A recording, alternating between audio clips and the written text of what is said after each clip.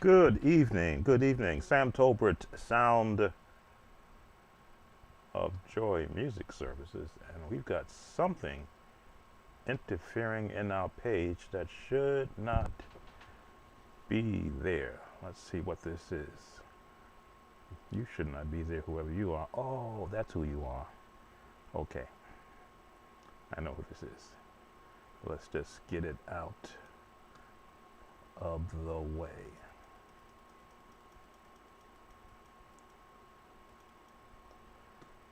Strangely enough, it won't move. Let me do this. You know, you're always going to have an issue when you add something.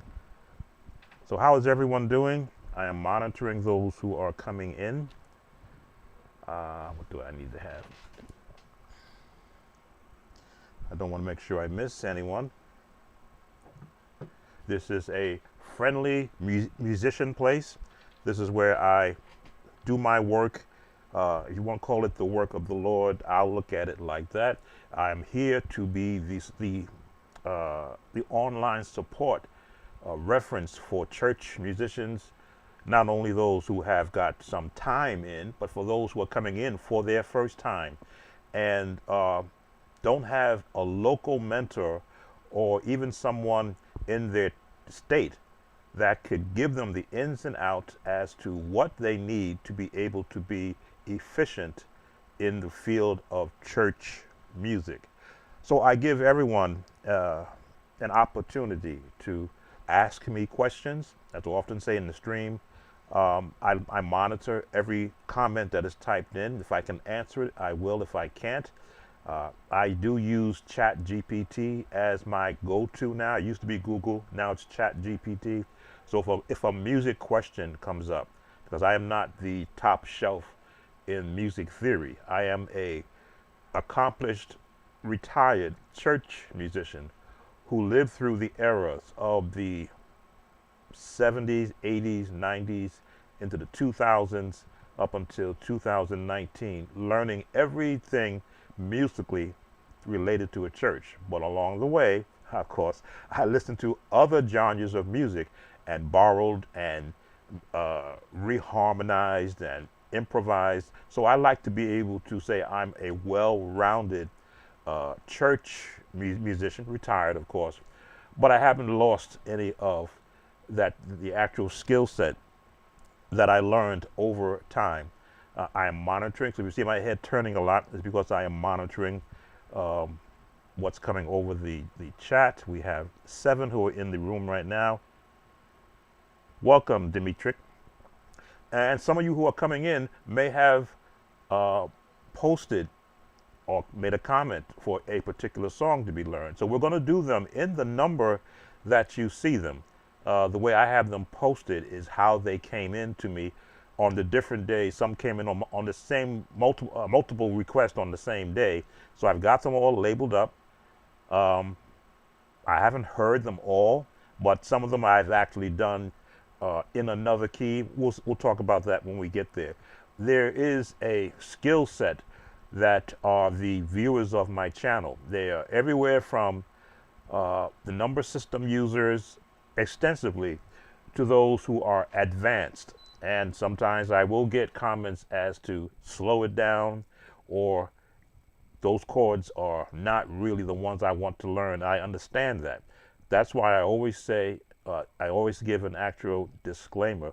When I post a video, then it's going to be posted at the level of where I am, to show musicians this is where you can go, following a programmed or a process is the better word to use, the P's, the process of instructional learning that I've been sharing on the YouTube streets since 2006. Or if you're at a intermediate level, I'll strip away some of the advanced chords that is heard in the song and get you into the song so that you can now, on your own time, build up to how you can play the song to your skill set. Often I say, I don't know which musician is posting. I don't know their skill set. I know when they make a request, as one of the songs is, don't think one of the requests in the, let me just look it up. Where was it now? Let me see which one. They said, don't be too fast was the request. So that lets me know that requester skill set is in the intermediate level. So we're going to give that person a Dimitri. I've got 9 songs already on the docket. As I say, we're going to be here a while. Some of these songs may go quick. So I see your request. It'll be in the comment section. Given the time, well, I might get to that, but I've got to do the 9 that are ahead of you first, and do the actual breakdown. So for the most part, most breakdowns I try to keep between 8 and 10 minutes. So if I do 10 minutes and 9 songs, that's already an hour and a half without any conversation. And I'm talking now because I'm giving people a chance to actually come in, get themselves comfortable. What should an intermediate gospel pianist be able to do?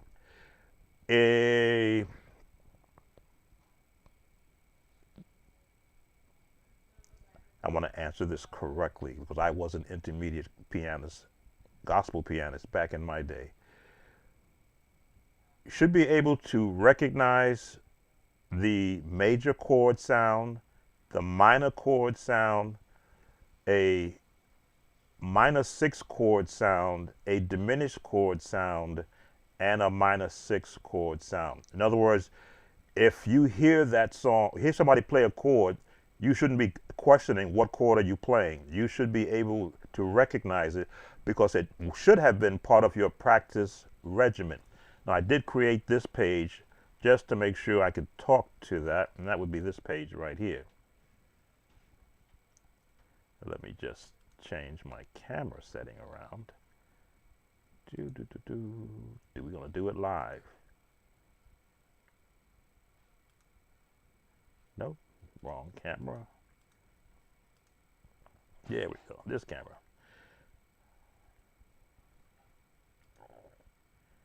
And there's this program coming up again in the background. Let's get you out of the way. There you go. This is what an intermediate musician should know. If you can see these chords that are there, will you know all of them? No. Should you be practicing all of them? Yes. And I have series on the channel for beginner, intermediate, and advanced musicians. An entire series showing you how to build your chords, how to practice scales, how to apply them to basic songs, and how to take them to the next level, which is the contemporary chords. Tons of series already on the channel. You just go into the search engine and type in either intermediate or beginner or advanced, and you will see a slew of videos already. Or if you go to the playlist, you can go to the playlist, and the playlist has them labeled out, and inside of the playlist you will see all the songs, all the videos that are tailored to the skill set of the musician. As I say, the intermediate pianist should be able to recognize key changes, should be able to play modulations without hesitation. In other words, if someone is singing a song, a solo, they shouldn't be hunting to find the key they're in. They should be able to find it by the 5th or 6th note. I'll put it like that. I'll give them that, because they would have been able to recognize the tone structure of that song. Let's see. I don't have the scale chart up. Do I? Is that scale chart? No, again, I did a whole series, and these are some of the images that I used in the past. The intermediate musician, which page do I want to use? The intermediate intermediate musician is asking questions of the advanced musician. How do I change this chord to sound like you sound? The beginner musician is asking the intermediate musician, what did you do, or what steps did you take to get to the level you're at right now? The never touched a keyboard musician is going to other sites, not my site, because my site is for the musician that's in the church, not one who's looking to start to play for a church, but they're already in the church and they find themselves navigating. Gee, how do I put this chord with this song? Not how do I sound like Kirk Franklin or how do I sound like Corey Henry. That's not what my channel is about. My channel is about, you're in the church right now and someone starts singing the song and they've asked you to go play, or you're sitting there and you found the key. What do I do next? That's what I'm here for. And that is not the intermediate to me. That is the beginner. But I also have a series for the beginner musicians who have never played a scale before, to see what scale notes are, what is the correct fingering for them, and how to apply a song to the scale. And you will see that is the concept I use when I break down a song based upon the skill set of the musician. Want to thank those who are watching simulcast on my Facebook page. I'm not monitoring the Facebook page, so if you want to have a question for me, you have to come to the YouTube channel, and you can ask your question there. As I always try to do, is to give time to the viewer request song, but I will stop and answer any questions. I can't pronounce your name. I'll say K, because that starts your name. I hope that gives you some insight from the approach I use. I see your next question. How should we practice? For example, what should we warm up routine look like? Okay, I have a whole workbook that I wrote rather back in 2011 that I've made available to some of the people here on Facebook. I'm trying to think of it. Yes, I did do that. If you go to my Patreon page, it says patreon.com Samuel Tolbert, and join as a free member. I put that workbook there. I was getting emails from people to email me the workbook, and I said, well, I have a Patreon site that allows people to join for free to see what the channel is all about, and I have the ability to place free files to share with those joining for free to see if they want to become a member. So that workbook, the 2011 workbook, is on the Patreon page. In fact, let me share what that workbook looks like, because you may not have been on my previous lives to see what I was doing 2011, 13 years ago, for church musicians. And I designed that for beginner, intermediate, and advanced musicians. So I'm going to bring it up and pull it up so that you can see how I approached church musicians. Okay, let's go back to this page, and we're going to share that page. Let's put this over here.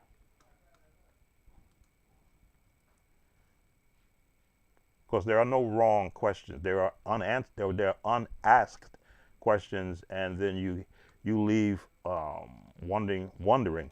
And I never want to have a musician wonder who asks me a question. That's why I like doing lives, so I can answer questions real time.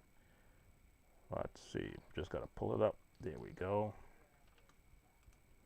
So I've shared this in the past. This is a workbook that I developed, as you can see, when I was doing an online course, when I had a website for musicians all around the world. That is the workbook that I had put together to assist church musicians. Let's just make that a little bit bigger, because I want you to be able to see. This was when I had an actual course. And as you can see, it was designed for new musicians, intermediate musicians, and advanced musicians if there was something I was doing that they have never seen. Generally, when I would break down a song that was at that time coming out brand new, they were playing chords which wasn't being taught, and I was showing what those chords were. So your question was, how should we practice? Here's what I put together for, and some of this stuff is old, so we'll go past it. Here's what I put together for the new musician. You should be practicing keyboard tips and techniques, minor scale practice, piano scales, and chord practice. This is the brand new musician. The intermediate musician should be working on hymn standards used in the Pentecostal church, if you're in a Pentecostal church, hymns and spiritual songs, Hammond organ drawbar settings, which means when you're intermediate, you're not learning what scales are. You already know that. You know what chords are. You can play in every key. Maybe not proficient, but you don't get lost. You should be preparing yourself for when you're going to the organ. But from an intermediate standpoint, or brand new, I should say, this is where I put together what the new musician should be doing. You should be learning how to properly play scales, knowing the proper numbering of your fingers, and when playing those scales, how to properly finger those scales on the keyboard. Not only major scales, but the minor scales. Why? Because these two scales are prominent in the sound of gospel music. Then you get to learn your first song using those scales and chords. Now, why the chords? Because when you're practicing scales in every key and a chord note is called out, you should know how to find it. I gave, again, exercises to challenge the mind of the new musician to be able to recognize notes. I think when you keep showing somebody a video, they only remember what they see on the video. But the minute they write something down, it seems to stick more in their mind. I gave them chords. Now, your question is, how should they practice? That is what this page was designed for. Now, let's see if I can zoom in on here. I don't want to go out. I want to go zoom in. That's where I want to go. And here's where a recommended practice routine that I recommended. Let's see. If you have a keyboard with a metronome, practice tempo 50 beats per minute, gradually increase the scale by 10 up to 100. Don't rush, get there in one practice session. The idea is to be as accurate as possible.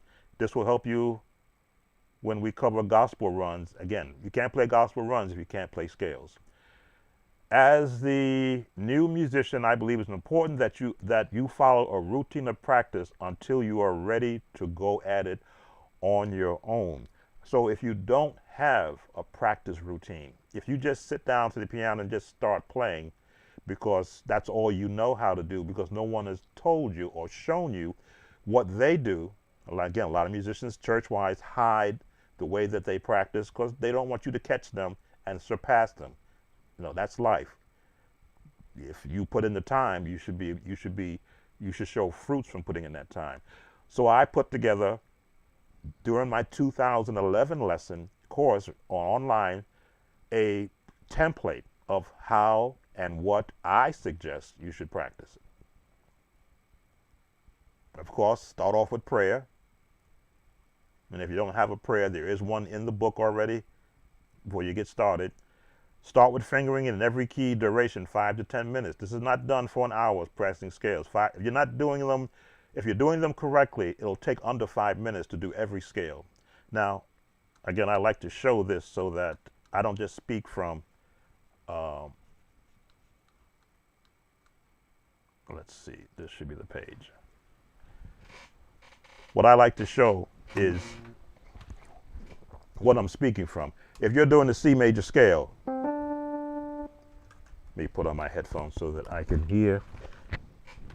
And let me change my sound to a basic piano because you don't want a layered piano sound.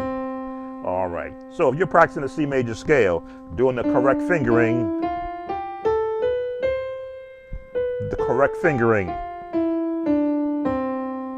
now you should be able to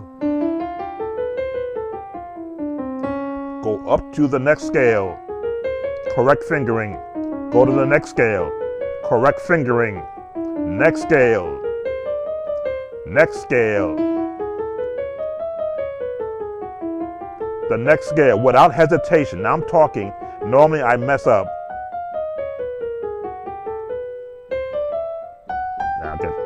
I messed up. See, I'm talking and I'm messing up.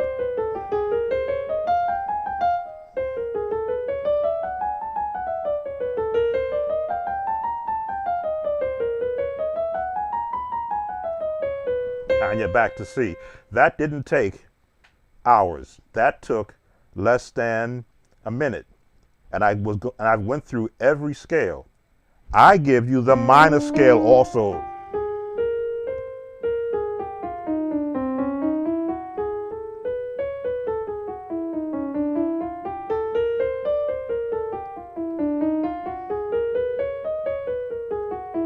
and so forth. Because the more you practice these basic theory exercises, all of a sudden, when you're playing music, switch over, when you're playing music, you will hear those same notes in the songs that you want to learn. And you will go, wow, that's a minor song, that's a chord in the minor scale that I practice. And then finding that chord becomes not even a thought, because you go back, you go, okay, I hear it in this key, it's in a minor scale, or it's in a major scale, and then you're able to learn whatever song you're learning at a quicker pace, if that will help. So that gives you the idea of how your routine practice sessions should go. Let's go back here. Scales. Triad inversions in every key, 10 minutes. And the triad inversions are, let's see, I should be able to scroll over here. Again, theory is important. Those are all your scales. Here we go, triads. Now I talk about it. This is book knowledge. This is not me speaking. This is what got me over the hump in learning any song I heard, understanding where the song, where the melody, where the run, where the chord progressions came from, what the name of these are, the root, the fifth, the knowing that if I play 4 notes to a chord, that's 4 inversions. Again, when you start doing drop 2, that takes you into the world of jazz. But knowing that these exist, which is what I do, I give you what you need to know so that, go back here, so that you have no excuse, I should say, for not understanding how to play a particular song or particular chord. And I will, again, when I do the breakdown, you will see where I put this into action. Inversions and inversions. I got a tricky finger here. Come on, go back. Scales. My mouse is very sensitive. There we go.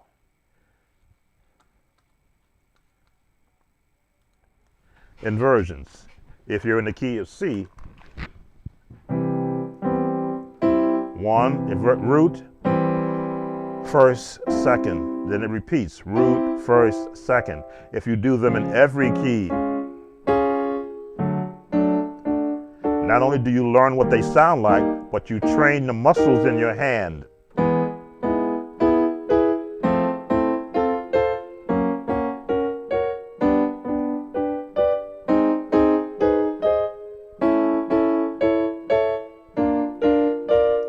What's the proper fingering? Whichever key, whatever fingers get you to that chord. There you can see, some will say this is your way you should go. I do it this way so I can jump immediately.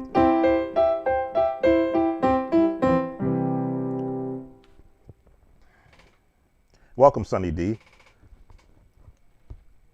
Now, you might say, well, that sounds kind of boring. Well, it is boring if you don't give it a musical connotation to it. If you went like this,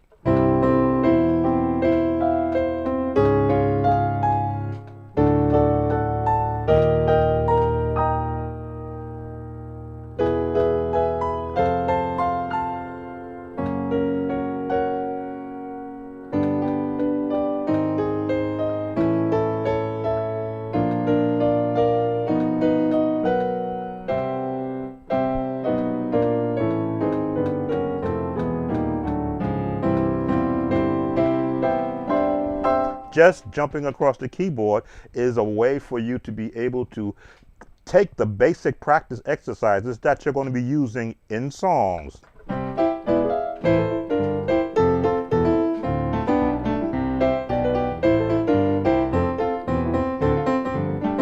Just going down the scales means I can now musically jump around the notes.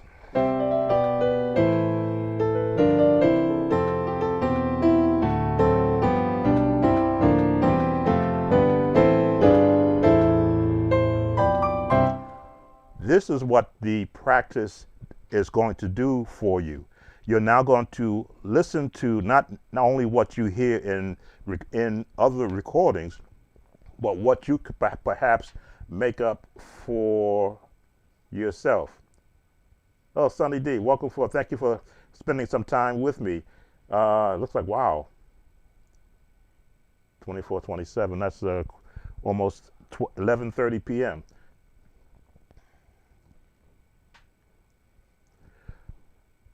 So when you have a set practice routine, again, what I give is what I what helped me. I'll put it like that. I wouldn't give out information that that I still don't use.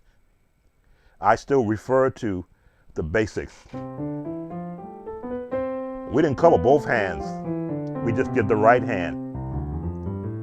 The left hand has got to be to do the same thing.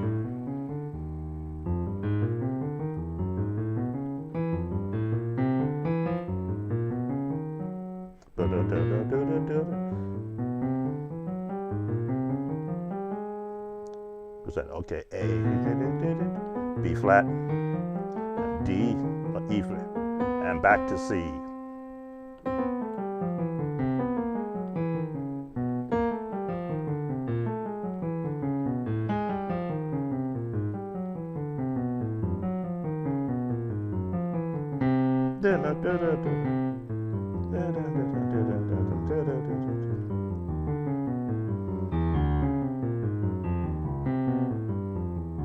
Yes, I still do that with both hands because that's the only way to build up syncopation. I'm talking, so I'm not paying attention like I normally do.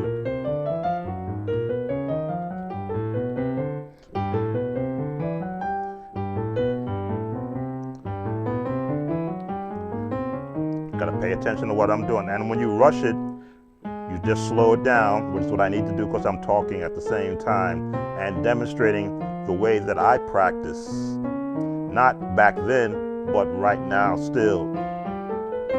And of course, chromatically.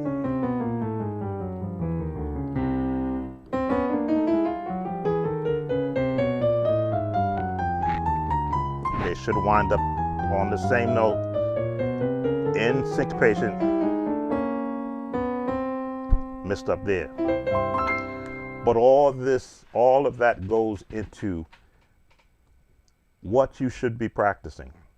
Now, there are other sites that will have their recommendations, and I have no problem with that. Anything that's going to help you get to where you want to go musically, you should grasp all that information, not just from me, but from all the other sites that are out there. We haven't even started on our list of viewer requests, but I always want to be able to make sure that I answer a question as thoroughly as I can, and again share some techniques. Let's see what I've missed. I need to train my hands. I'm been working on it. Great. It's always great. As I say, there's no rush unless you have a certain time frame you want to get to a particular level. And I think when we start speaking levels, we try to measure ourselves to other musicians who maybe have 3 hours to practice where you may have only 30 minutes. Of course, the 3-hour person practicing, if they haven't worn out their hands, they will be 3 hours ahead of you. That's just how it is.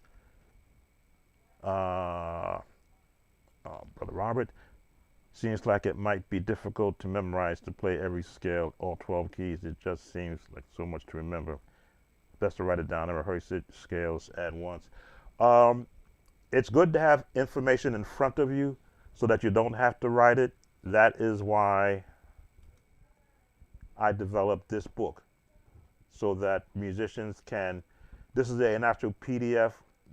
This way you don't have to write it down or carry a book. You can now put it in your phone. You can save a PDF file in your phone, and wherever you are, pull it up on your iPad is even better because you can change the size of it. Just like I changed the size of it here on my computer, you can do that in your phone.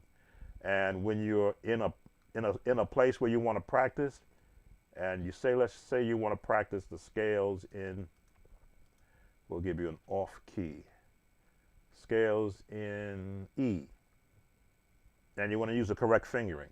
Well, there's the key of E, right hand.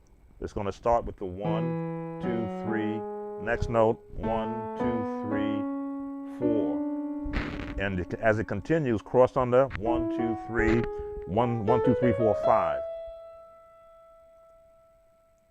That's something that another musician would not be able to show you. Let me change something here because you're looking at this screen. You don't see the piano. Let me just give me a chance to adjust. I'll adjust this right there. We go. And there is E major. We'll put it right there. E major. No one likes to play in E major. You'd be surprised how easy it is to play in E major if you understand the placement of the notes.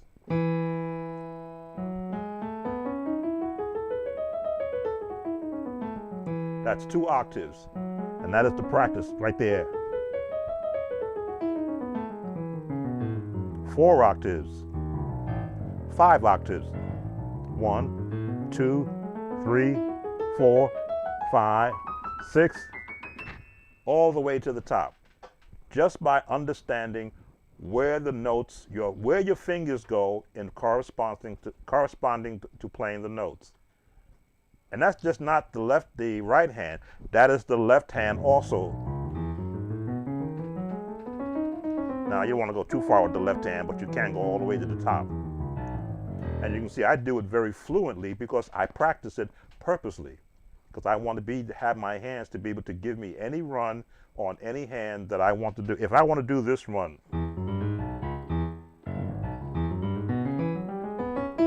I want my hand to be free enough to be able to do that. I can only do that by practicing. And this is what you would do, again, without a book. Don't have to write it down because I make it available to everyone. And that's just for E. Let's go to the other key people hate to play in, A. Well, what's the fingering for A? 1, 2, 3, 1, 2, 3, 4, 1, 2, 3, 1, 2, 3, 4, 1, 2, 3, 4, 2, 3, and end on the 5 for 2 octaves. And you will find the more you train your hands how to properly play scales, the proper way with your fingering, all of a sudden your hands the muscle memory will start to get an understanding of what you want. I can look at the keyboard, look at D major, and I see the scales already. And just start playing them. Because my hand, when I recognize what key I want to be in, my mind is communicating to my hands, 1, 2, 3, 1, 2, 3, 4, 5. 1, 2, again, that's kind of sloppily, but the idea is that I know where it is, I can reach for it, and then play it from a practice standpoint. Now, are you going to play scales in a song? No. Are you going to play a melody that is built on a scale? Yes. So best to have the knowledge of the scale so that when you hear a melody where you want to place chords around it, you will know the format, how that melody was constructed in that song. Sonny D, I am prohibited from touching that song by the lawyers. They came after me and wanted to shut my channel down because I had 2 videos of, I won't even say the name of the song because I don't know if they're watching, but I had 2 videos I made in 2008 on my channel, and lawyers tried to have my YouTube channel shut down. I was given a strike by YouTube, and I had to communicate with the lawyers to let them know that I will never have that a reference of that song on this channel. That's how serious it is.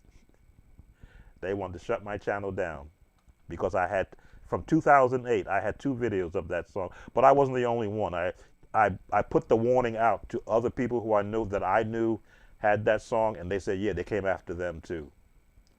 This music industry, even though it's gospel, the songs are being bought up by companies who are not gospel, but who are about money. So I would say if you have a channel and you play that song on that channel, be aware it's not YouTube, it's actual lawyers. The whole legal firm came after me. I'm sitting there going, wait a minute. That song has been there from 2008. This wasn't an issue back in 2008, but AI is for real, and it recognized the song. It recognized the fact I used it twice in 2 videos in 2008, and here they come for me and want to shut the channel down. All right, let's get to the first song. I want to thank you for the questions and for those who are in the room.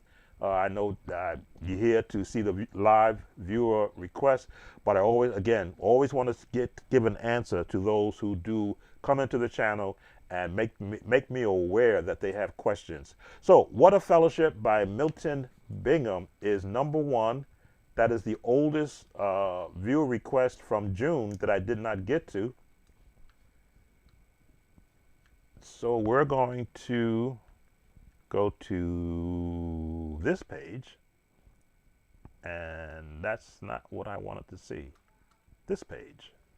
There we go. What I do is when I get a request from a viewer, if they post a link to the video, it gives me a straight shot of who they're looking for, or if they post the actual artist in the video, then I know I'll pull up the correct one.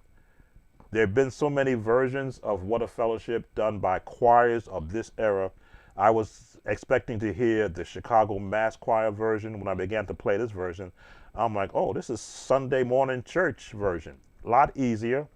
So all I'm going to do is play a little bit of it and then show you the whole concept of how you want to learn this song in the format, in the style, in the language of music that they used here. And yes, YouTube will come after me, but I have this thing with working with them where I can mute what I have playing from this station, and then I can continue and keep the channel up. So this is the first video viewer request, this version of What a Fellowship.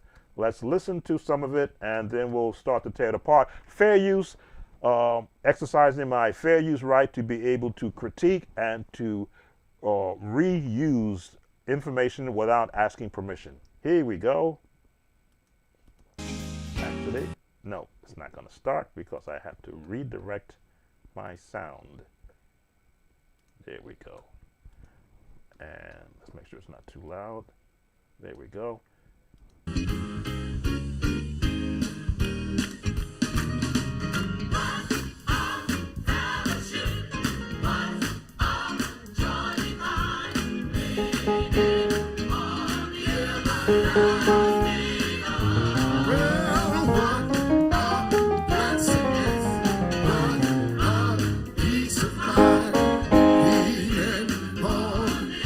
Let's do it again. Come on, what?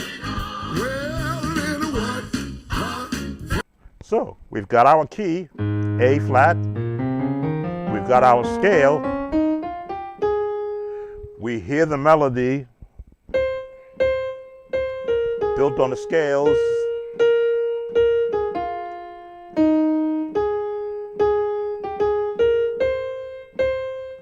So now we have recognized there are no minor notes so far. It is hymnal, it is congregational, it is it's in the style of the jazz. That's #3. First we recognize what key it's in, A flat. What scale notes are they using? The major scale. #3 is what style of music is it? It's hymnal with a swing. And you'll hear that swing in there.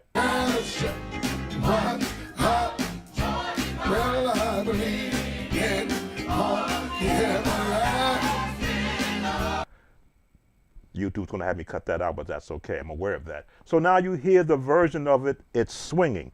I always say musicians should have the ability to have some type of a rhythmic instrument or metronome with them to be able to feel these type of movements. So we're going to use our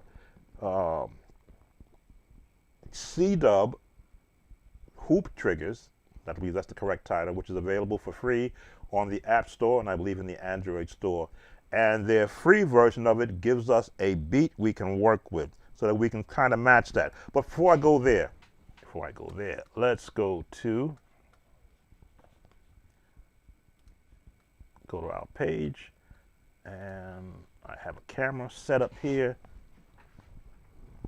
So we know the scales. Next, our song is in the key of A flat. Our melody.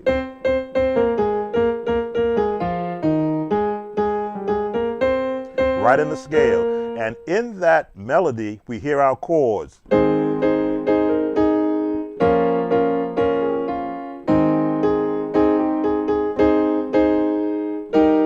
All in the scale. Remember the scale?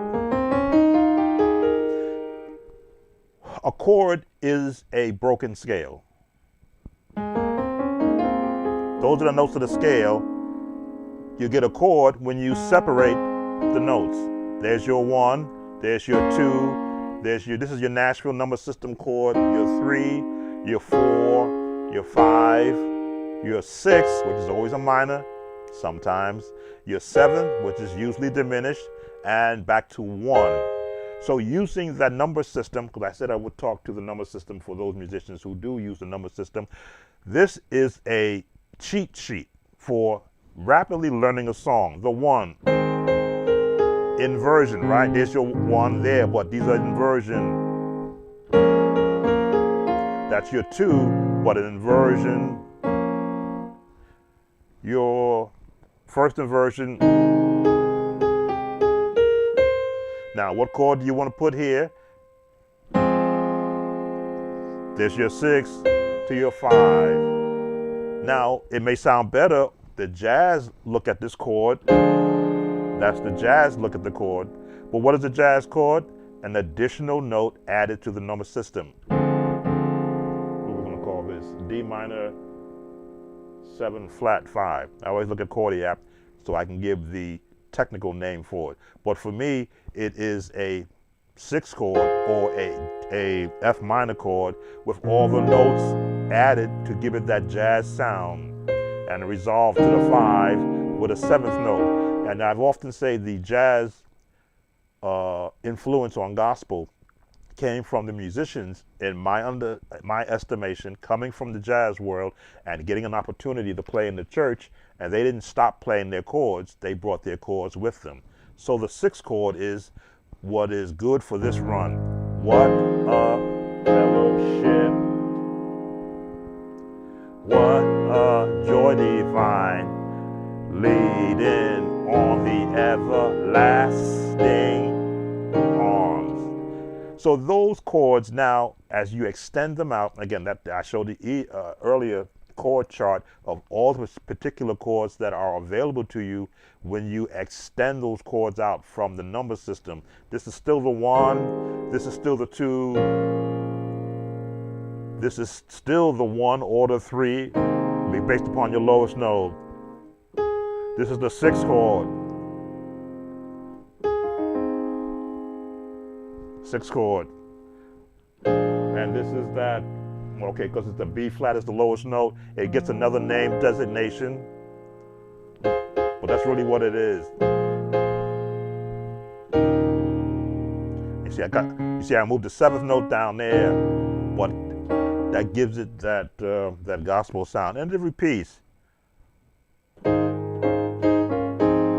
a joy divine, leaning on the everlasting arm. So now that we've got our emerging framework for this song, it's a hymn, but they turn it into a swing type. This is where we get our rhythm in. Let's slow this down to where they were. We'll go to a practice speed, like 85. What a fellowship, what a joy divine, leaning on the everlasting. Melody to the top.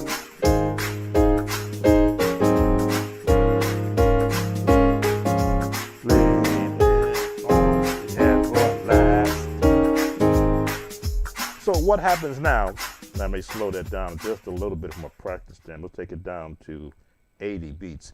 You always want to start off slow when you're learning these congregational type songs, because once it runs away, you can never get it back. So it's good to practice at a good tempo, knowing that it's going to pick up just from its natural progression. I want to thank those that are still coming in and those who are watching on our Facebook simulcast. The song, it's a hymn. It is a congregational type hymn that if you played it like the hymn book has it written out, it's still a good song.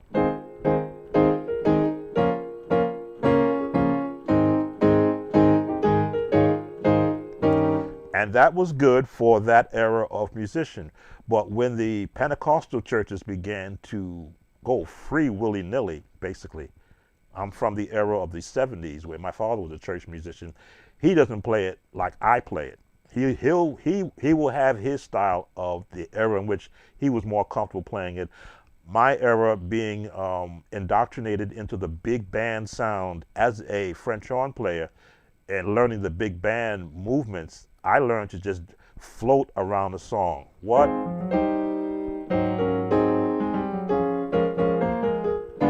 Throw that diminishing air.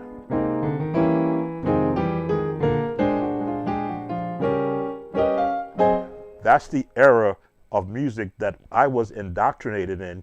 And as I started to play the piano for churches, I brought that style of swing, of the big band feel to these type of songs. So let's go try again.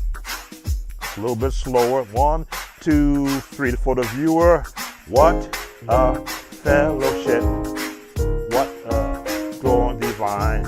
Leading on the everlasting. Bump, bump. What a blessedness. Remember the word. What a grace of mine. Leading on the everlasting. Lean,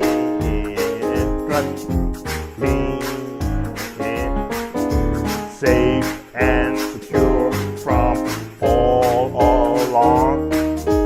Lean,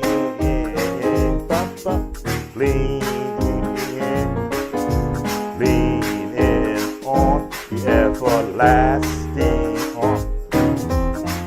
So what did I just start doing there? Once I get into a song, I lean on what I practiced on the left hand, and without a bass player, I create a bass part. Pa, down, pa, diminish up, 6, 2, 5, and 1, 5, 1, 2, 3, 4, 4, 1, 4, 4 sharp, 5, 3, 6, 6, 3, 4 sharp, 4, 5, 5, 1. Now, do I think numbers when I'm playing? No, I'm thinking like a bass player. Only because I was in a jazz band where they had bass players that played bass. And in my mind, if I had a bass player, what path would I want them to take to support the chords I'm doing? Leaning in the 1 and the 4, leaning, go with the diminished chord, which is the, what we're going to call this, A flat diminished 7th, safe, and the 6th from B flat, what we're doing a B flat 9, back to the E flat 7th on the 5, just repeat, lean. Now, when you throw that flat 7th in it, I learned from another jazz channel, because I do take jazz on, I do listen to other content creators who teach jazz. And there's one gentleman from Germany who I'm learning a lot about the bebop scale and the, I believe this is the bebop scale, which I never knew existed. And I said, oh, so that's where that 7th note fits in so well, because it's part of the bebop scale. Now, I won't talk to it that much, but I will reference to it because I learned something too.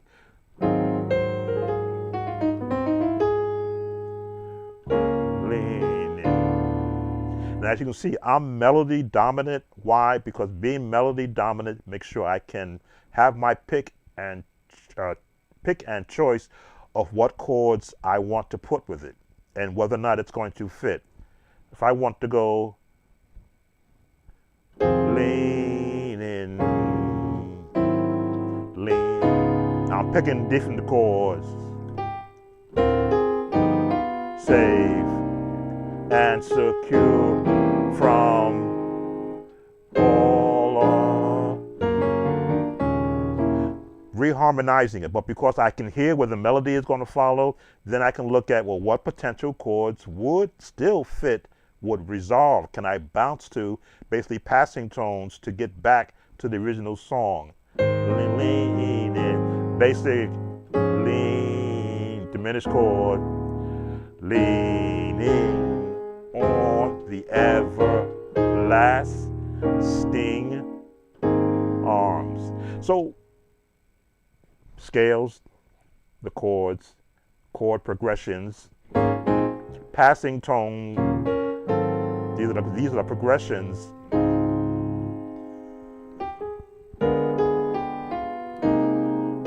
And you can go and find other chords. I'm gonna go too far out. Now go here. And this chord is built in the A flat major scale. Every one of these notes is in the,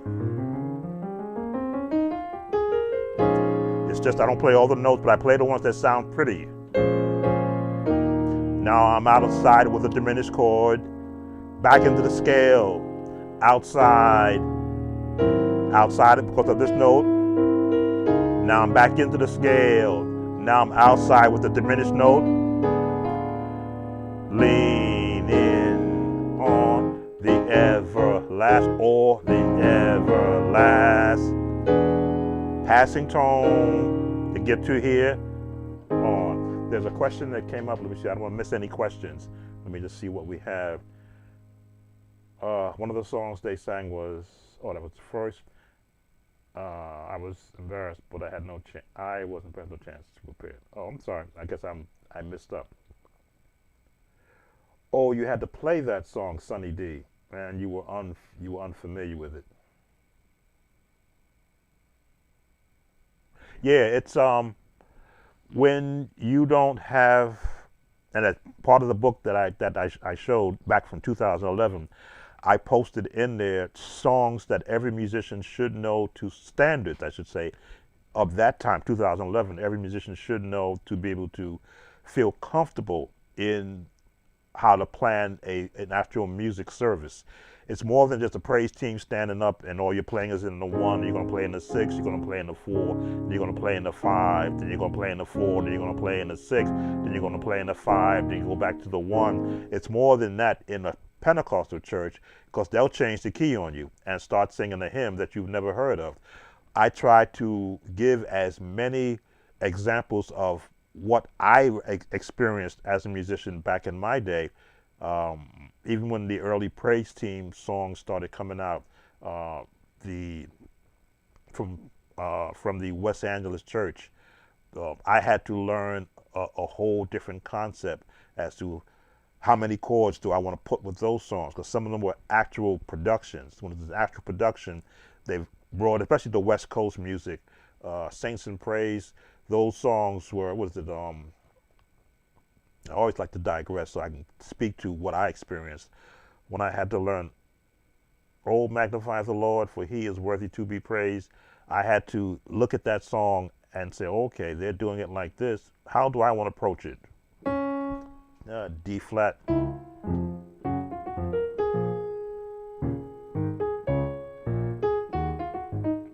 I had to look at the scale that the song was in. Look at the placement of the chords.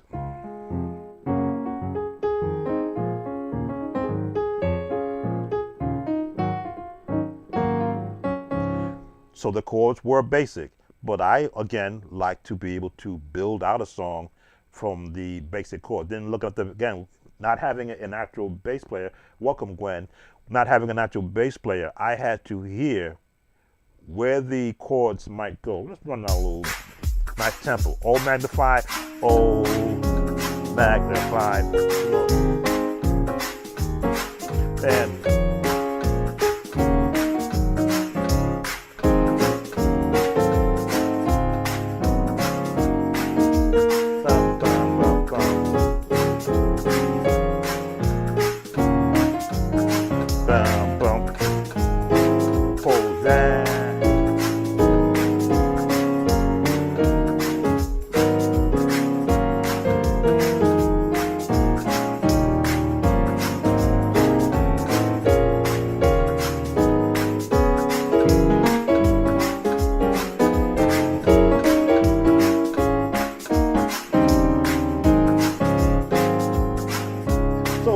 I did.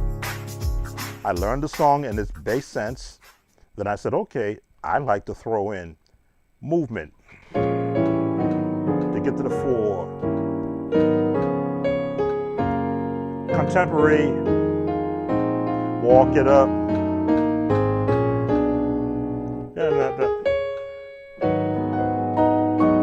The traditional, no, the contemporary gospel turns.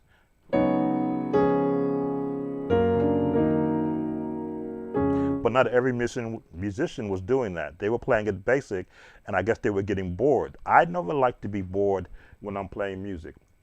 Welcome, Xavier. I have 8 more that I haven't got to yet, Xavier, but you can type it in, and if I don't digress too much, because I do plan to be here a while, we can look at getting to, I think we've got someone else has a request also. So once you've learned the song, don't let it stop there. But now whatever you've learned in another song, bring that with you. The song we were working on was What a Fellowship, which is the basic. There's passing tones to the 4. Now some may do it here, I'll do it here, because it's all part of the same diminished chord scale. Leaning. There's that 7, 3, 6, 2. I can go to the flat 7 to give it a different tone, but I'm going to resolve it, which is sharp to 5, right? And resolve it to the 5. But now I'm going to turn again.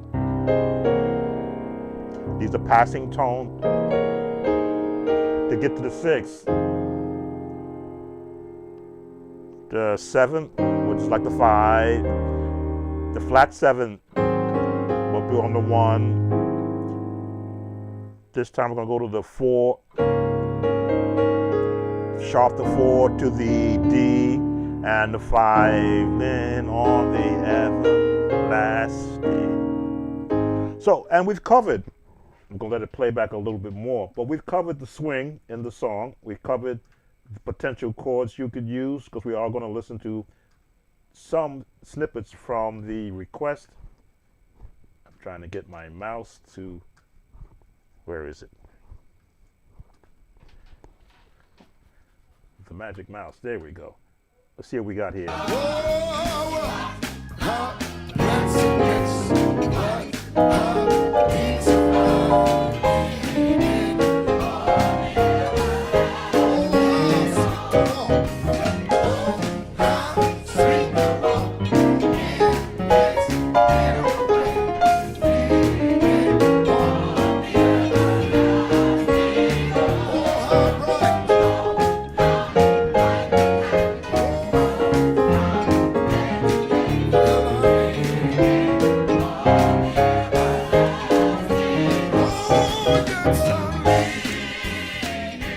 So you're hearing swing, jazz. Bum, bum, bum, bum, bum.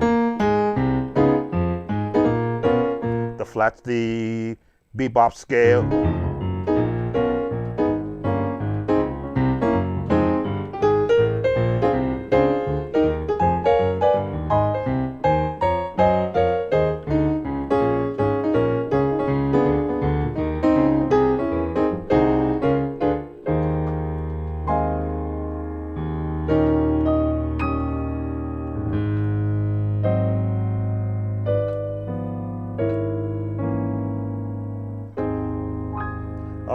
So that takes us from our first viewer request. And of course, for the viewer, let me know whether or not that has given you enough to be able to help you build your confidence when you want to play a song of this style. Let's see if any new questions are coming in.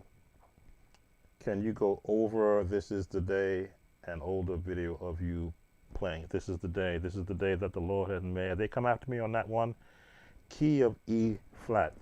Let me do that. This is the day that the Lord has made. Key of E flat is the key in which it came in. Scales, both hands. This is very important so that you can hear not just the higher notes, but the lower notes also. And you know that's the ones, and that's where the song starts. This is the day that the Lord, right in the scales, right in the scales.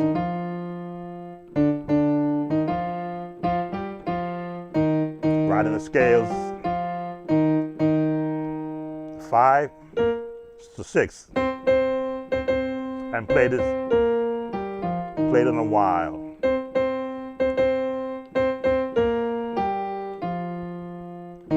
Very generic first.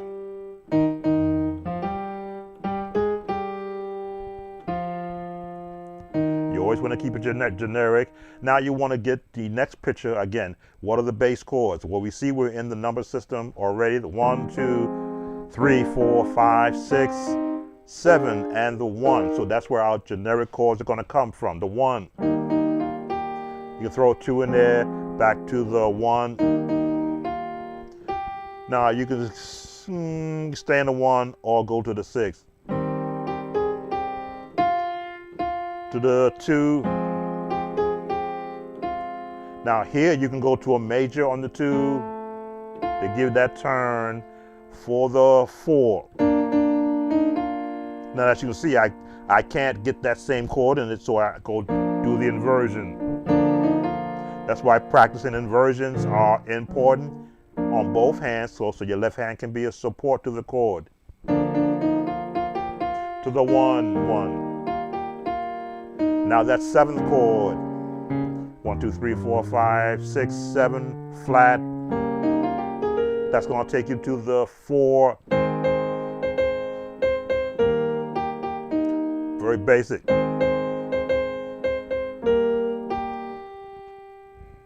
5, there it is. 1 to the 6. 1 to the 5. Now that is Piano 101. That is where the person is learning to play Mary Had a Little Lamb.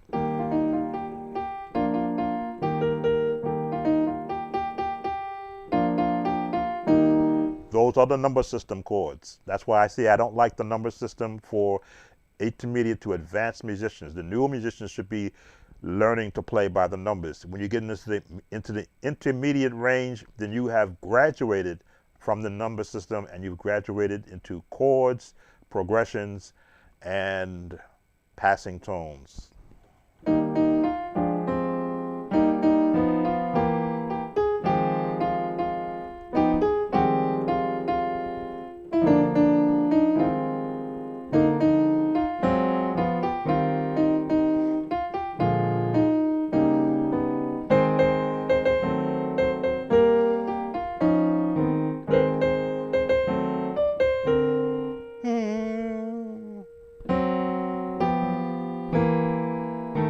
There it is. There it is.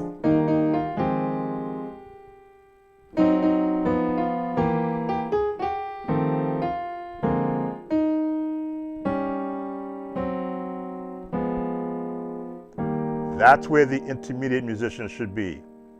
Not learning the number system, but learning how to play outside of the system. And we haven't even added the bass yet, because that's when you become the accomplished musician, when you can play without a bass player.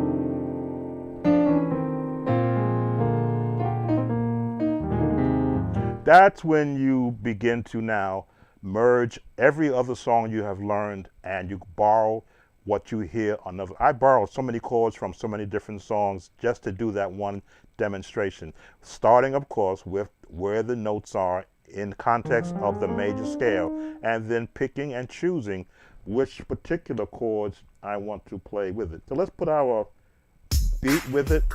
Let's speed it up just a bit. 85. And 1, 2, 3, 4 on the downbeat. And play.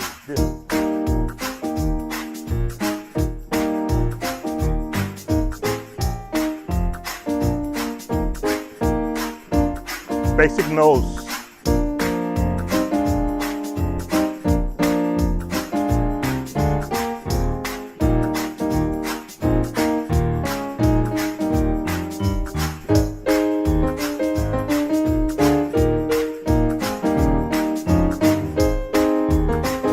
Diminish 6, 2, 5. The 6, 3, 4, 5. Even that right there is enough to get you through a service. Add the bounce.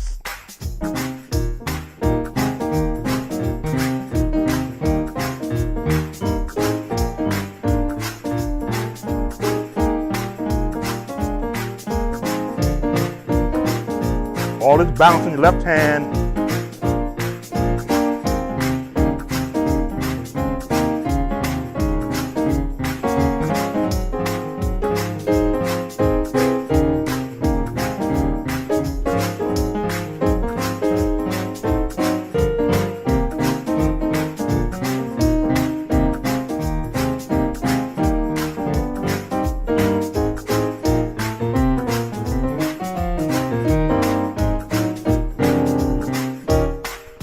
So what happens now when you begin to grasp at different styles? What you want to be able to do is to hear the music in your head before you start to play it. Because I can hear the chords that I want to go to while I'm playing, I pick and choose what path I want to take. Do I want to bounce? Do I want to keep it standard?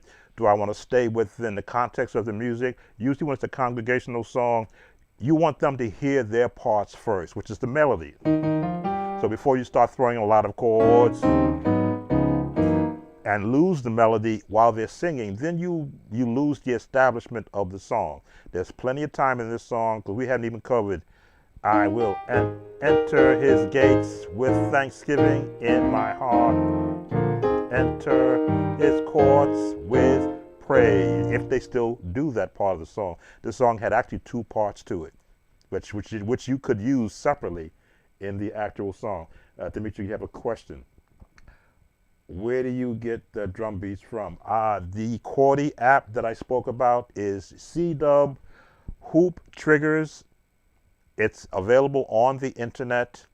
In fact, let me bring it up so that you can see where I'm getting the beat from, because it is free. Anybody can go and get this. Let's take this down. And Hoop Triggers should be in here. Here you are. Not you.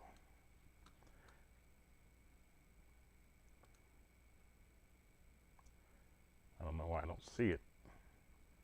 Yeah, you're right there.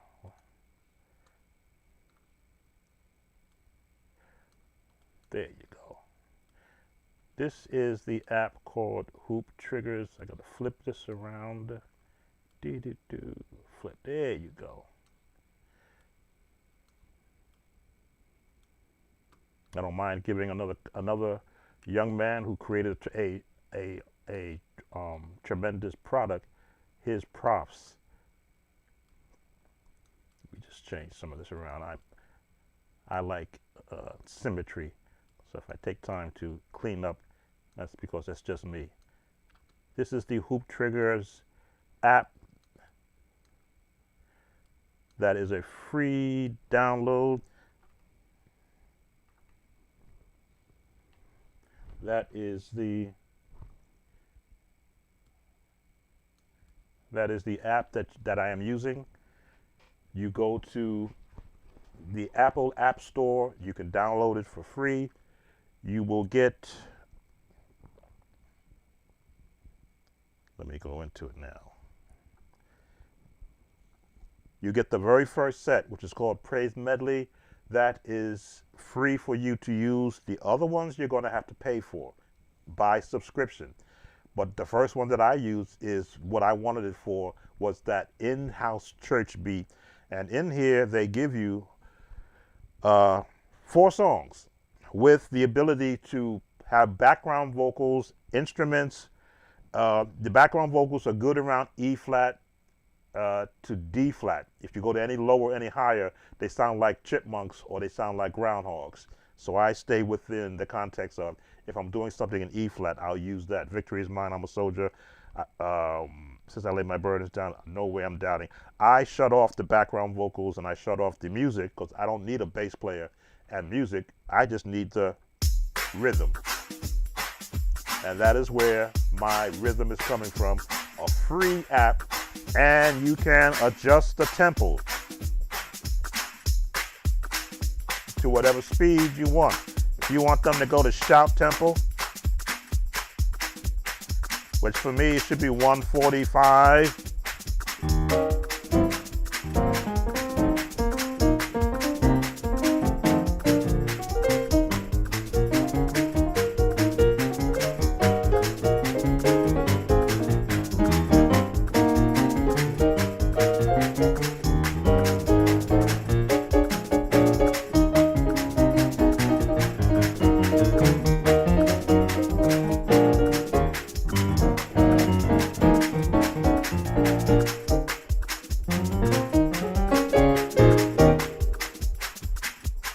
That is what I'm using. That is what I'm using for my rhythm in the back. A free download. Just go to the App Store if you have an iPhone. It works better on the iPad, but if you want to use your iPhone, you can use that also. I mirror it into my system, and it won't take it from my iPhone, but it takes it great from my iPad. And it allows me to add a different element of teaching, where you can actually get that feel that you would have in a church setting. Just setting my tempo back down to 85. And actually 90 is good for this song. All right, what did I miss out? This is the day. Yeah, I covered the second part. I will enter his gates with thanksgiving in my heart. I will enter his courts with praise. The 5, back to the 1. 1, 4, 4 plus 5, 6, 2, 5. He has made me in the front and 1. He has made me 4.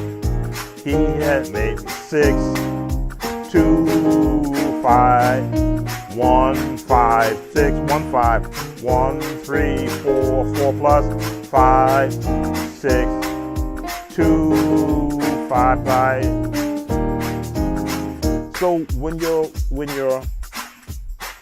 you're playing this song, you have to accept, and this is not quite swing. This is jazz, because you're doing the pentatonic scale chords family, which means, and you don't hold the chord too long because you're anticipating the next part.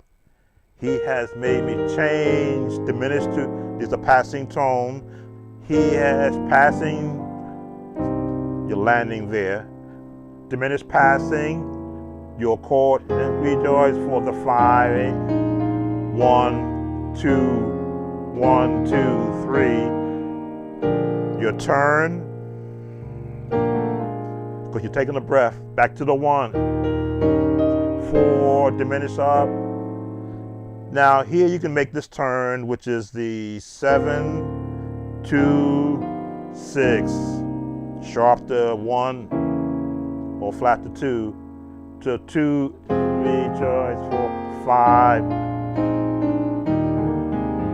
And this turn, that's the contemporary chords that the Hawkins brought in, that Smallwood uses.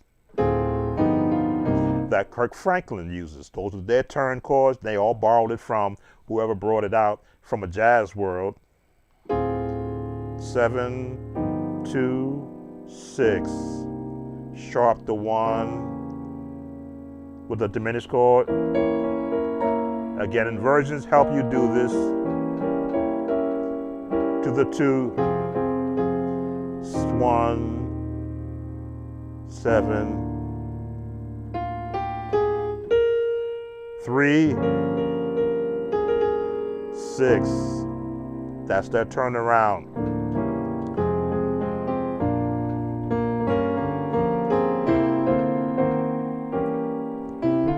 Chromatic run right up.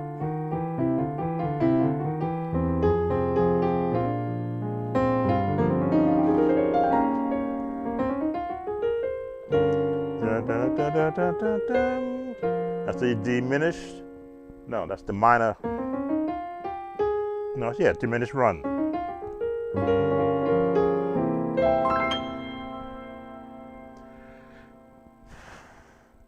What's the small return?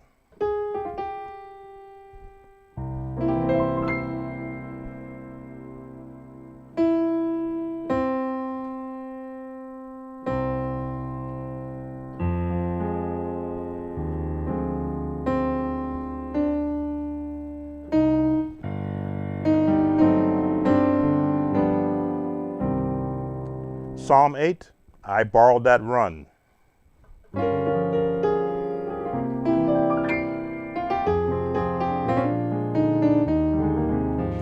But the idea and the concept is practice these runs in your practice sessions so that when you now find yourself in a live setting, you call into memory what you've been practicing. These chords that I play are not what I just thought of the other day. I've been playing them for decades so that I can go back and go, gee, which way do I want to go?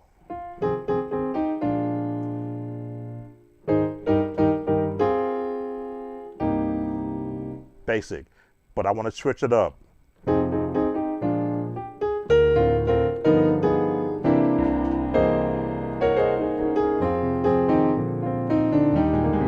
Now, would I do that during a live setting? Perhaps, but it'd have to be well into the song. It wouldn't be the first time around. The one thing about music and playing music is that you build everything up. You don't throw every chord, every note on the keyboard in the beginning of the song, but you parse it out. Let the melody be heard. Then bring some chords to support the melody.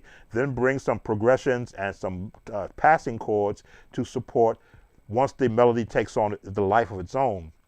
And then now you pick and choose, depending upon the length of the song. But at least you've given an actual build-up so that the people will want to keep singing.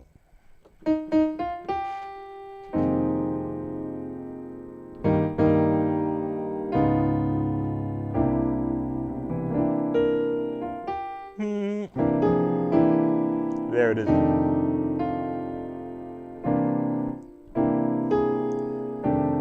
I'm trying to hear the change. The passing tones now to the 5 with a 7, flat 7th.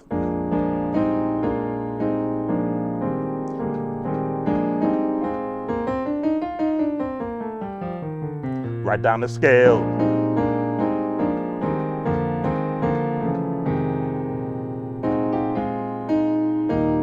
Now drop down.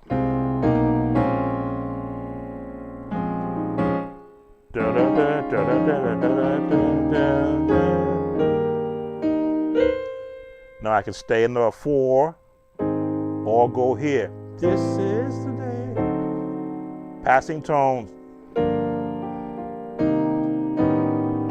Go higher. Higher.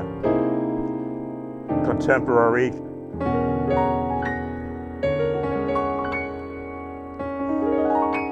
Because I know where those notes are, I know how to pull them out.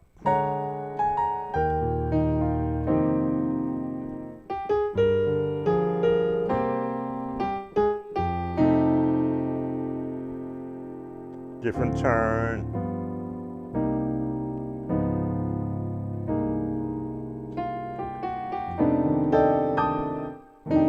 I know you're seeing a lot of notes on the chord app. Of course, there are a lot of them. the sustain pedal holds those notes so I can go to some more.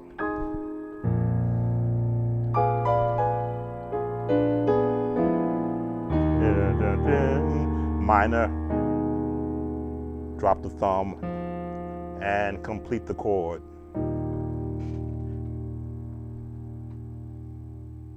All right, I want to make sure I didn't leave out any comments. All right, so we're leaving Water Fellowship. Again, I went to This Is the Day because that was a request that came up in the chat, and I'm always aware that I have people coming in for the first time on my chat, and I want to make sure I do address them. Thank you for those who are watching live on the Facebook page. Also, I haven't forgotten about you. You're welcome to come to the YouTube stream and ask a question. I will stop to recognize you and see if I can answer your question. I'm going to verify that I don't have any questions I may have missed. Let's see. What on with This Is the Day? Okay, I think I've got everybody. Welcome. Gee, I can't pronounce your name, but it stops with 06. So we're on to our next. Let me just change my view point. There we go. We're on to our next. Number 2, Lamar Campbell's All About the Love of Jesus. Now, I've never heard this song. I didn't look this one up yet. So that's the search I'm going to do. All About the Love of Jesus. In my head, I'm thinking CCM style. There it is, Lamar Campbell. We're going to listen to some of it. And I always look to pick the one that has the album version, not a live version, because I find that the album version is the more pure, the more technically pure sense. They don't let the album go out with mistakes. A live setting, you get what the musicians are feeling at that moment. Let me, because this is live, I hate when the ad pops in, so let me see if I can catch the ad. Now. Yep, there's the ad, and I caught the ad. So what we do is, normally we listen to the song a little bit. We try to find the key it's in, find what scale degrees are they using. Are they using major? Are they using minor? And then we start to build from there. These type of songs, though, sometimes you get caught up in the intro, but really I like to teach the meat of the song.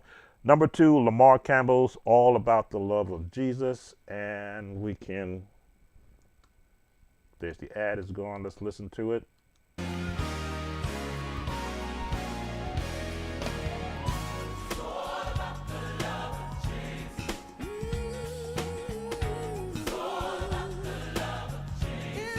All right, R&B. R&B. Where are we? Are we still in A flat? No. We're in G flat. Again, I don't have perfect pitch. I have relative pitch, which means I can be within a half note away from the song I'm hearing. So we're in G flat. And already I hear R&B chords, which means we are in a pattern-based song. G flat major scale, which is, again, you practice your scales so that you can know what the notes are and the notes that you may hear in the song. So now that we've got that, let's build a chord. And a little bit further back. Fair use, YouTube. There's the 6, 3, 6. We'll stop right there. So already I'm hearing the R&B chords.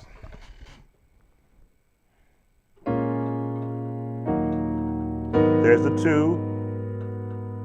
There's our 6. Now look at the chord that I'm playing. What scale is this chord built under?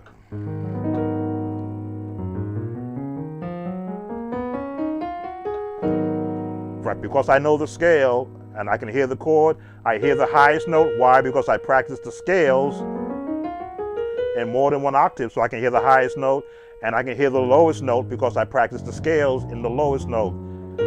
let's find all the notes that they could possibly be putting in there. Who joined? Oh, welcome, Jonathan. Let me switch my image. I hate to be people talking to the back of my head. There we go. Welcome, Jonathan. So we can now hear. That's our melody at the top. Why did I say the melody is important? We know what scale it's in and where the potential chords that they are using, because it's an R&B style, R&B chords. Now, this chord is built where?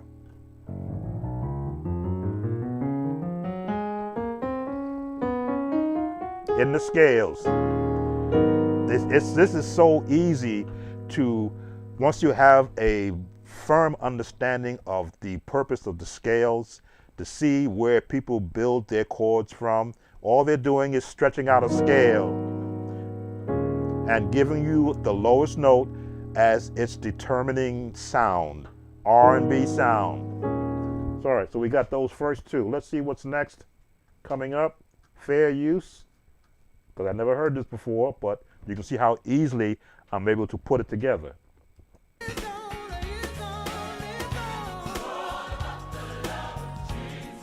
Let's hear what else. Repeats. All right, there's the passing tones.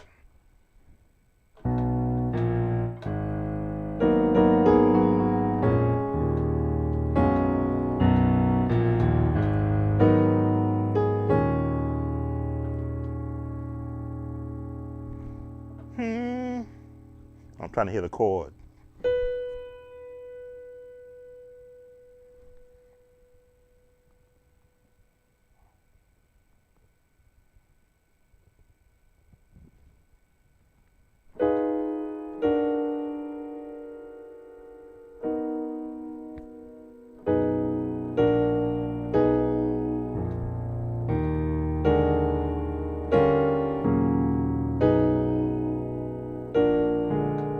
Okay, I want the passing chords because I want to be able to show them, show the viewer who requested this song, so I have to hear it more.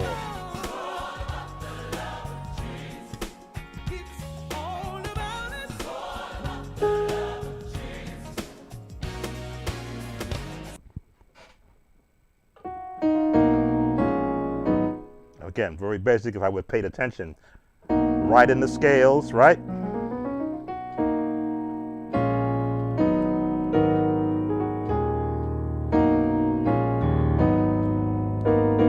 Now I can think a little bit where the jazz tension is.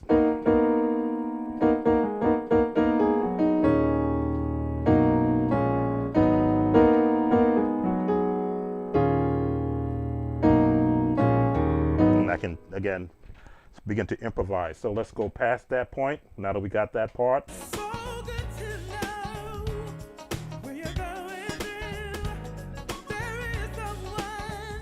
All right, now they've gone into the Kirk Franklin chords.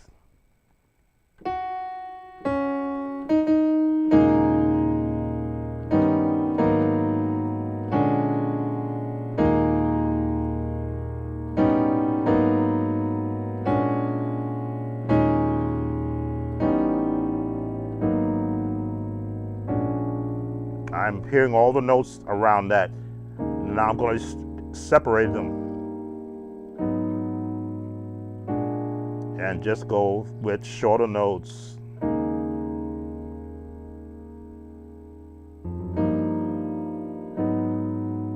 So that'd be 2, 3, 6, but not a minor, but a major. There's the what? Sharp the, or flat the 2 to the G.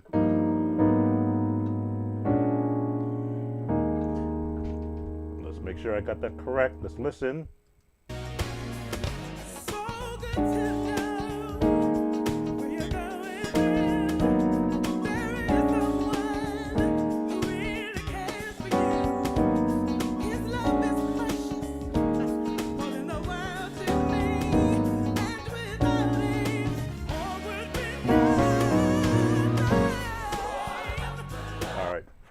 Fair use, YouTube.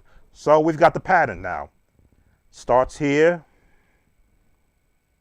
I gotta think about it now.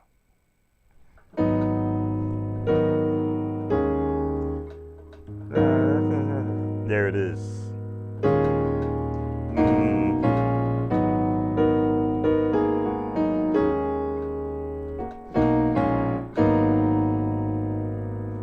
I want to throw that second chord in there, but it's not there yet. Then they go dun, dun. There it is. Dun.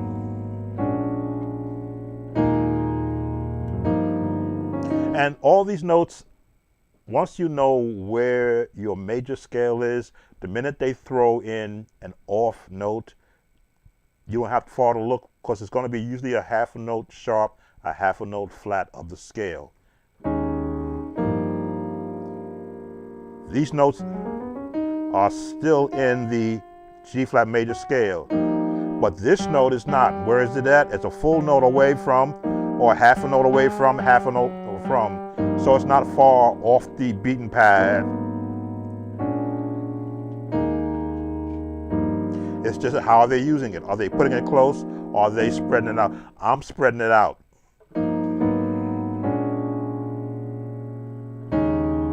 And back to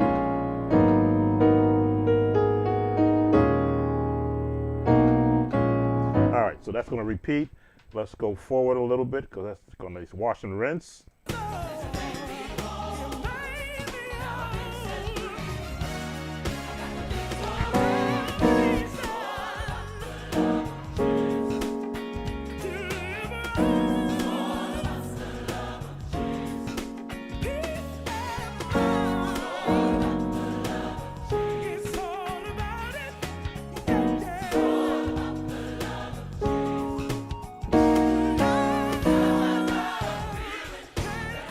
All right, we're changing chords again, but we're staying in the pattern.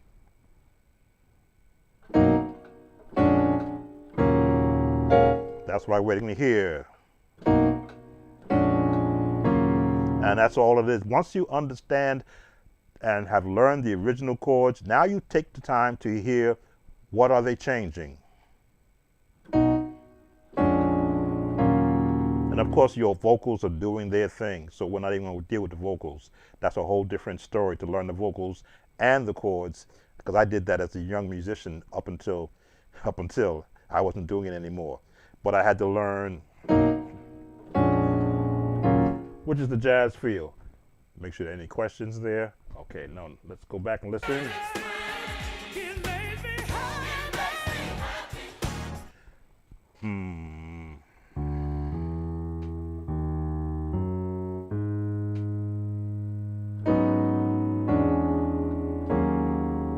Lowest note is the bass note.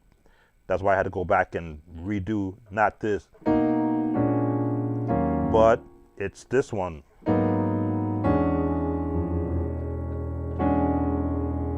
And you got to be able to hear from a scale standpoint, that's the flatted seventh.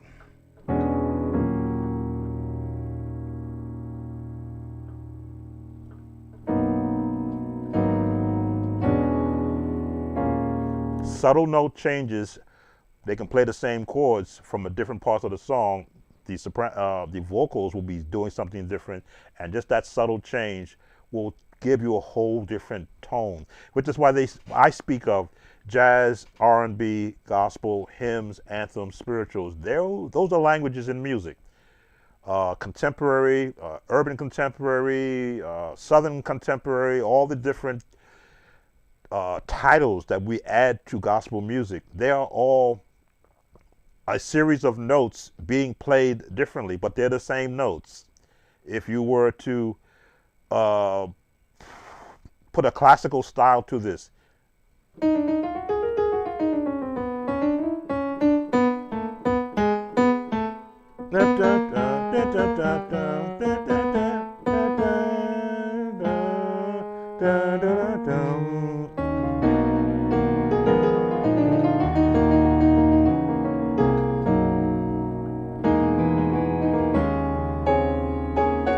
Again, probably wouldn't, but that's what a classical player would look at this song and go, what are they doing? Those notes, they're too muddled together. They should be separated.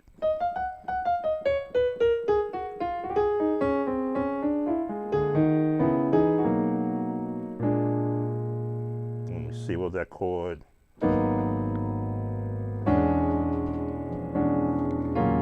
And they're right there. So let's listen to some more. Fair use.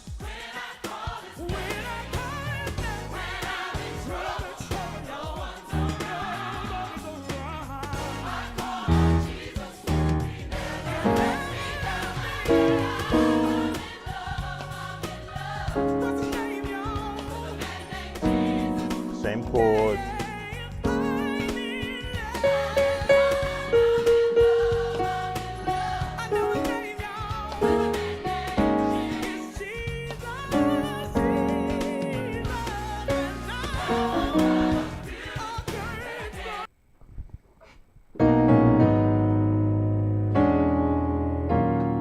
Again, picking up on the progressions, picking up on the patterns. They're same chords. They're just changing one element, which is the bass note.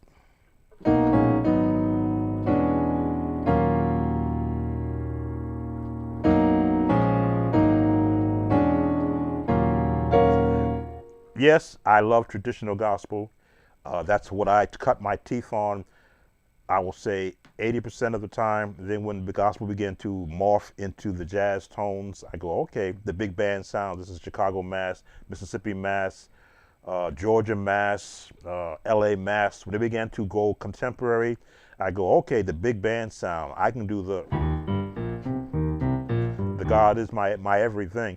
But then when this urban gospel began to emerge, the Hezekiah Walker, to some respects John P. Key, then I had to stop and rethink, what am I playing? Because I'm hearing chords mashed together that I'm not used to hearing in traditional gospel. So I've got a background of working that out without help. Basically no one to turn to and say, hey, can you play this song? That person did not exist for me. That's what I do for the musicians that put in a viewer request.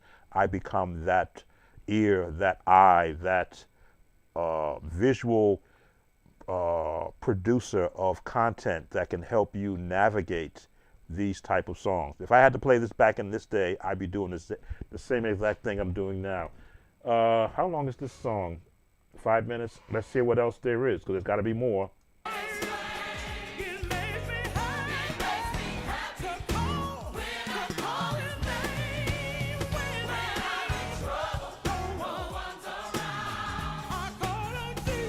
There's got to be a vamp. Let's see if I can find the vamp.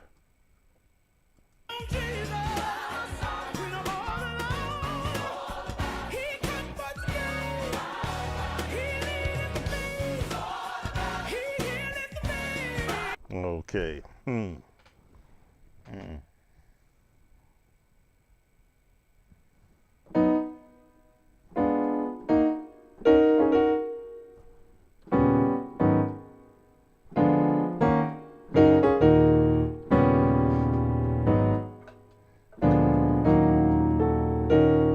Then turn, diminish.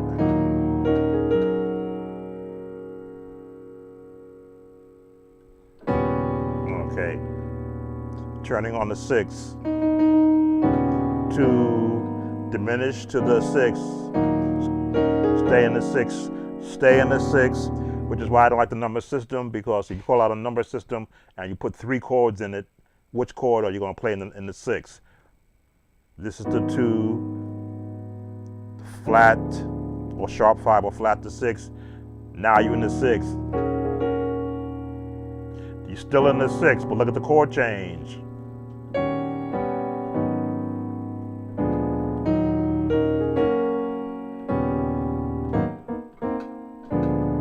All right, let's see what we got.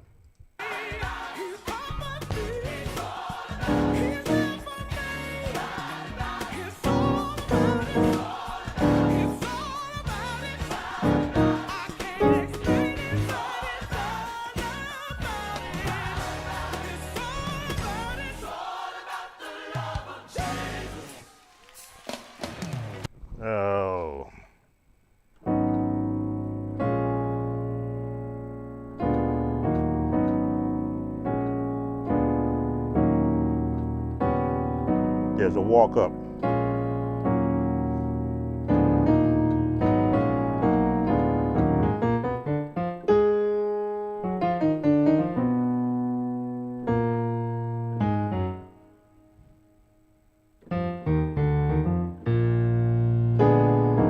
That's how I hear chords. I go into different scales to hear where they got their notes from.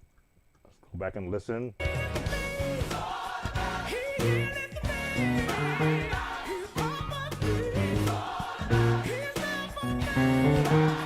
Again, when a musician writes a song, they put in everything they've ever wanted to play and just put the choir in behind it.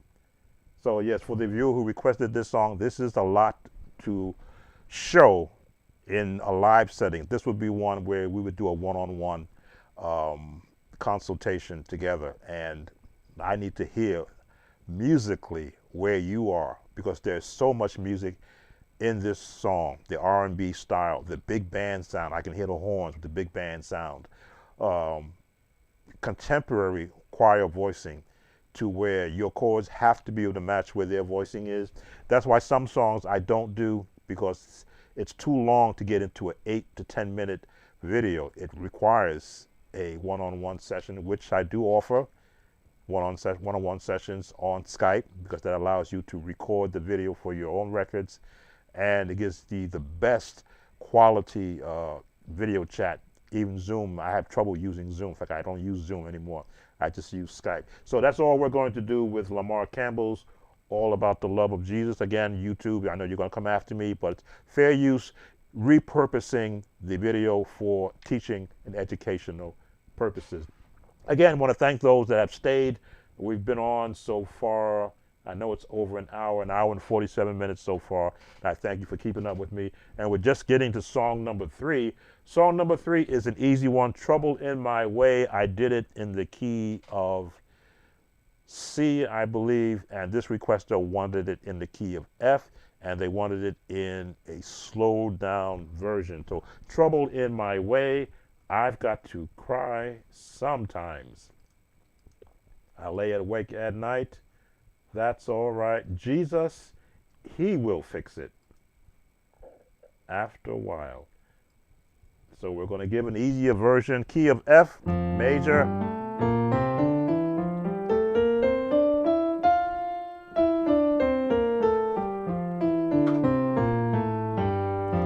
This is old-time congregational quartet sound, Trouble in My Way.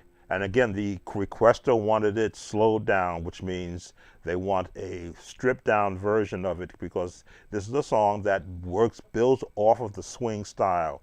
So the one, Trouble in My Way, I have to cry sometime. 4, Trouble in My Way, stay in the 4, I have to cry some, back to the 1.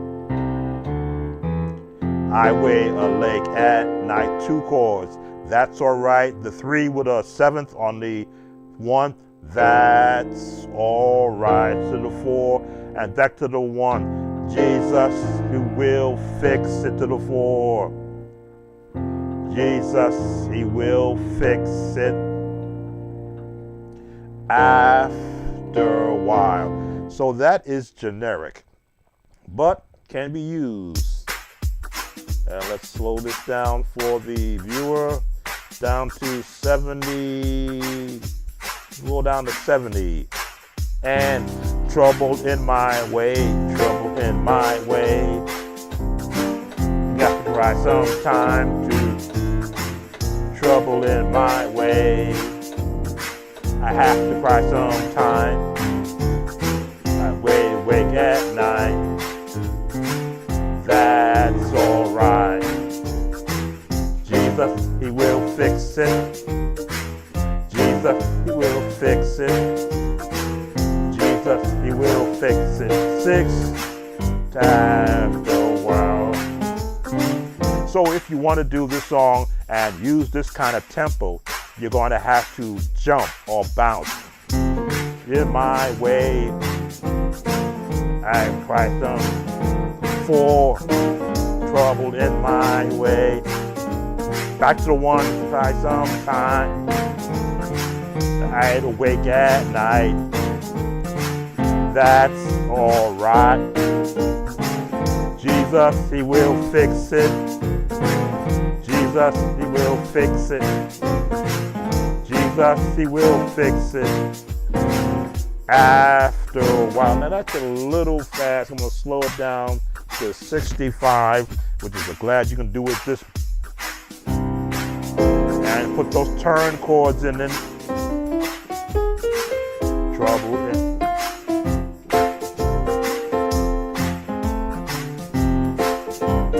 Walk it down.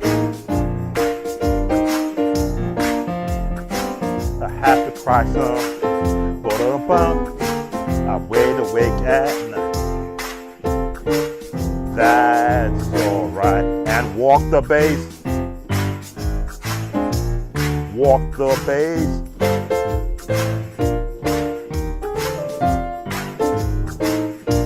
Six to after.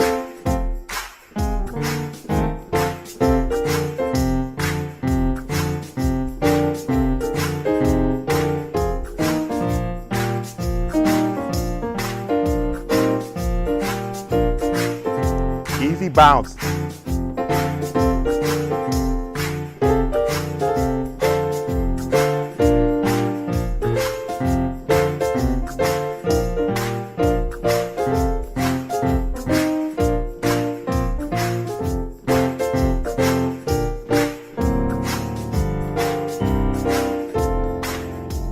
Now, what I always try to do is to interject a melody in a song, because you never know who's singing the song and if they can reach the notes that are there. Right there in the scale. That's your highest note, the D. After a while. So now that you know where your melody is, you build your chords underneath the melody. Now I'm going to slow that beat down to 60 so that I can help the requester learn the adaptation of jazz and the traditional gospel song real slow, because this is how you build those chords that really on the bop down them.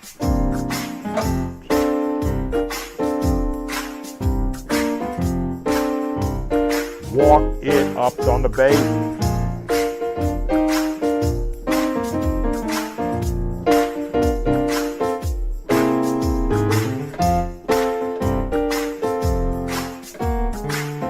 That's all right. This repeats the 1 to the 4 by minus the 6. Jesus. A minor bum, bum, bum, bum. Turn after a while. The jazz scale. The 4. Bebop. Back to the 5 and back to the 1. Pentatonic scale. To the 4. And repeat.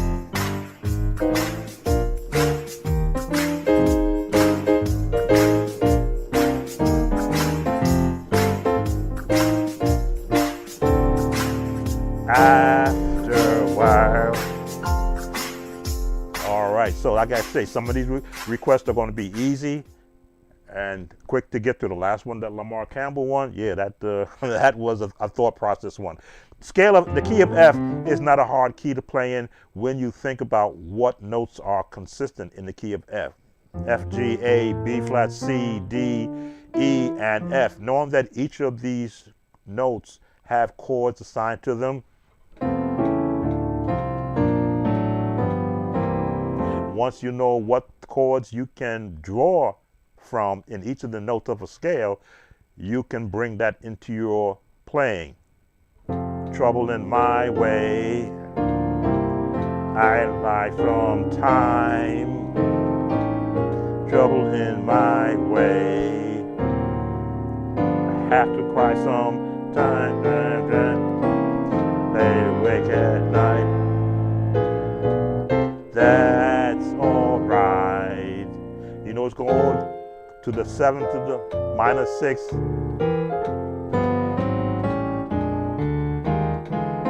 Jesus, he will fix it after. And the tritones are synonymous with playing jazz.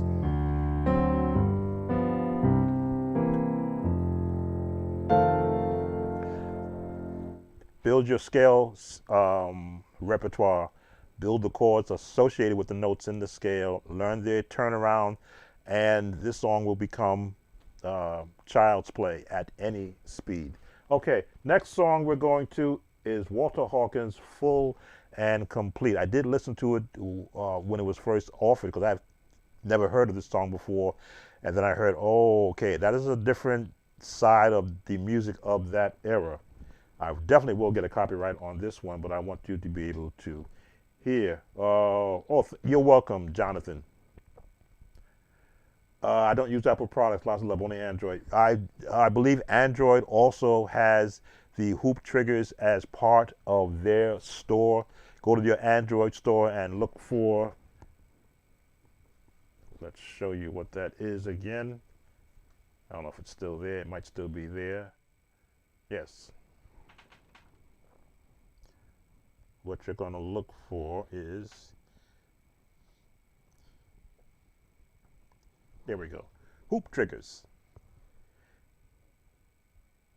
That's what you're going to search for. You search for hoop triggers in the Android store, and it is it's a free download for the software, and the Praise Medley is the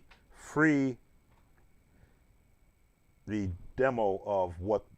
Again, you get all these songs part of Hoop Triggers, and it is by subscription. You don't get these for free. This is a music creator's dream, because you get background vocals also. In fact, let's demo the background vocals in E flat. Let me put Glory, glory, hallelujah, since I laid my burdens down. We'll take off the music, because again, I play my own chords. And we'll give you the glory, glory, hallelujah. Sing. Why aren't they singing? Oh.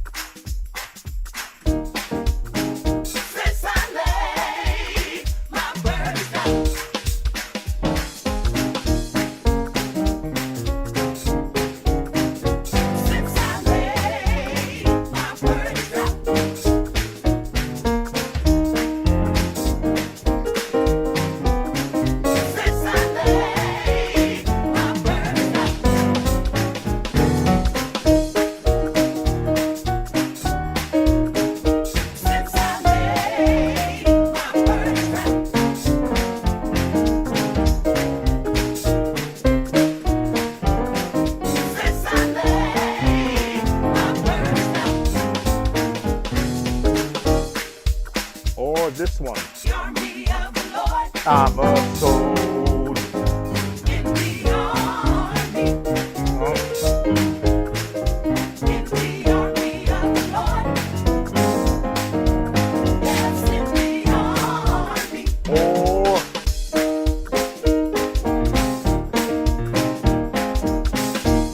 Today is mine. I told Satan.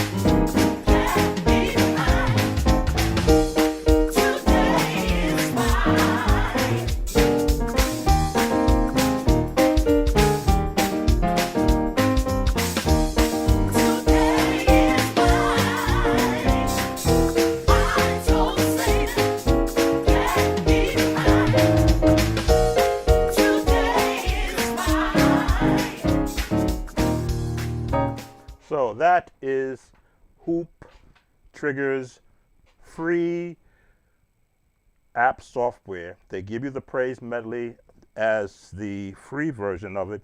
You get 4 songs with background vocals. You can change the keys. Like I say, if you go down too high, go up too high, down too low, they sound like chipmunks going high, and they sound like mud sharks going down low. E flat, to D flat is usually a good range. But for just having a rhythm section of hand clapping and foot stomping from a practice standpoint, or live, if you have people in the church who can't clap in time, it is an excellent app for free. And I don't mind advertising because the gentleman, he had put out a tremendous product. Tremendous product. Let me give some respect on what his product looks like. There we go. Back to our scheduled. Who joined us? All right. So, what did I say? We did Trouble in My Way, number 3. Walter Hawkins, full and complete.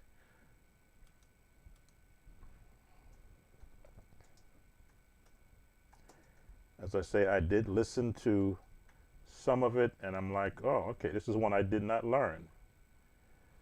And let's see, there it is. I always look for the album version, not the live version, because the live versions, they always change something. I like to hear, and it's an 11-minute song, so I'm just going to look at it very sparsely.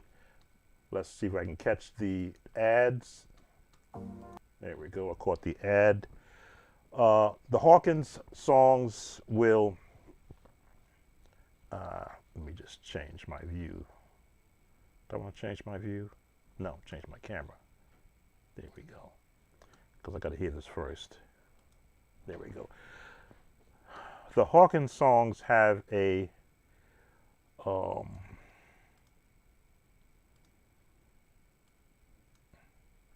it's a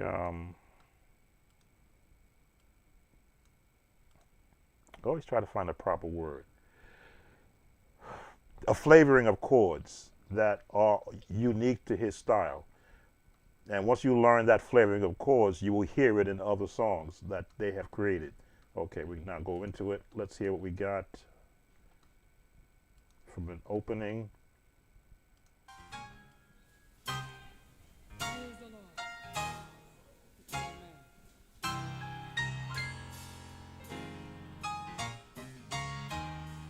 Here comes our key. There's our key.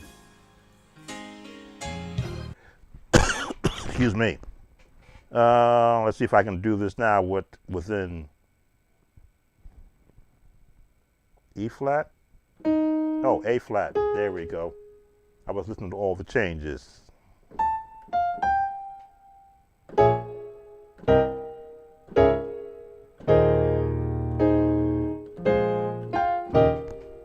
That's where I got caught up when they were starting it off. They didn't start it off in a different key.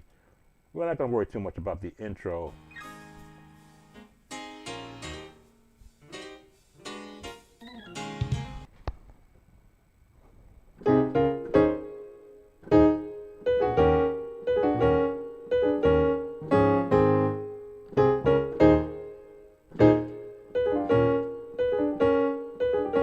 This,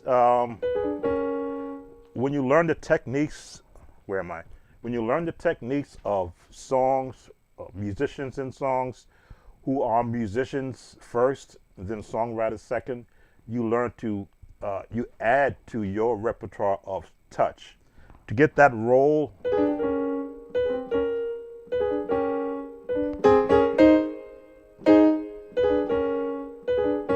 can see my hands there. To get that roll. Let's listen some more.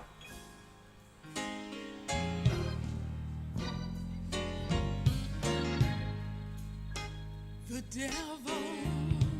Okay. There's the flat 7. Walking up to the 4. There's the 4 D flat. The 2. Back to the 1. So again, the number system. We're in A flat, which I did not change my Chordy app because I'm talking and not paying attention.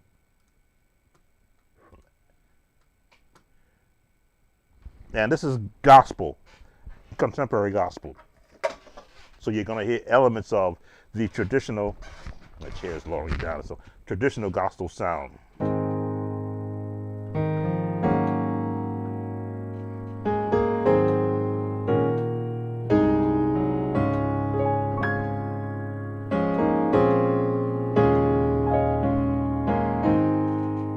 That traditional gospel sound that you don't hear anymore, because this was what was prominent or prevalent, that's the correct word, prevalent in that era.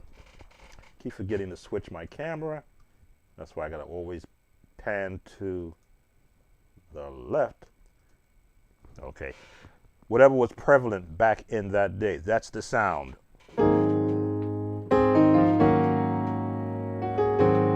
walk up. And they hold this note.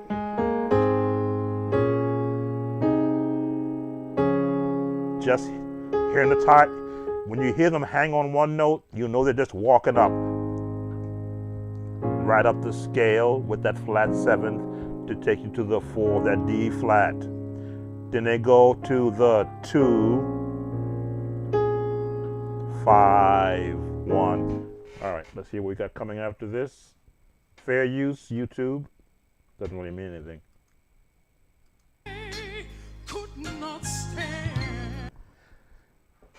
Now they're going to the 2 major. That's the B flat major. Because usually when they go here, they're going to resolve on the 4. Let's listen to the 4. The 5 rather. The 5.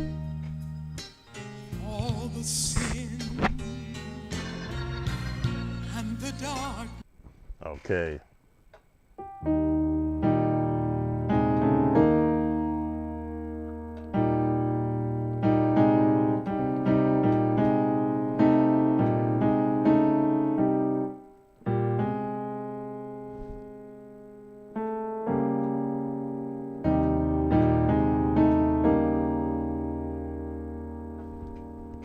And they're going to go to the 6, I believe. Let me see.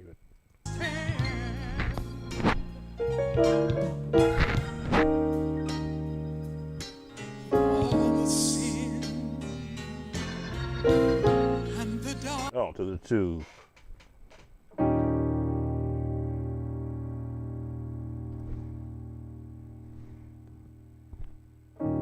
To the F.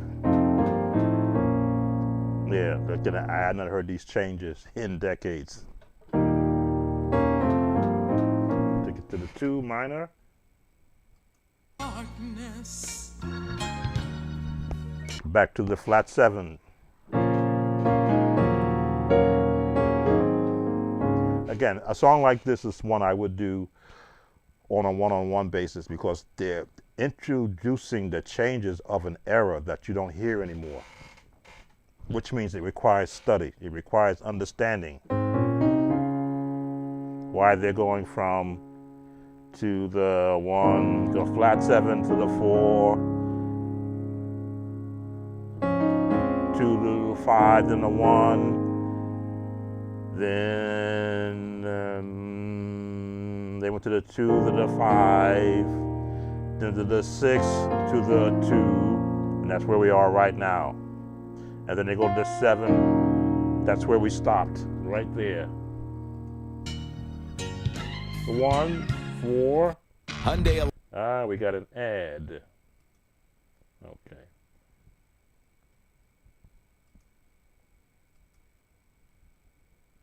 I'll let the ad go by. But yeah, this is one of those songs that I would do one-on-one because of the complexity of this era of gospel music. Let's see where we left off at.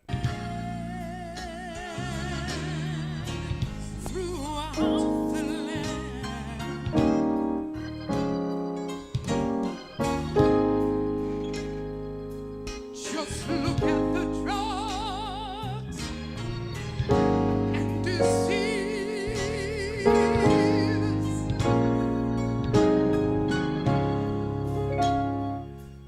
Who will be able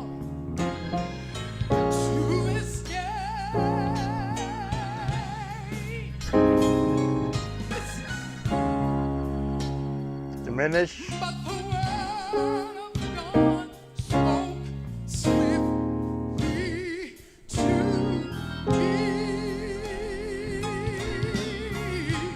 All right. Yeah.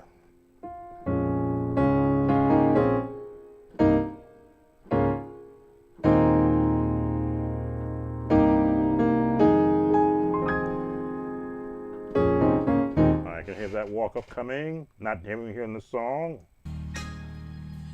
And said that God will make a way. Then the Lord said, All right, so that's just going to rinse and repeat from the soloist part. Let's go a little further into the song. Let's see what changes they have. then the Lord said to me, hey, get your eyes off of what you think you might see. Hey, Okay.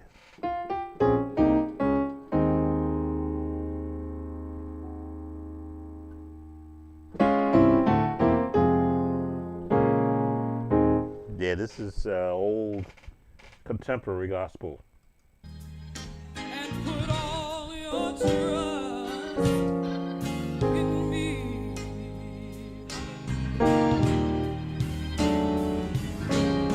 Grab a hold. Don't let go.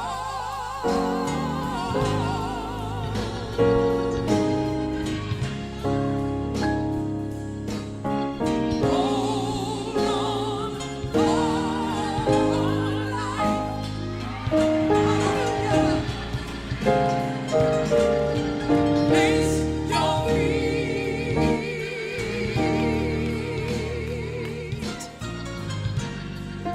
on a solid foundation.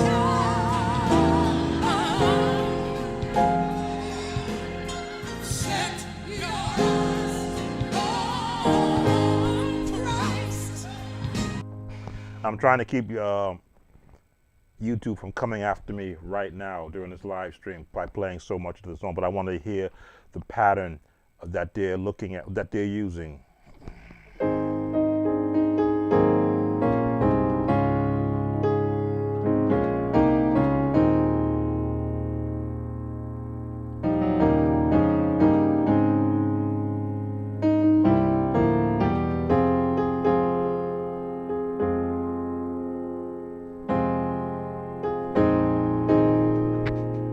I believe that's the changes they used right there. Let's just listen. Fair use.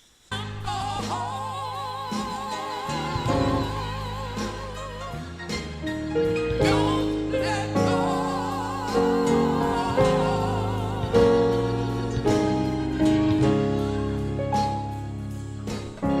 Hold on for life.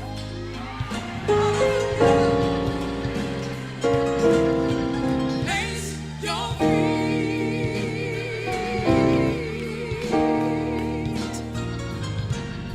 There it is. on a solid foundation. Diminish.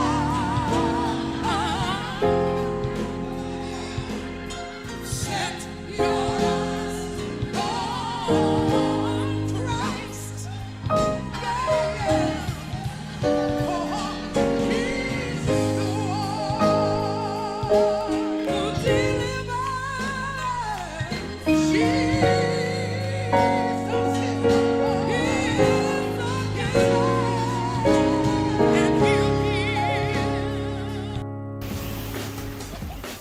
All right, so they're going to be hitting me with ads because it's a long song. 7 minutes, usually 3 minutes or 4 minutes is the longest song that I ever get a chance to break down. This song is 7 minutes, which means the ads are going to pop in, and I understand why ads pop in. You're getting ads pop in while you're watching me. So for the viewer who requested this song, this should be done on a Skype session because I need to hear musically where you are before I spend the time I would have to spend to almost write out the progressions on this song. It's traditional gospel, yes, but of an era of the gospel when they were switching over. When they start throwing these chords,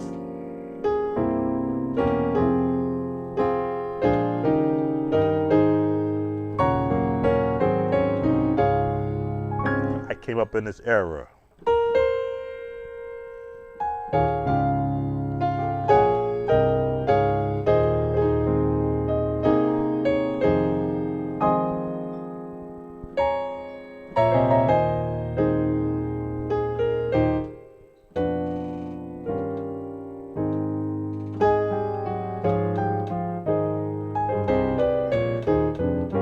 Yes, I did come up in that era where these chords were being prevalent in gospel songs as the changeover was coming, and Walter Hawkins participated. This is not one of those. This is not "Thank You, Lord."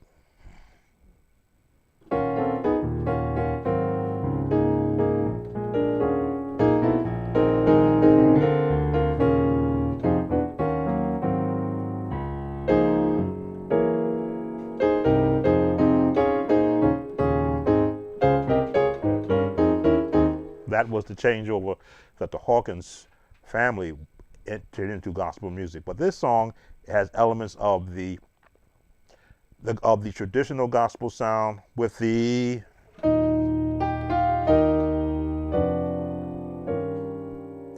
that's that big band sound.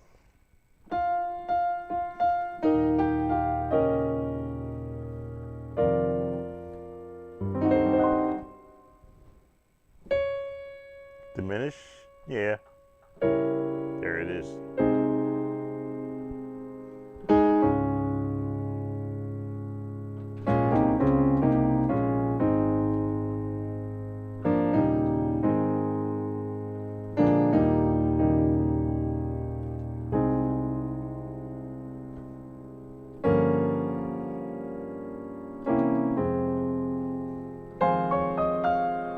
Anyway, that's all I'm going to do of that song.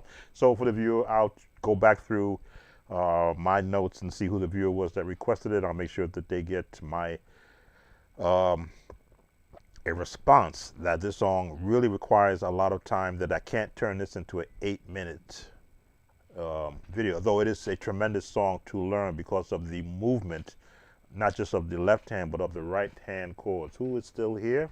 We've been here now 2 hours and 18 minutes. For those who are watching on the Facebook channel, thank you for enduring me. I said I was going to be here a while. We're on song number 4. So we're going to leave that. Walter Hawkins, Full and Complete. Actually, let's see. The ad is still there. I want to hear what else is going to happen in this song, because we covered some of the chords already to get you into the song. Let's listen further. Jump ahead.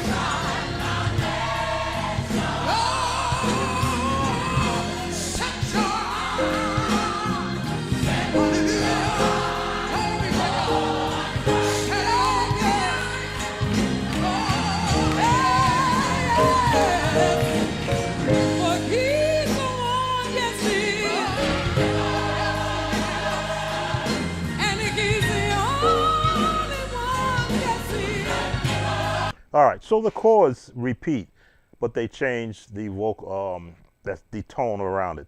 This chord,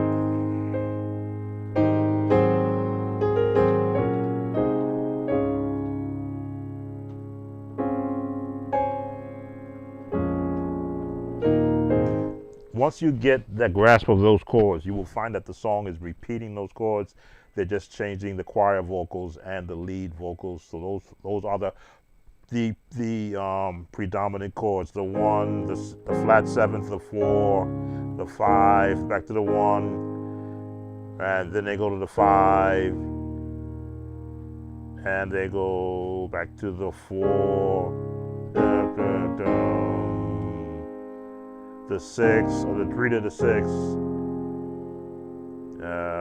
Did they do this? Yes, they did do the B flat, what we call it, B flat 9, and then the 5, and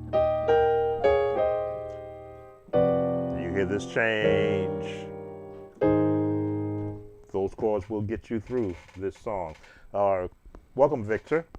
At your request, please, do you have any exercise for rehearsing chord voicings with the melody on top?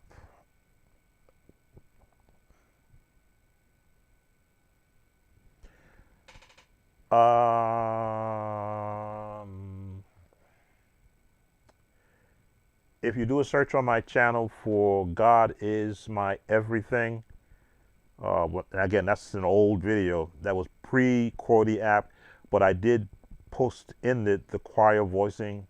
You know, God is my everything.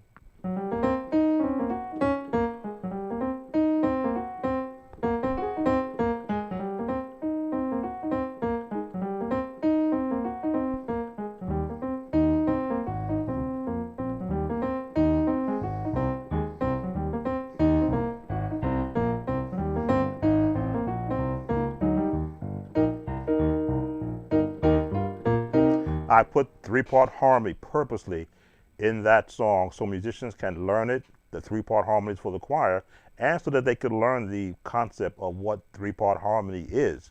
It's chords in a melody, in a scale rather. He's my joy and sorrow. He's my hope for two. All these chords are in the melody scale of E flat. My rock in a weary land. This is the only time it comes out. Shelter in the time of storm. God is my everything. I put those three-part harmony purposely. I wrote it in text letters with soprano, alto, tenor, and the notes associated, so that when they practice the song, they will know the three-part harmony parts. Welcome, Sub-Zero. Three-part harmony in learning a song is just another version of what's happening in the song. What three-part harmony song can I give you as an exercise? If you play in D flat, Alpha and Omega,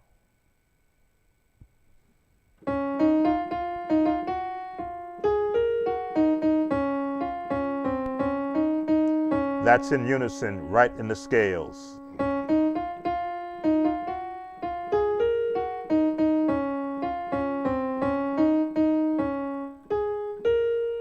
We give you all the soprano, alto, tenor, right down the scales.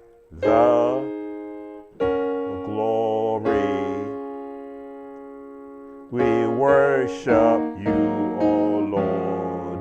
You are worthy to. Let's pull in my choir voicing, because that's a very good question about the choir voicing. That builds your ability to create additional chording. We're not going to do any more of Walter Hawkins' Full and Complete. That was number 4. As I say, I'm always looking for questions from those who come and view the channel. Choir voicing is something that I have made it an art form because I was required to learn the vocals for every song so that I could help the choir director teach the song. So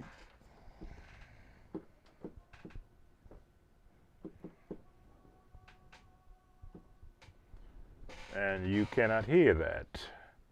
Let's see why.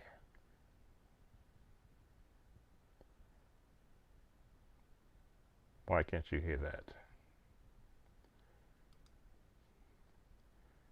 Let me do this. Let's do it. Well, that didn't work out good, did it?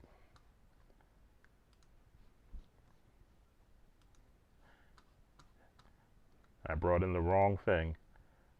I want to bring in audio. There we go. Desktop audio. Okay.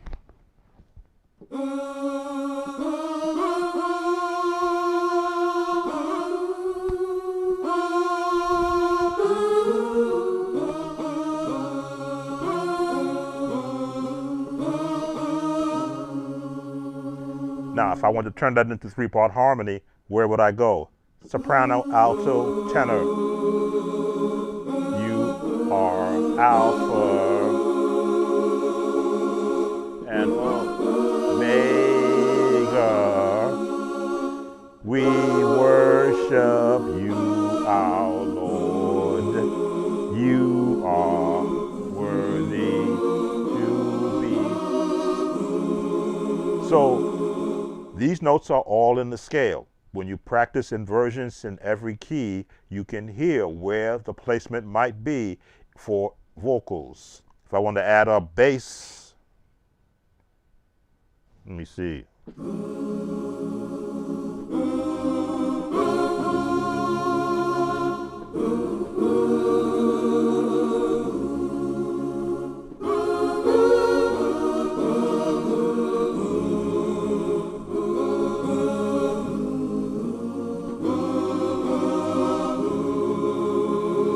Now I'm hearing all four parts, soprano, alto, tenor, and bass.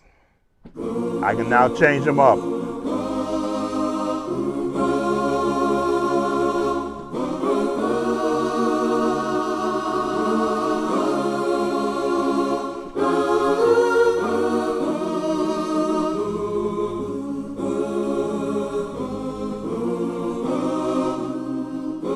We give you all the glory. Three-part.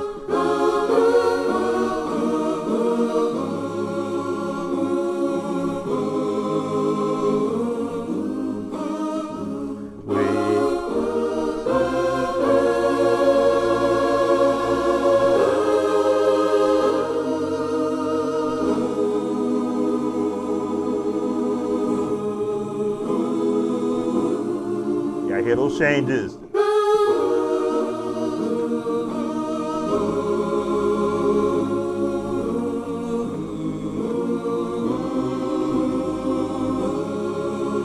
And all I'm doing is I am now mixing and matching adjacent notes to give me a different type of sound. Do I want to go contemporary? Do I want to go jazz?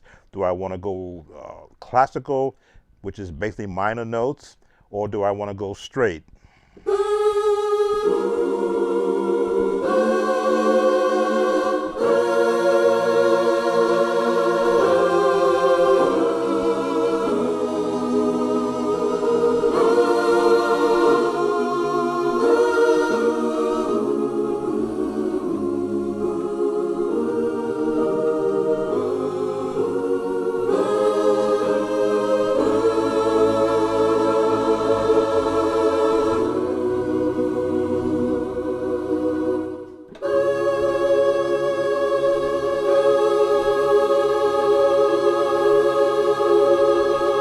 But without the knowledge of what scales are in every key, not just the major key I'm in, but the other keys surrounding that key, I would never be able to imagine or envision changing one or two notes above this melody to get that particular sound.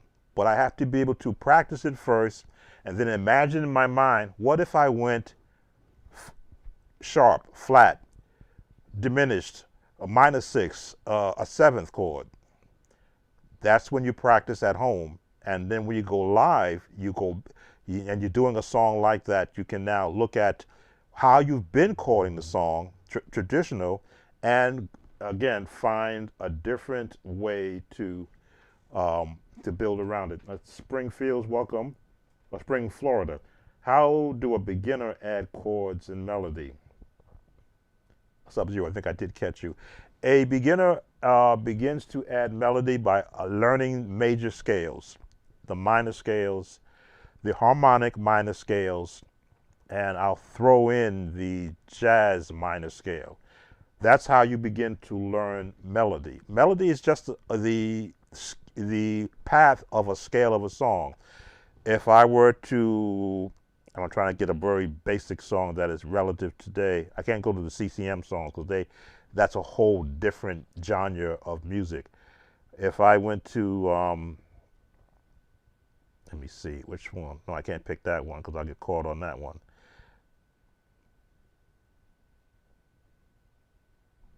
Let's see if they catch me on Revelation 19 by A. Jeffrey the Valley. Hallelujah, salvation and glory. Same key.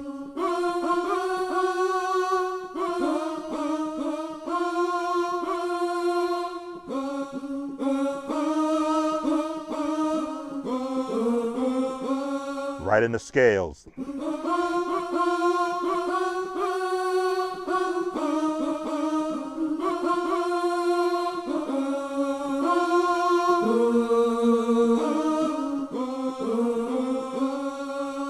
Right in the scales. If you can't learn that song, it's because you've never practiced the scales. And once you understand the, not just one octave, but several octaves, then you can look at how you want to build around that melody.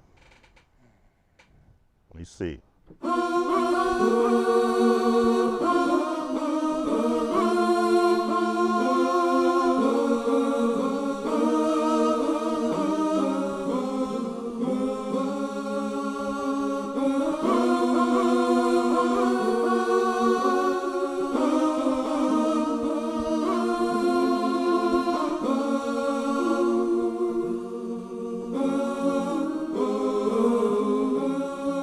3 parts.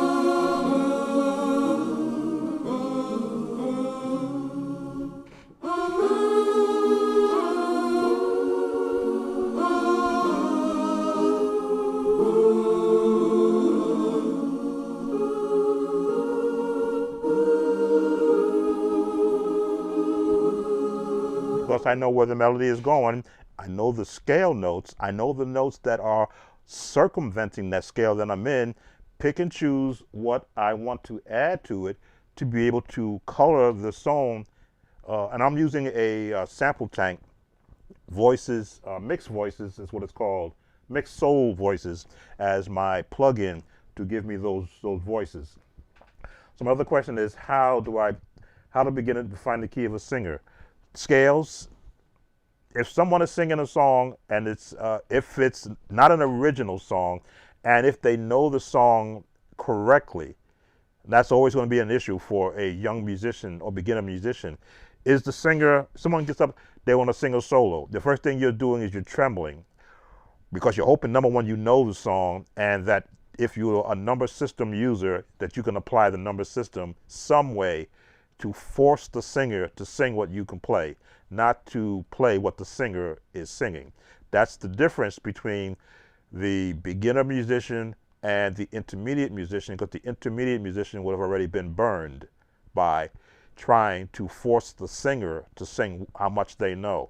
As from a basic standpoint, when you practice the major scale, you will find majority of songs sung are in the major scale. Very rarely do they go minor unless they're singing a spiritual. Practicing spirituals will teach you how to play behind singers.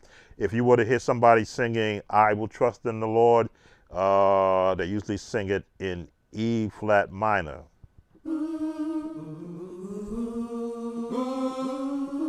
I will trust in the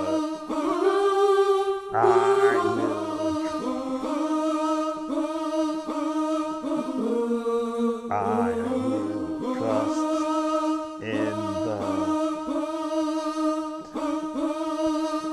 This is major but pentatonic.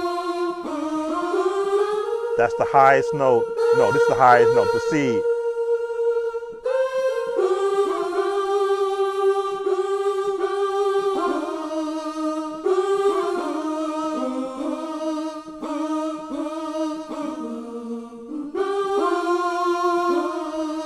That may be a little bit of a stretch. A singer wouldn't sing that. Well, in my era, they sung spirituals. This era, they may still do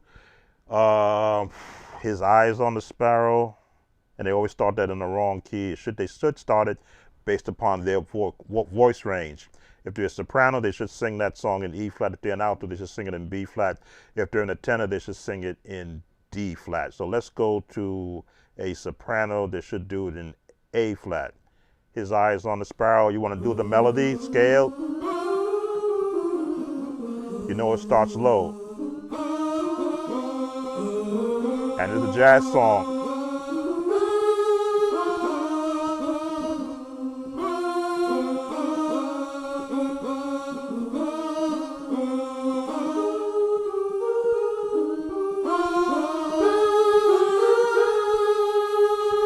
Here it is.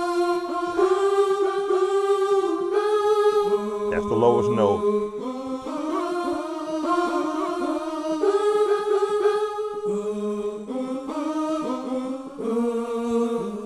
Now, why do I say they should start it in A flat and that be the lowest note? Because they'd be going up here.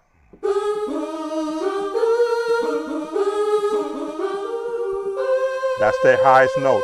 If they don't know that note is coming, then they'll be choking.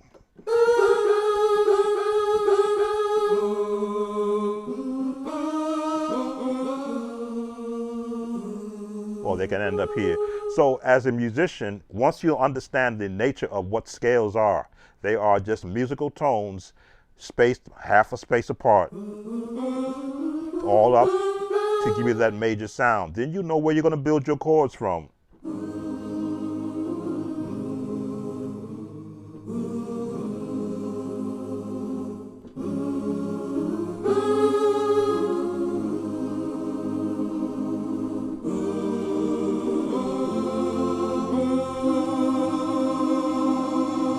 And if you know your chords, you know this is the F7th chord. It's going to lead you to the B flat, which is the 2 chord. Then go to the 5.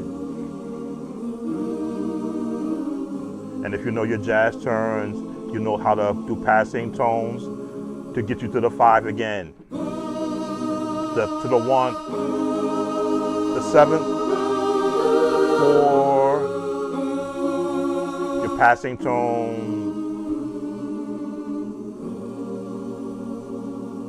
And this chord is part of the 1, 2, 3, 4, 5, 6, 7. That's why I said His Eyes on the Sparrow is a jazz song. C, F minor, no, I'm sorry, B flat.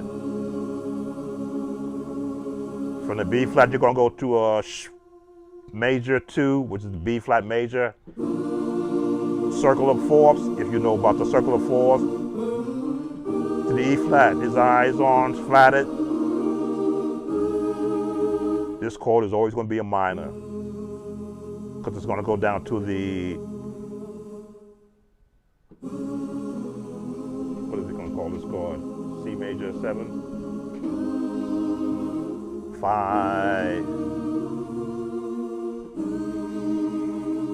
Now you can go here.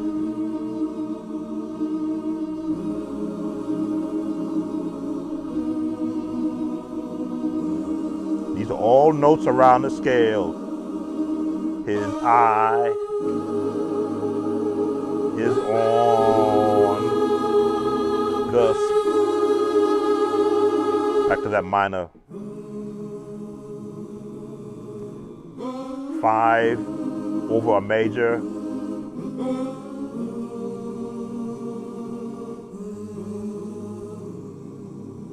And as you can see, I'm using all the notes that are adjacent to the scale that I'm playing in. Why? Because those are where chords are found.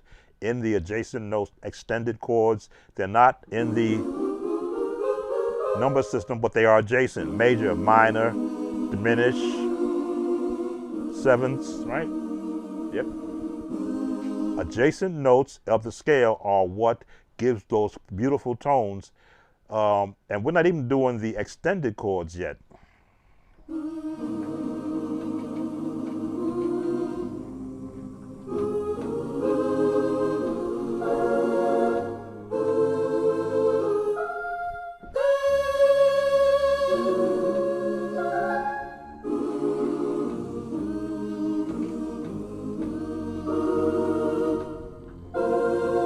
That is an extended chord. That's what comes with practicing not just the number system, but all the different styles of music that you could get your ears hearing, which means going back to the past.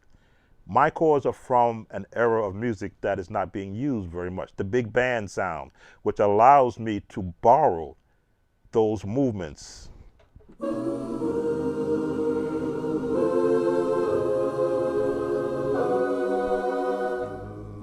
It sounds new to a lot of the beginner and newer musicians because you weren't indoctrinated in that era. And today's musicians, the good ones, they skirt from that. They reharmonize everything. They give you elements of it, but they'll give you the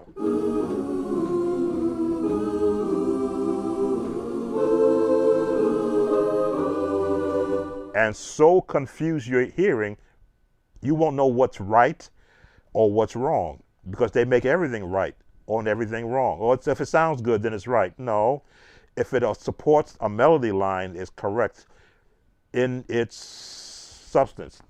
But answer to your question, how does a beginner find the key to a singer? You're going to listen to the song. Hopefully you're familiar with it. As I say, I picked His Eyes on the Sparrow. I'm not sure what song do the singers that you hear are they now picking. Again, I've been out of this, I've been out of the music game for a few years, not a lot of years, but enough years to know that everyone is doing singing what they are feeling at that moment.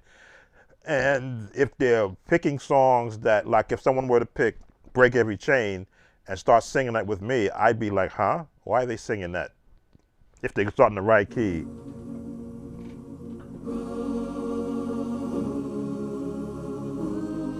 Then I would be knowing that that's where they're going to be.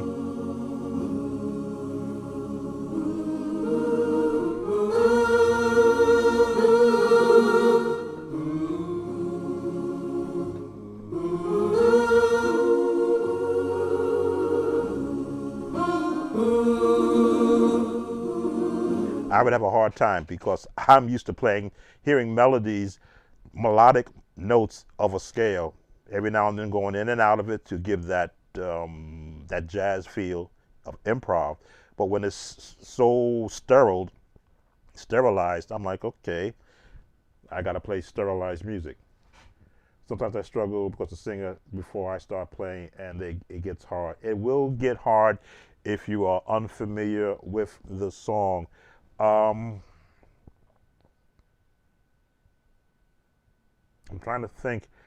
I have a lot of songs on my channel, but they're all basically based around hymns and spirituals and early gospel. Oh man, you would have to have, or if you would put in a comment of the type of songs that you hear soloists in your area sing. I think I can better give a designated answer if I knew the type of songs. Are they singing the classicals, the classics? Let me see. His Eyes on the Sparrow is one. It's in E flat. What is that song in E flat? Why I can't think of the lyrics. I see the chords in my head. No, they don't do Higher Ground. What is that song? Oh my goodness, why can't I think of that song? E flat.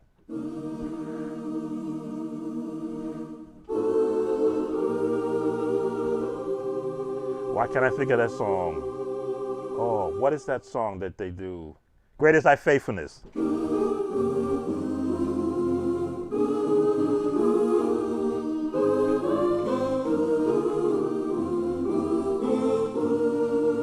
I couldn't think of that song.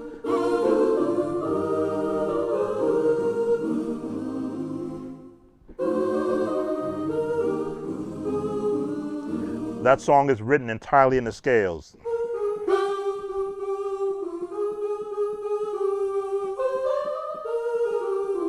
Here's it out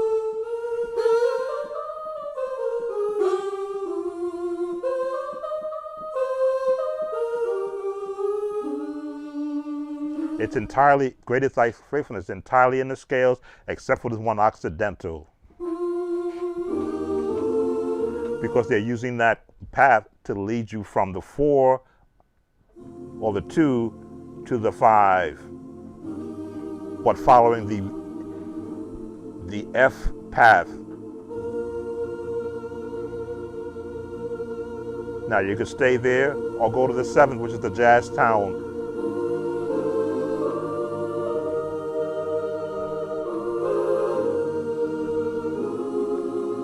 This is the 5-1-4.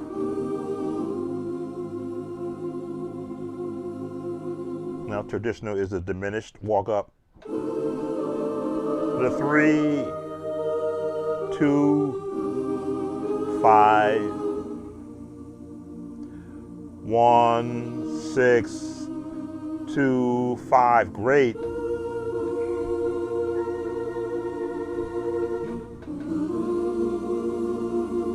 Go straight to the 1. A 7th on the 3. And a major on the 6. 1, 2, 3, 4, 5, 6. Major. You can throw that 7th in and make it gospel. Because now your diminished chord is right there.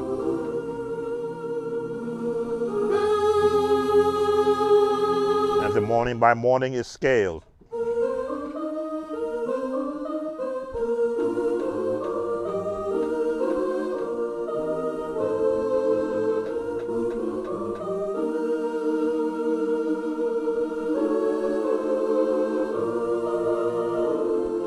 Some note I'm missing.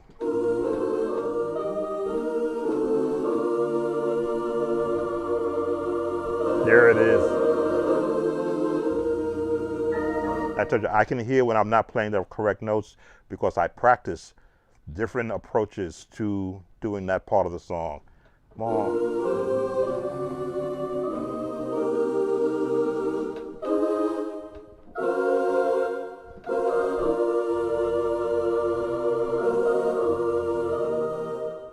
Major, 6, 7.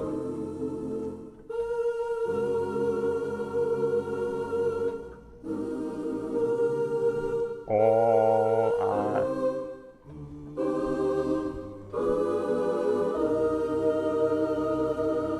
This thy hand has provided.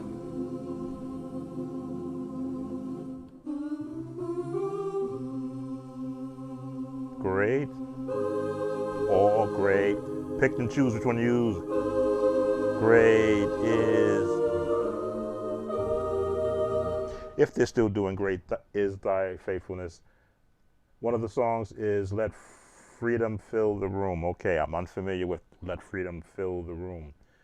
That is, might sound like a praise song. In fact, I may look that up. Welcome, Victor. From your teachings, I think it's important for musicians to understand the various genres available at their distinctive characteristics. Do you have any videos you can recommend of these?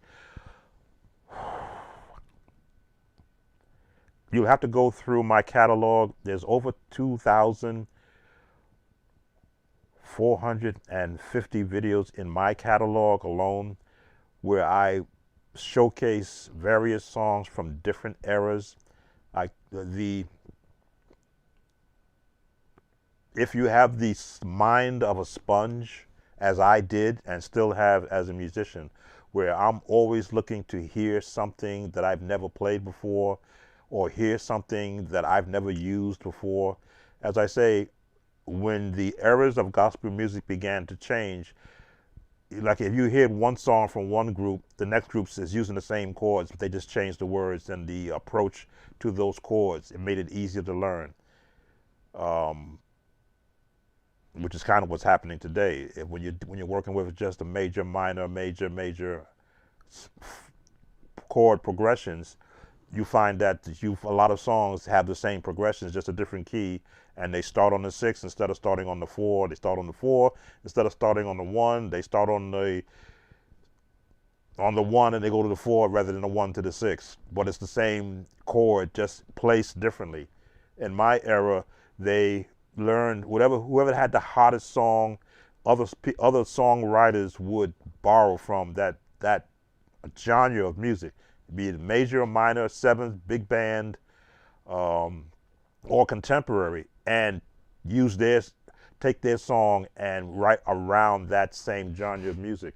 So it's hard for me to give a beginner a place to start other than with the scales, chords, chord progressions, and then begin to build a library of songs that you can incorporate all of what you haven't learned yet into. Let me shut off my choir. I'll turn it down. When you when you when you go down the world of gospel music, you're at the mercy of the ministry or the church that you're in. What are they singing? And then when a guest soloist comes in or a guest choir comes in and you hear them doing something you've never done before, as a musician, you start to feel inadequate. Why? Because, well, I can't do that, what they just did. Their choir rocked the church. That soloist tore the place up when they brought their musician with them, and I can't do that. And churches have a way of making you feel, oh, don't worry, God will give you the same talent. No, God will not give you the talent. I'm one of those that was not a child prodigy. I wanted to play real bad, and I struggled trying to figure out what I could absorb and then go to the piano, and I didn't know how to get to it correctly. It wasn't until I invested in chord books that I can now see what is a C7 chord and what does it sound like. I said, oh, okay. Then I would go back to those songs that I couldn't learn, and I would listen, and I go, oh, but it doesn't sound like this. Well, there's an inversion. There's an inversion. There's an inversion. There's an inversion. Oh, that's the chord he's using up here. He's using this chord, and then he's doing this.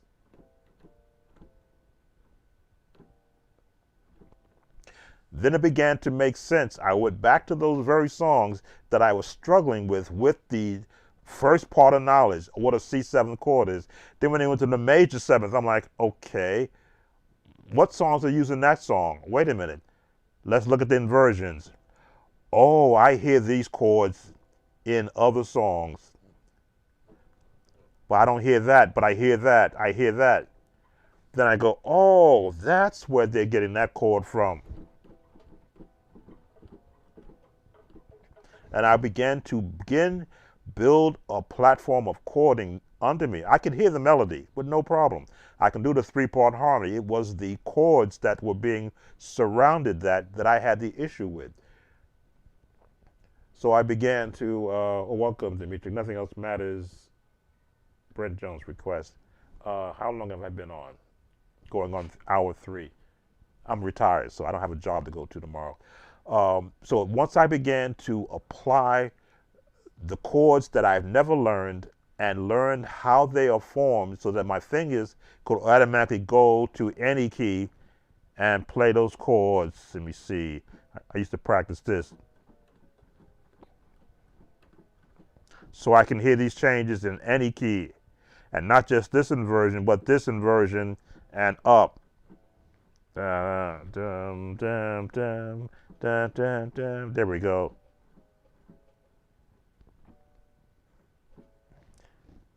There it is. I would practice that night in and night out because I wanted to be able to, when I hear a chord like that in any song, be able to jump right to it without even thinking. Of course, jazz was something different because they would play the broken chords.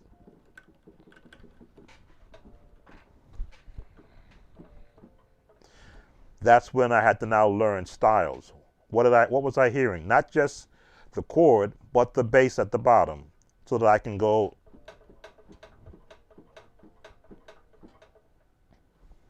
But I had to know where the chords were that I was hearing based upon the scales, and then the bass notes, which are what I call the root, the last note, the note that gives the chord its full tone. By itself, it sounds good, but add the bottom to it.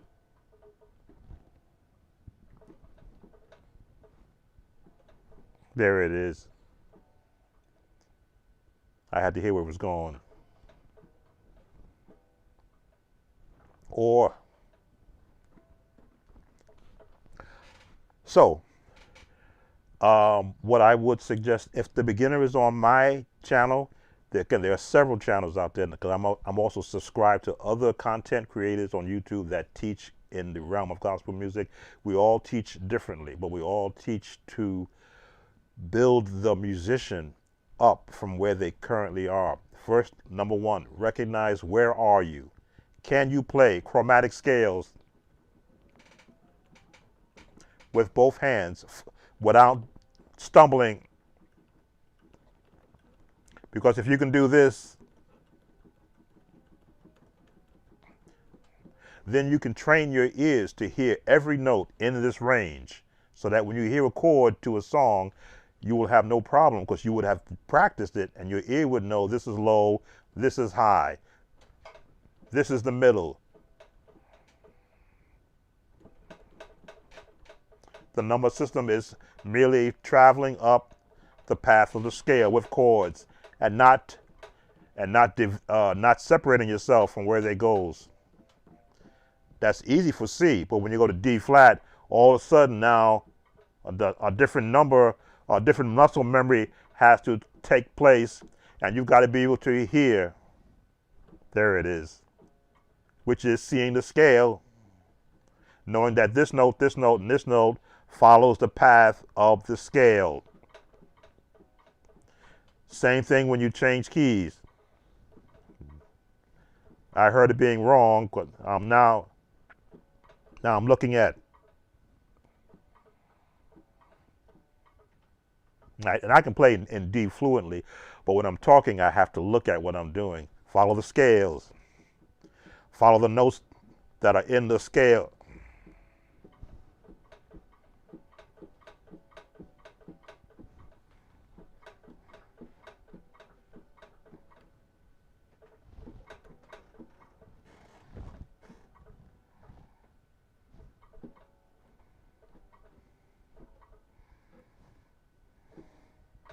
There it is.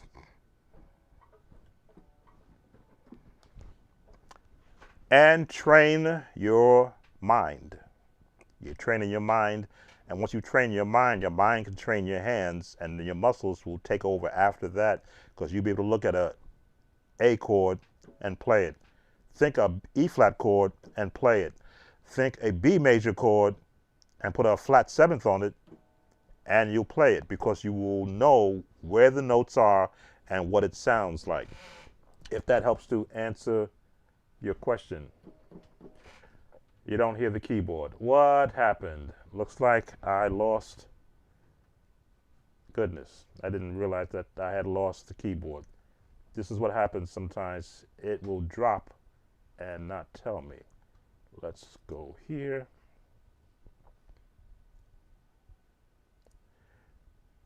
I hope it wasn't all that time I was doing that talking that you couldn't hear it. I have to sometimes reset. There it is. Thank you, Gwen. I mean, it's by Fresh Start Worship. I missed another song that called me to Jesus is the Waymaker by Fresh Start Fellowship. Jesus is the Waymaker. Can't hear the piano sound. How long has the piano sound been missing? Let me look at the, because sometimes I can get talking and lose aspect of what's happening on the keyboard. It's there now. I had to reset the audio in the OBS. There's a 30-second delay, so a lot of your requests are coming through, and the 30-second delays, I see them now coming in. So thank you for alerting me. Again, I'm at the mercy of a system that is supposed to be able to do more than what I'm doing now. I have 64 gigabytes and Mac Studio. So you heard me doing the conversation, but talking about how for the beginners, they need to incorporate the I'll call it the discipline of playing the scales so that they can hear every song that they want to play. Can you do the song Waymaker, Fresh Start, Worship? Who was on the next? Kept on Searching was the next song on the list. Let's look at, and I'll do this for Spring, Florida, because again, I often say I'm conscious of those who take the time to come into my live stream and make a request. I can always do the songs that's on this list on another live stream. We've gotten 4 of them done already. So let me look up for Spring, Florida, Waymaker from Fresh Start Worship.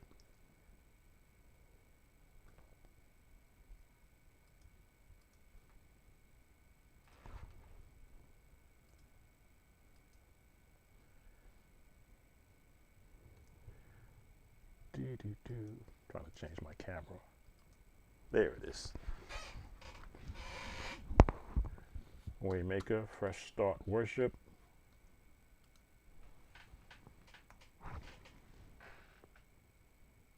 Okay. Spelling does make a difference.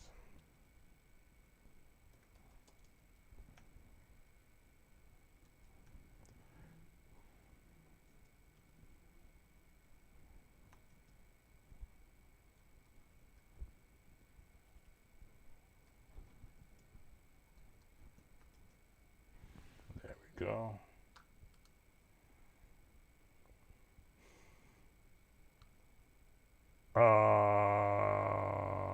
Okay, there it is. Again, I always like to go to the album and not anything done live, because that gives me a better representation of how it was created. 3-minute song? Okay. Fair use. Let me get that. Had to catch the ad. All right, skip the ad. Let's hear the key it's in. Somebody rock right here. How many know the name of Jesus? It's a lily in the valley. We call you Jesus. Waymaker. All right, there's our key. C, B. Again, I have relative perfect pitch, so I can be within a half note to a full note away. So B major, yes, that will give you, if you're going to go with that, the key that is written in, chills. But again, practice the scale in the B major. You can find any song once you understand the scales, because again, this is a contemporary worship song. Got the guitar in the background. What you're listening for is the bass line chords. Already, I hear the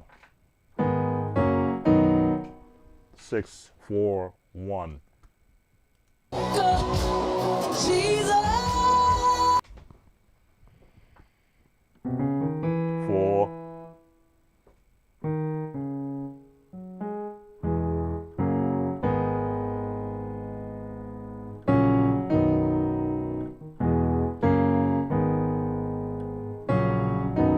Let's see if I'm right. Yeah. Chain breaker, we call you. Come on and say, Waymaker.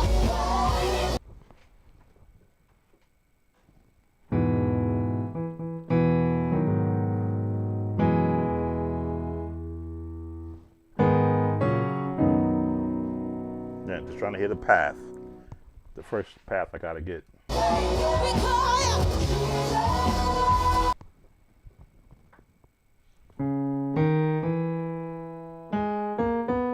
Again, in the scale.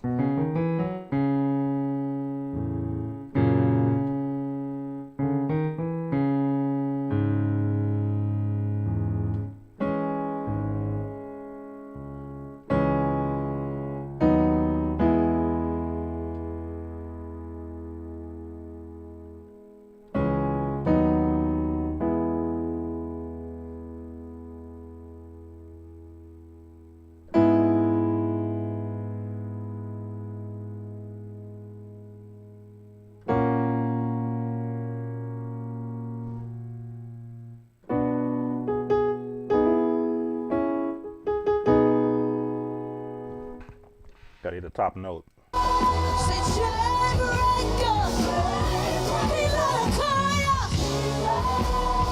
First one. Okay, major to minor.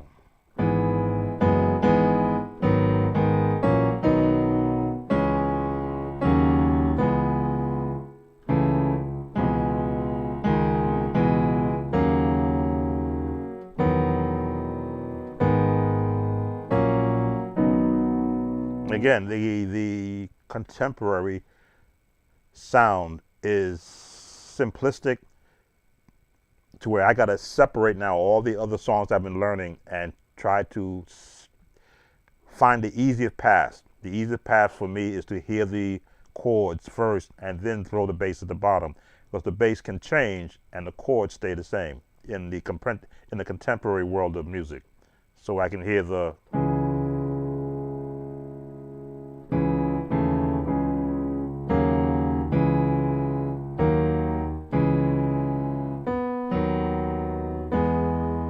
okay.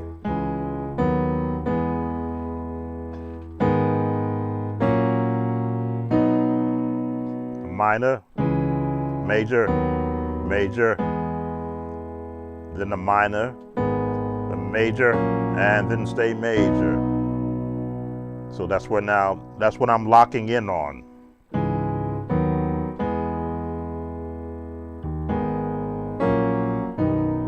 Now I can expand.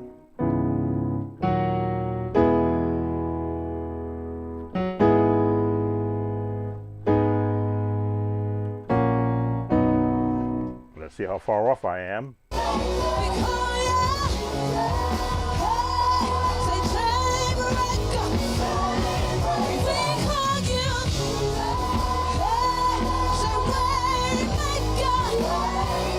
So, yes.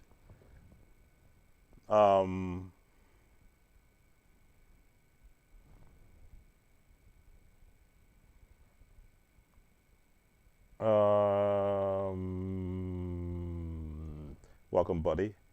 We'll see what we can do about that. So this is for Spring Fields. They are basically running the same chords. They're just doing inversions. They are doing the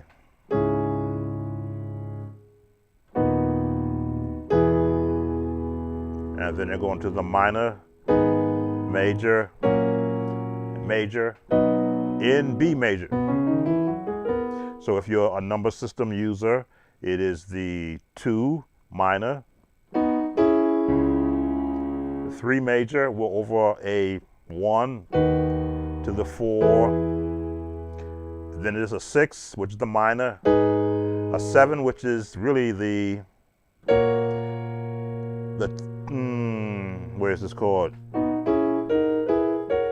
The 5 chord 1. Again, that's why I don't like the number system, because if you lock into what the number system says, the 5 chord would be I guess it would be that 1, 2, 3, 4, 5. Let me see. 3, 1, 2, 3. Okay, this should be a 4 chord. 1, 2, 3. Okay, that's correct. Then a 6 chord inversion, a 7, that's where I'm having the problem. That's a 7, but it's really the 4 chord, 1, 2, 3, 4, 5. So, your bass note is determining the sound of the chord.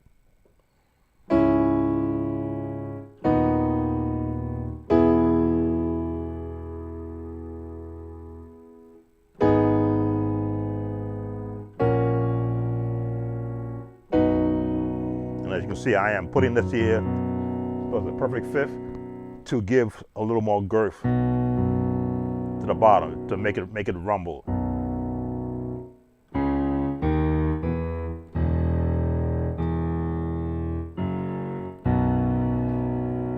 If that helps you, Spring, Florida.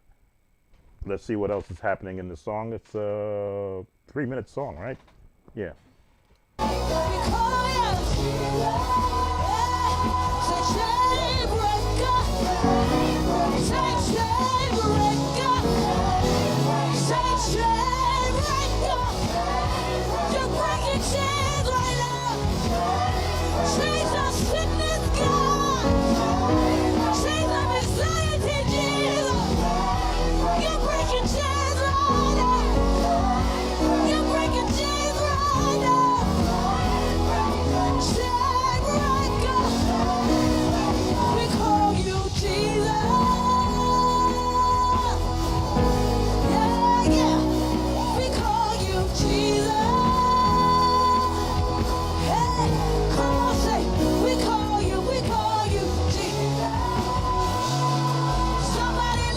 All right, we threw a new chord in there. I hear flat 7.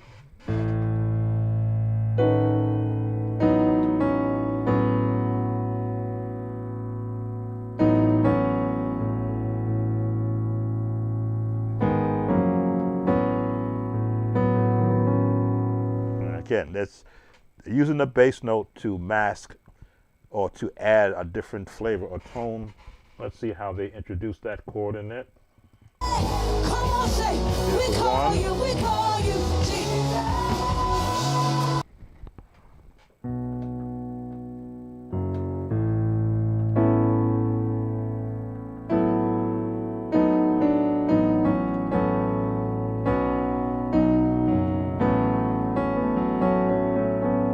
That's why I have an issue with these type of songs, because keep it plain.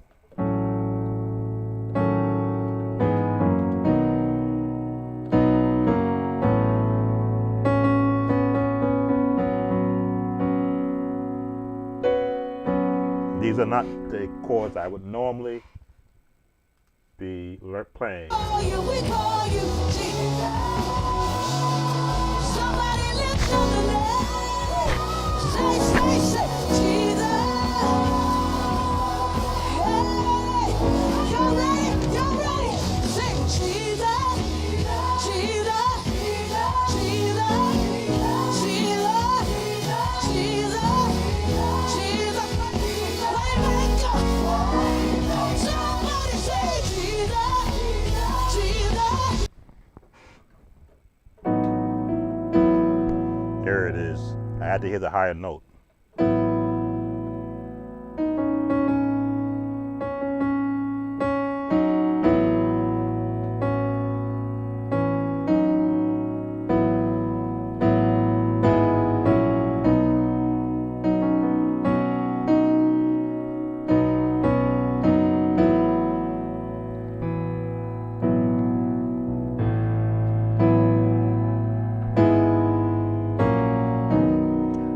I hope you're catching these chords, because I'm not going to go back over them.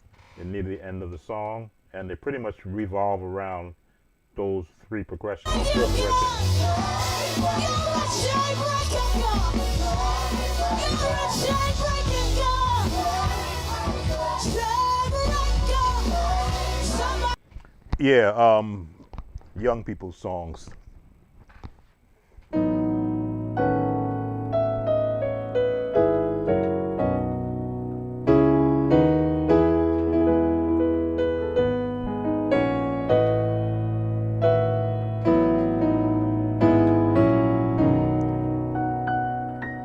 So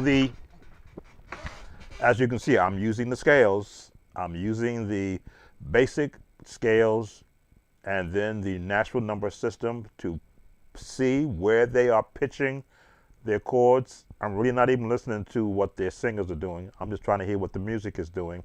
That's generally what a musician first listens to. What is the musician doing? And then concentrate on the singers, so in case they need to help in the assistance of training voices. But first you want to know that your music is correct enough to support where the singers are going. I like that song so much, I just ain't understand the technique. Yeah, it's not traditional gospel. It is this new era of praise songs, praise and worship songs, which, and again, as you can listen with the guitar in the background, it's another person's taste for music. I'll put it like that. I'm from a different era. Not that I can't learn it. If I was still playing for a church and they had a youth choir and I was handed, say, hey, go learn this song off of YouTube, I'd be scratching my head first and I go, okay, let me hear you do your part. I'll have the music down, but let me hear you now do what the singers are doing. Let's see. I think there was another request before I look at the list I have there. Let me just look over the comments. And I do, again, I appreciate, gotta change my camera view. Keep forgetting to do that. I appreciate there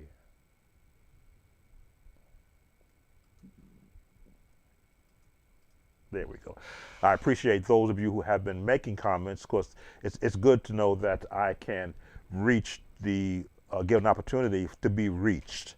Most times when I put up a video, you leave a comment and I may see it as I'm going through all the other duties that I do normally when I'm posting videos. I go read the comments after I post a new video to see if there's a question or a new, as you can see, I had 9 viewer requests on the list already just from the last 2 weeks of June.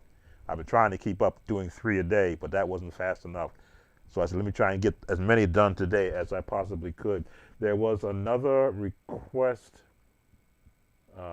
Just want to look back over the comments and see where it was at.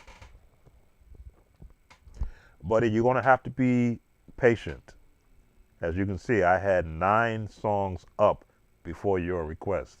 So be patient. And I know that you're a musician, so there's nothing new about the song I can show you. But be patient. Let me see the request that came up before you came on. Let's see. We covered the drum beats. Do exercises. Beginner add chords to the melody. This is Spring, Florida. How do a beginner add chords to the melody? Again, that's from the number system. You see where your melody is going, and then you assign an associated chord. Now, in the praise and worship of this era songs, it's dictated by a number. So no matter where the melody is, the chords are dictated by, at this point in the song, at this lyric, this chord is going to be assigned to it. I like being able to manipulate chords, lead-in chords, passing tones to get to that chord. But in the current dispensation of melodies, that's how it is. If I were going to look at the song in B flat that I learned for the men's team, they wanted to sing this song. Now I can't even think of the song. Make sure the music's still there. Give Myself Away, yes. When they wanted to learn I Give Myself Away, I listened to the song and I'm going, oh, okay, major, minor, major, major, major. Then I had to figure out, okay, how would I want to reach I Give Myself Away? Right in the melody, in the scale rather. And I had to repitch the song for male voices. So right there, just from a scale standpoint, excuse me, I'm gonna itch. I'm wearing these headphones over 3 hours now, 3 hours and 20 minutes.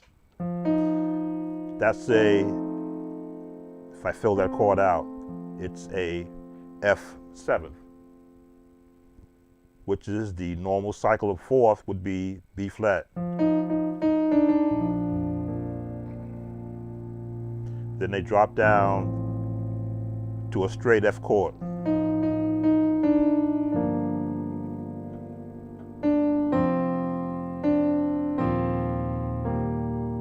I said, oh, okay. So I can hear how the song was being pitched. So when I did it for a male chorus group, I went and I added some more chords.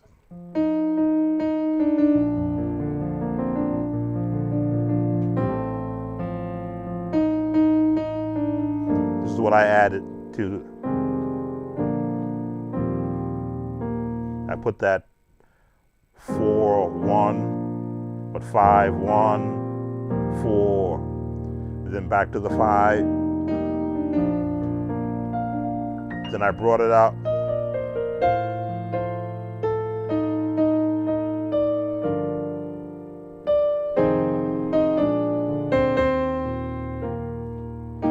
Here I am. The walk up. The 6, 7, 1 to the 6. Then I went to a major on the 5. No, on the 6. The 2. Then I put this chord on the 4, on the 5, because I could hear chord changes other than the number system chords.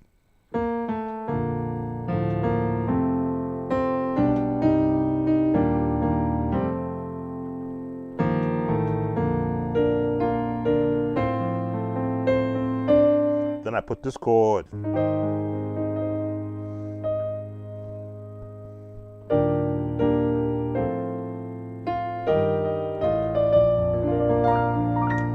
because I can hear reharm notes in their prospective place, it became easy to just substitute. I am.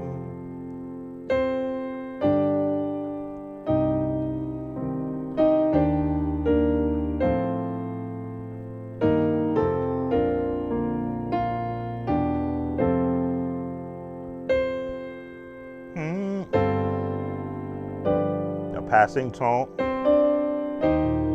A flat.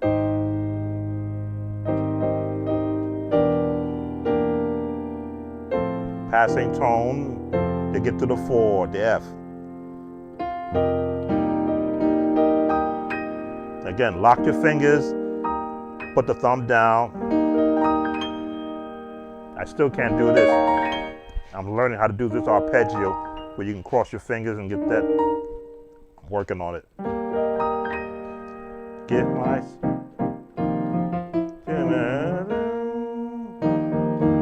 So that's the concept of placing chords around a melody. If you're learning a song, that's the best way to start building your reference point. What chords has another song used? How did they place those chords? If you were learning Mary Had a Little Lamb,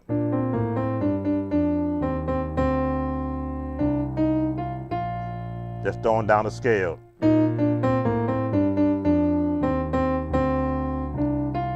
Well, what sounded good?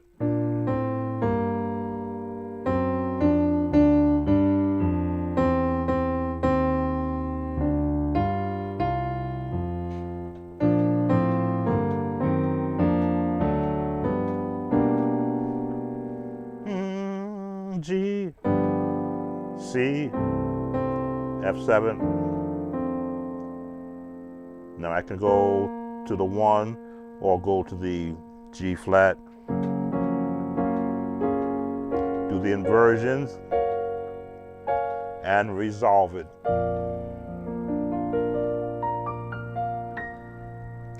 And that is the beauty that music can have, to where the person who is performing, based upon what their thought process is, and their thought process is what have you absorbed and what have you practiced, you can now pull from that and apply it to other songs. Let me just read back, make sure I didn't miss anyone.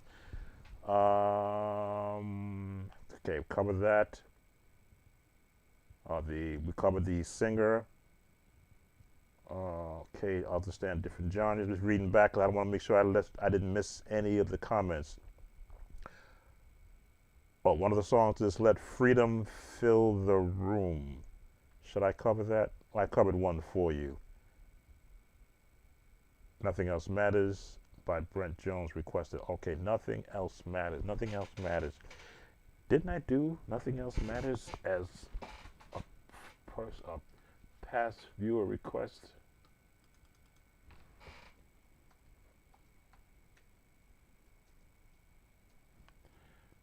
Nothing Else Matters. I do so many songs that generally what I do is I erase them out of my mind so I can do the next song. Nothing Else Matters. Who was it by? Let me just pull it up. I'll see a bunch of Brent Jones, I believe it was. Yes, Brent Jones. Yes, I did do that one. I see whenever again, that's why I picked the album videos. This way, if I've done it already, I would have seen that I've watched it. So I did cover Nothing Else Matters already, so I won't cover it again. Let me just listen to what it was so that I can just hear what it sounded like again.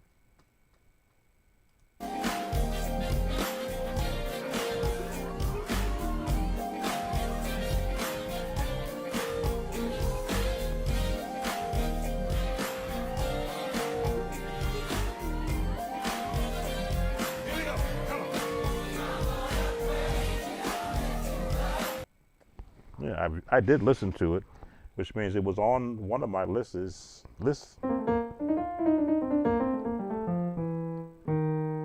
E flat.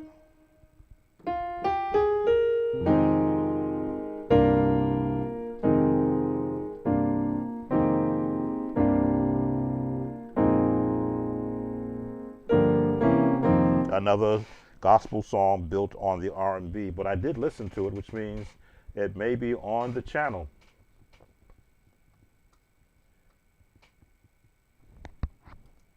Let me just verify that it's.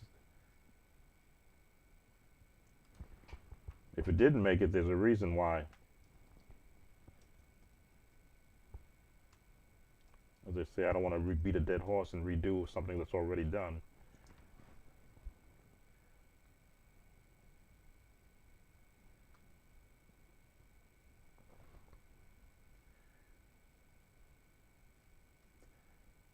Okay, I did listen to it, but it didn't make the channel. It may have been, usually when a song has so much instrumentation in it, it's going to take too long for me to cut it down to an 8-minute video. I go on to the next easier video. So let me give you, I'll be fair, because you did bring it up, which means you may have asked for it in the past. Let's look at Nothing Else Matters and see what they're doing. Fair use. Here we go. Come on.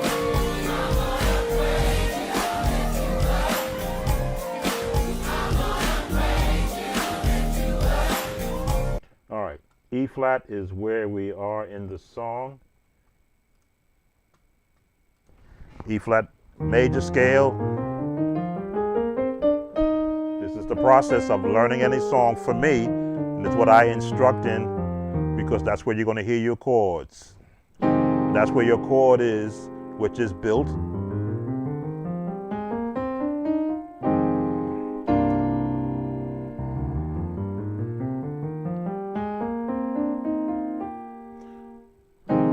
On the scale. So their chords R&B, which means they're using the number system.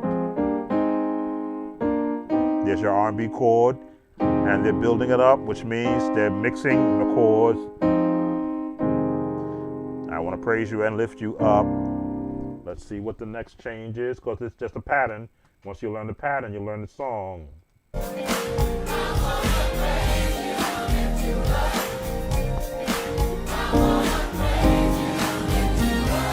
Nothing else matters.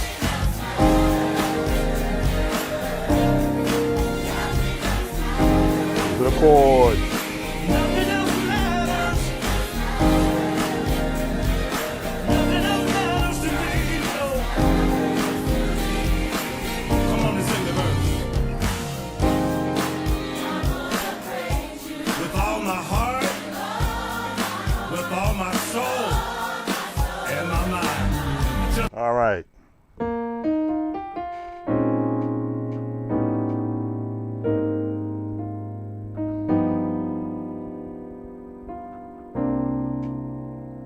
These are the contemporary chords.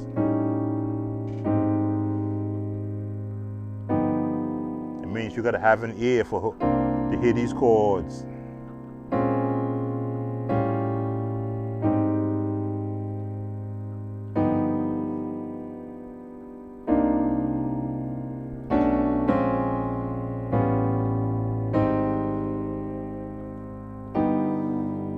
Shorten it.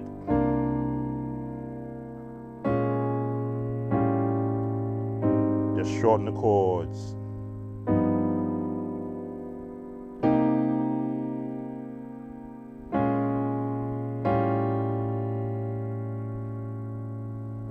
There it is. That's to shorten it up the chord. Just builds it up.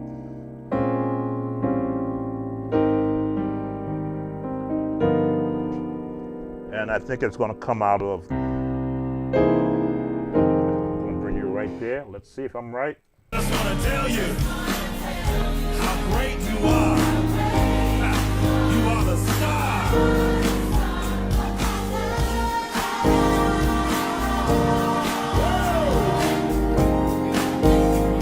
Where you at, old school? I like it. You pick me up when I'm having a bad day. I want to sing with your boy Brent Jones, y'all. I want to praise you.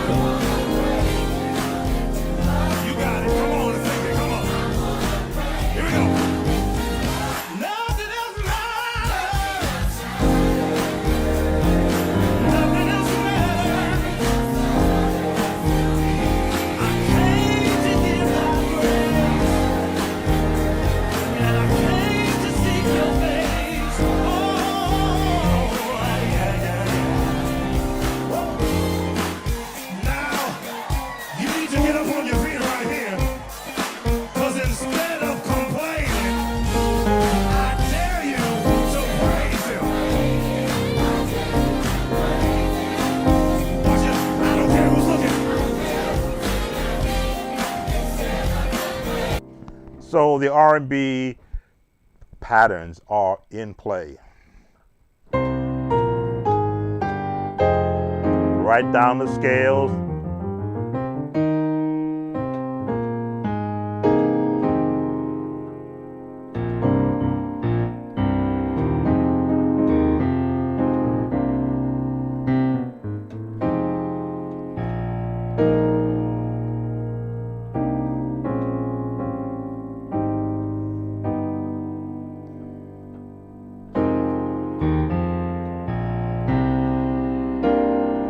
Lock into those chords. You've got 50% of the song.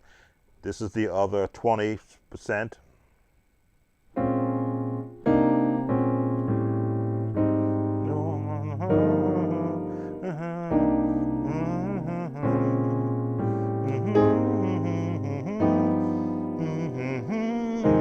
And then come out.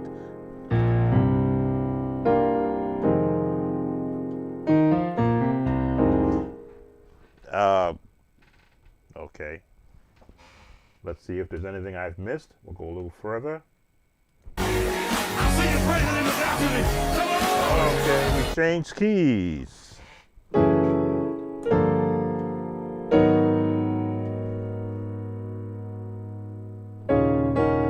How did we get there from E flat? Let's go up higher, y'all. We gotta do it. Come on. Oh, okay. All right, so modulations. So we started in E flat.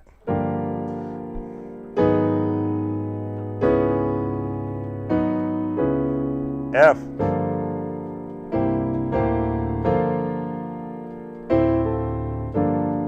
G flat. And again, when you practice chords, and how I learned to be able to not use a transpose button. First of all, I had a piano, so there was no such thing as a transpose button. I learned to find the chords that I'm hearing in one key, look at what the placement of my hands are, and then move them up one at a time. And hear those chords. Hear those chords, move up one at a time, and then go back down.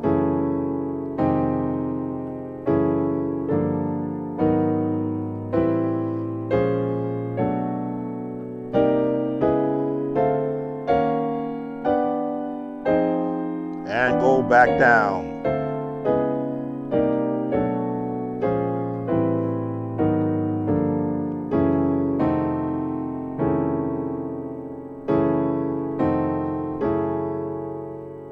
Look it down. Okay, what am I not seeing? There it is. Look at the chords, look at the chords.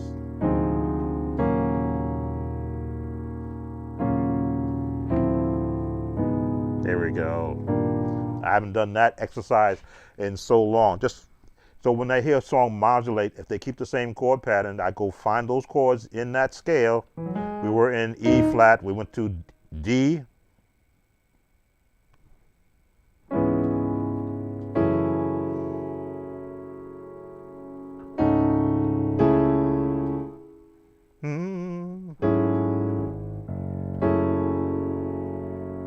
There it is. We went to F. Then went to G flat.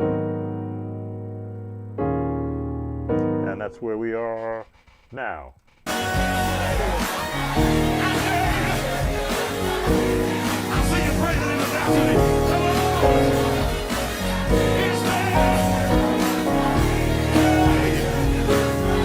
I don't care who's looking at me. I don't care. I don't care. This ain't me. Hey, I don't care. You my God. And I don't care. Hey, I don't care. I don't care. G major.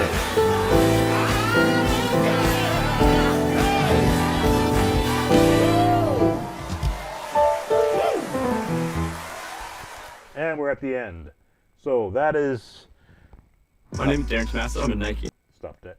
That is Trying to save nothing- money on business travel? Stop, please. Nothing else matters. I guess that's the one we were doing. Yes, Brent Jones. Nothing else matters for Dimitrik. R&B chords, patterns, and once you've got that down, you've got 90% of the song. The rest is the singers. Let's continue with the comments. Nothing else matters. Okay, got that. Waymaker, we did. Quick tutorial. Okay, well, buddy, we're up to you. Quick tutorial on Have Thine Own Way, Lord, A flat. Congregational hymn. There's not much to show if you're a congregational. How can I put this? I've been on a long time. Don't on hour 4 yet. Not quite hour 4. If you're a congregational sensitive, I'll say congregational, whoever's in the microphone sensitive, you have to hear where they want to take the song, and you don't lead, but you follow. Key of A flat.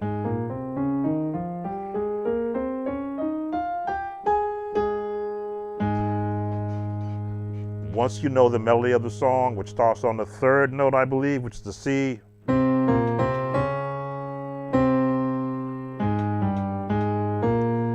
All in the scales. Now I could go half a note.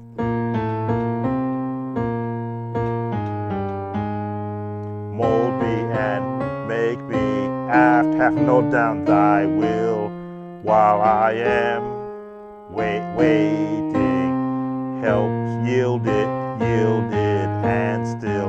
I haven't did the lyrics to that song in such a while, but it's in a pentatonic scale,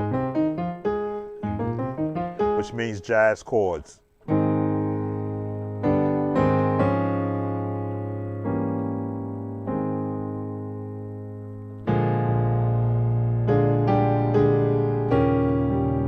7th note, you hold right there, half a note.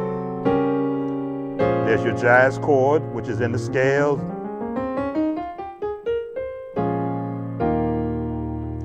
And then it walks up, yielded and still. Now I like doing the jazz turnaround. Dun, dun, dun, dun, dun. Mold me, and the minor 6, which is a classical, like a classic gospel turn. After thy will. Now you can go here. While I diminished, and again follow the melody. Way, drop it down to go to the 6. To the 2 with the B flat minor, yield to the 1 on a 5. Now that sounds low down there, but you requested B flat. As I say, you're at the mercy of whoever starts the song. If they always sing it in B flat, then you can know where you can raise your notes. But you got to fill in this area with chords.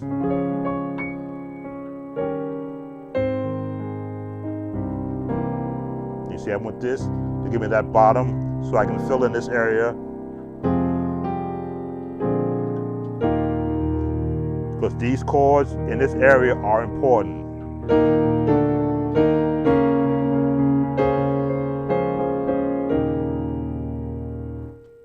Yielded and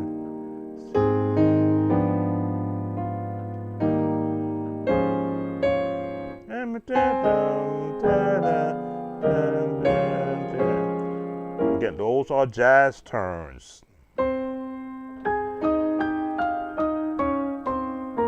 Think of Disney.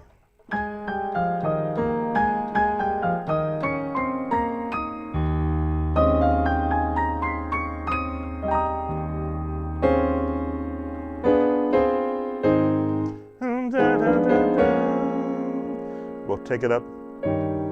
with this. In the number system, the 7, the 1, half step down, holding the chords to the 4.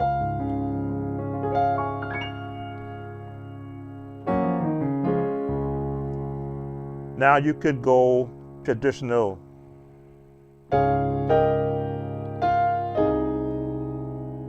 Or you can go the contemporary, which is the sharp 4, 7, 3 to get to the 6, and go with a 6 major because the melody's right there. Again, these chords are necessary to fill out the tone. Now to the minor 2, B flat minor, yielded, and still. Welcome, Brother Mitchell. No, buddy, I have seen your request, but you were behind all the other requests, which is why you didn't make the request tonight, because I said I can't do 10. I may stop at 9. And the song you requested was a basic song, not one, and you've requested probably maybe 15 to 20 songs over the past 2 years. I like to think that when I do a song for a viewer, that they have picked up the concept that what I instruct in, that they don't no longer will need me. This makes room for all the new requesters coming in. So I may pass up on requests when I see 3 new people and 1 old viewer requesting another in a string of songs. I will probably pass that one up, so to give the 3 new viewers an opportunity for me to demonstrate the concept that I instruct in. So it's not a slight at you, it is giving another an opportunity, because you've had, your name has been, your call has been answered in the past. By this time, if that's still hard to find chords in, then I need to do better in showing the building of chords, because the basic hymns are just melody and you assign chords from different eras to it. Now, would I try to gospel up Have Thine Own Way, Lord, with a beat? Probably wouldn't, unless it was required. And even then, I'd be like, well, why you want to take a song like that and gospelize it up? It is a beautiful hymn. But you can throw diminished chords.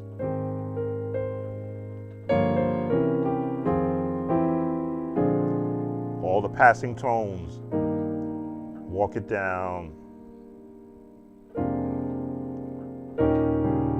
There's a tritone. A jazz chord, all built on the scales, on the scales, on the scales.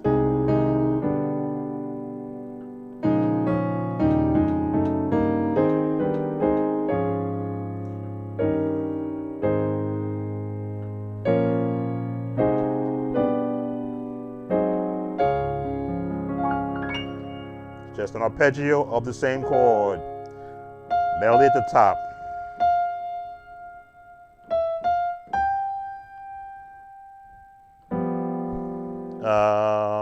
What chord out there? There it is. I'm just throwing contemporary chords. Diminished, minor, a contemporary chord, and still.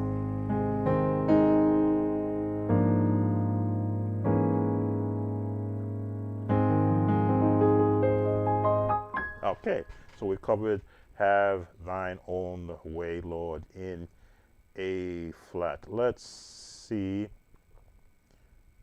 if there's another one, because I do have, and again, I am thankful for the audience. We still have 12 who have stayed with me going on hour 3 hours and 48 minutes.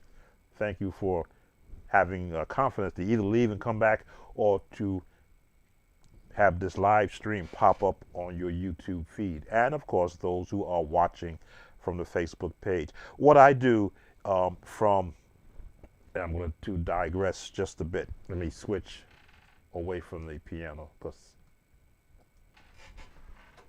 pull up the other camera. One. What I do musically is to project a message in song. I'm not just playing to be heard and for someone to applaud, but the music that I play has to serve a purpose to the person that is listening to it. Now, yes, I understand people will give the impression that I am playing for God, and I am not. This is just my own interpretation, how I've always approached music. God already knows what I sound like, so I cannot play anything he hasn't already heard. And I just put it in that vernacular without getting too supernatural or too spiritual. So there's nothing I can play that will impress any supernatural being. But for those who have never heard me play a song that they can recognize, I'm always of the attitude of, if it's a notable song, like you will see most of the songs that I've played, I'm looking for the melody based upon the scale, because that's the only way you can recognize the song, is by the melody. Yes, you can throw in a bunch of 1, 4, 6, dominant 7, flatted 9th chords, but unless you know the melody or hear the melody, you won't know what song they're playing. So I'm very a stickler for getting the melody on the top of every chord, like if you're playing for someone that's singing. I'm not a singer, but in my head I am. So that when I sit to the piano and I start to play, you're hearing me sing when I'm doing the melody. When I'm doing 3-part harmony, I'm sounding like a choir in my head, so I can mix and match notes. Let me pull up my choir vocals. And we just did Have Thine Own Way, Lord. Let me do it with just the choir vocals, so I can demonstrate, because there was a question that came up about how do you know how to chord for a choir.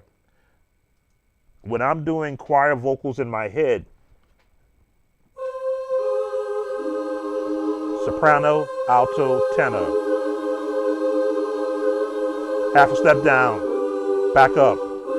Hold this alto, hold the alto, switch everybody to the minor, tenor stay there, tenor go up half, alto go up a half, everybody go up a half. A 7th chord, everybody down half a step.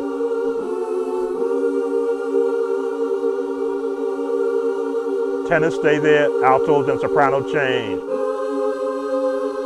Alto to tenor stay there, alto to soprano change. Stop breathing, playing. Everybody down to the minor, down again.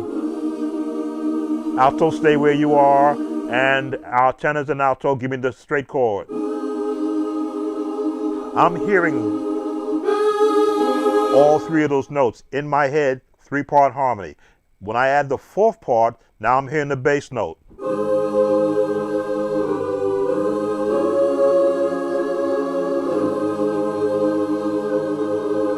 My basses go to F. Half a step. Go down again. Then give me that chord. Now half a step up for the basses. That's the chord I want to hear. Hold right there, and basses, hold right there. Hold right there on the bass. Hold right there on the bass. Hold right there on the bass. Basses go up, go up to the 1. Drop down, half a step. Basses go up, everybody go up. I hear every note in my head first, and I have done this, written songs based upon what I hear in my head. Back to the top. Half a step down, basses hold.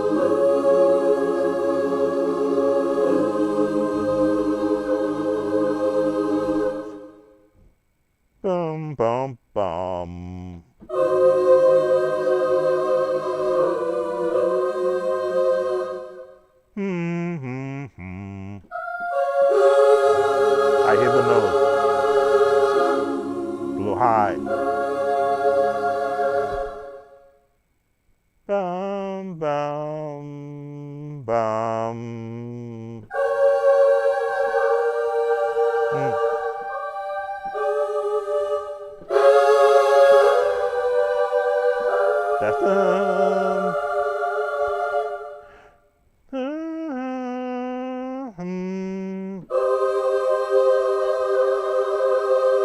F chord.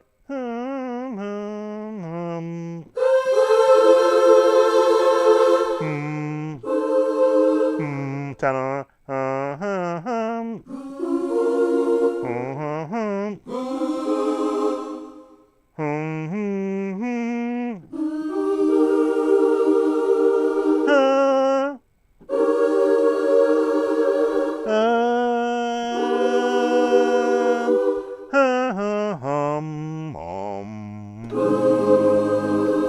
Now, I'm not a singer.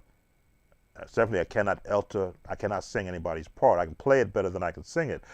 But I can hear it. And when I play it wrong, based on what I'm hearing in my head, I can make that correction and change it whenever I want to.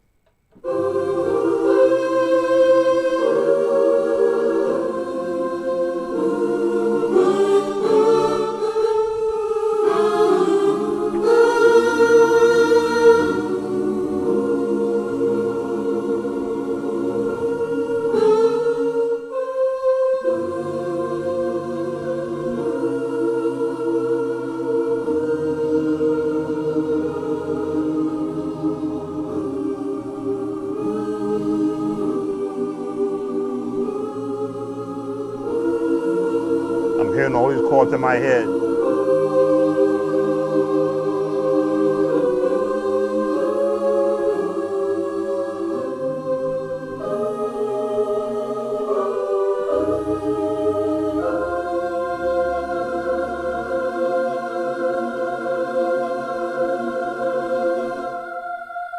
The chord I want. Okay, the F, the 7 with a diminished chord with a tritone. Stay there.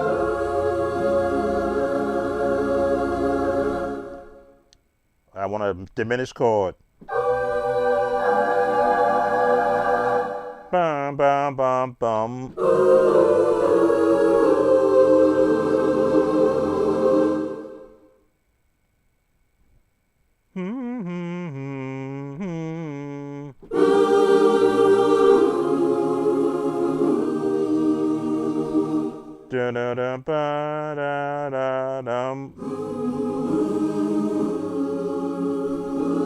There it is.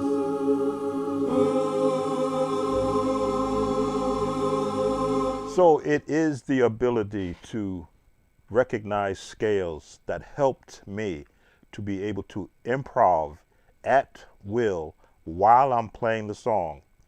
All that was improv. I've never practiced that before.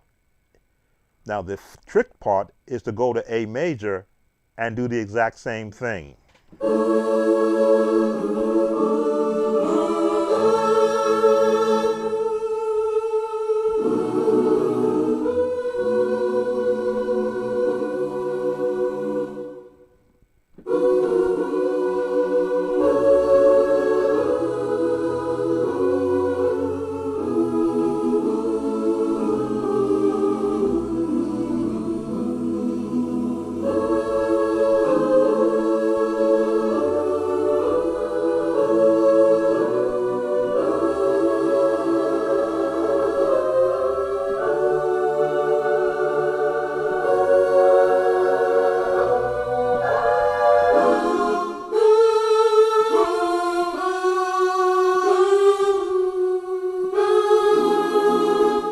Diminished chord.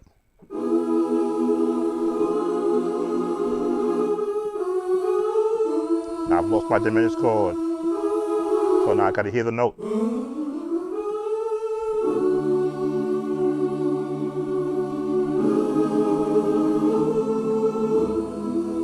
Got it. B major. E, D, E.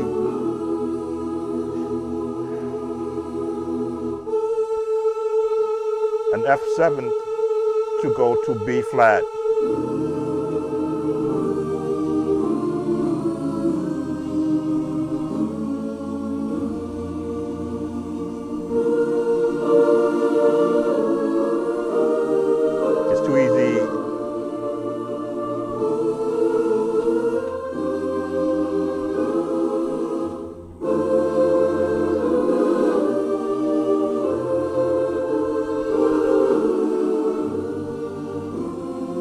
So the melody is my key that unlocks chord progressions. Without the melody for me, then I'm stumbling trying to pick a chord to to place around a song without a melody.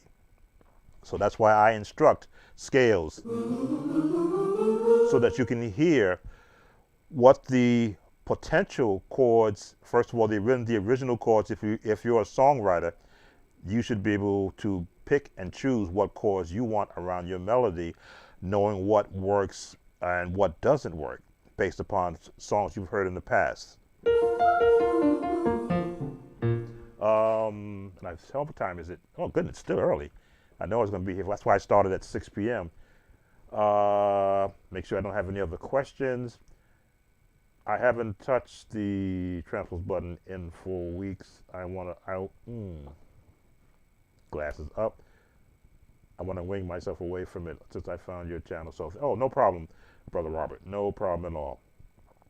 Can you do the song dance like David Black voice movements? This is from Spring again.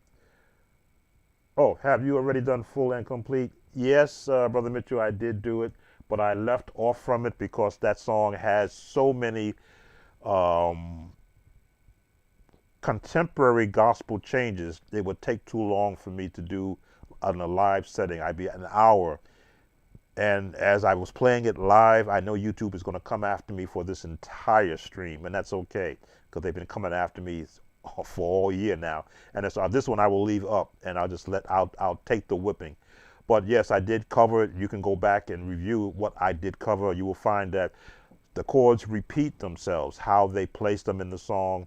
It's just a matter of what the soloist is doing. Then when they bring in the choir with the soloist, the call and response, they're using the same chords to take you to different parts of the song. What other did I miss anything? Can you do song dance like David Black voice movements? Spring, Florida? Yeah, Spring, Florida. I'm not certain what song dance. Can you do the song dance like David Black voice movements? I'm not familiar with David Black voice movements. Let's see what that is. Excuse my back. Let me swap. There we go. What was I up to? Kept on searching. Yeah, that song is already done in the key of C. Someone just wanted it in F, I think, because they wanted to teach it for their local church. Easy chord, easy song to do. So I'll do that after I research. What was this now? David Black voice movements. Is that the title?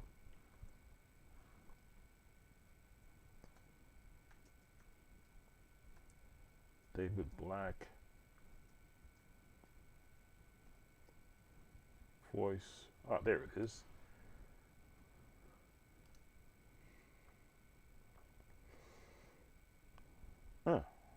Okay. Let's see what this is.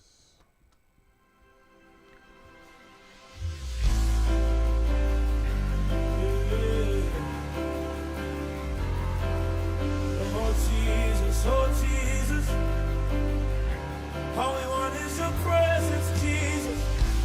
All right. The second note gives us the key. Key is C.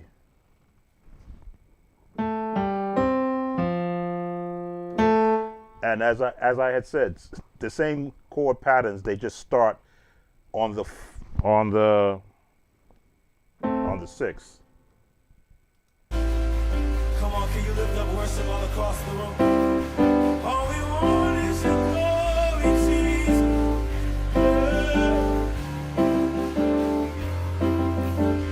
I didn't know this was for me. All right, let's change the chord F to the key of C.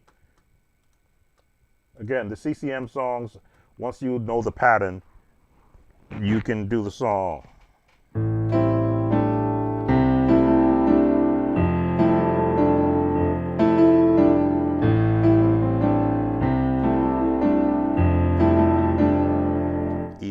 to do. And now we get into the song. That was the intro. I try to give it away, but now I know you're what I need more than anything. God, I live for your fame. You made your sanctuary in my heart, brighten the darkest of days. Because your blood. Okay, again, the last note, which is the bass, they're playing with it.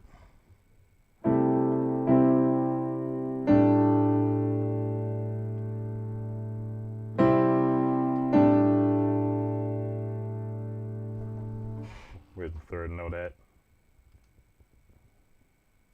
Has made a way, and now we say that heaven. Okay.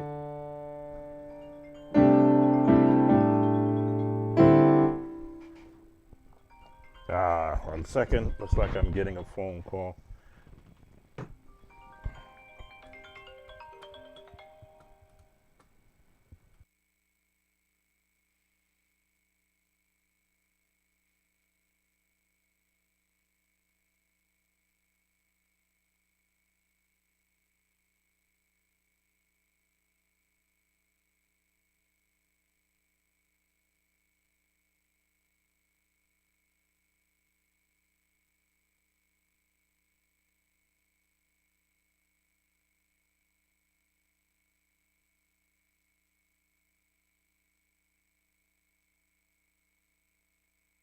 Okay, no problem. I get checked up on by my daughter. If she doesn't hear from me in a few hours, she thinks something is wrong. And that's good because I don't. If I pass out, I'm glad somebody may come and see about me. So I'm looking to listen to the chords that they are using.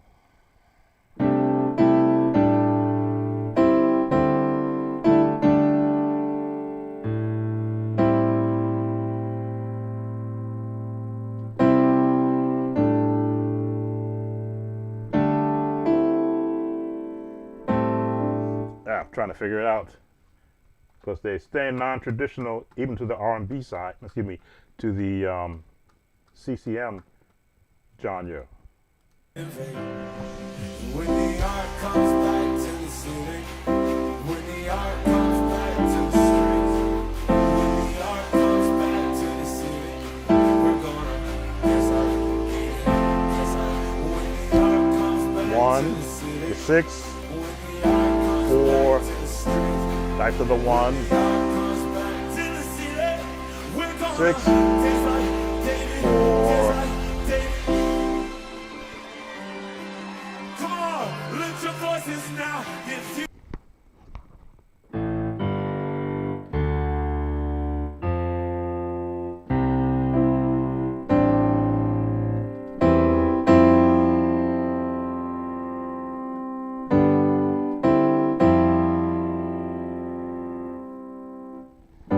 No.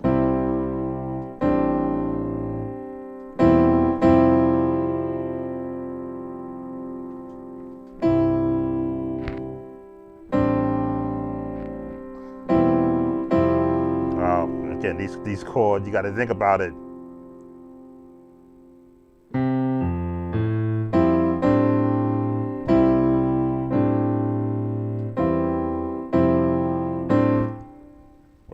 Where they landing.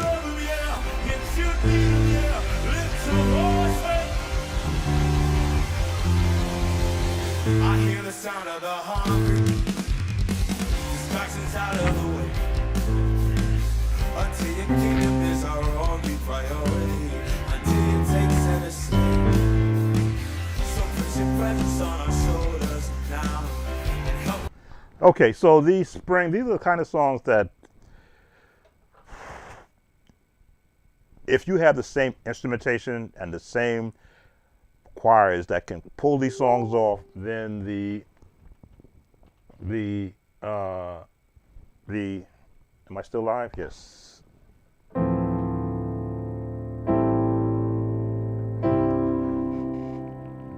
They make it like making a box pound cake. Follow the directions and it'll come out every time the same way. Don't change anything and you will always get the same result. Same heat, same mixture, same time in the oven. So these songs are they are cookie cutter songs. This is what it's going to be. If you change anything, you will mess up the entire song. They're changing the bass notes throughout the song.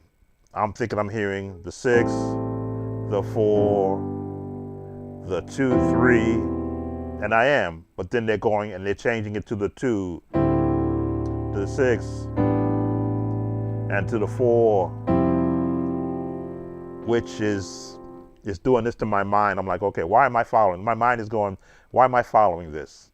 This is a lot, and it's a live setting, which means it could change up. It could not go like the original did on the album.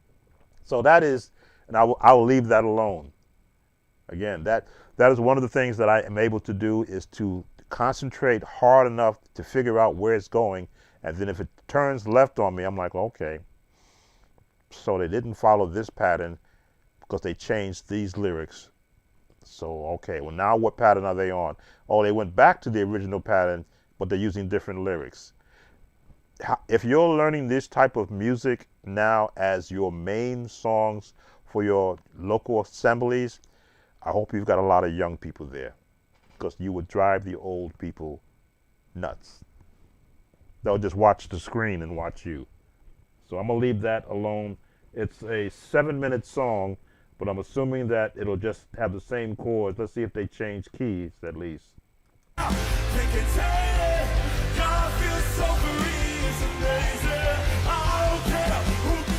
Six, 7, 1, 3.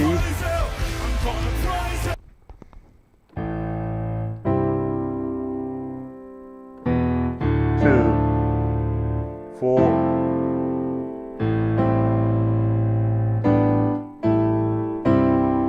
2, 4.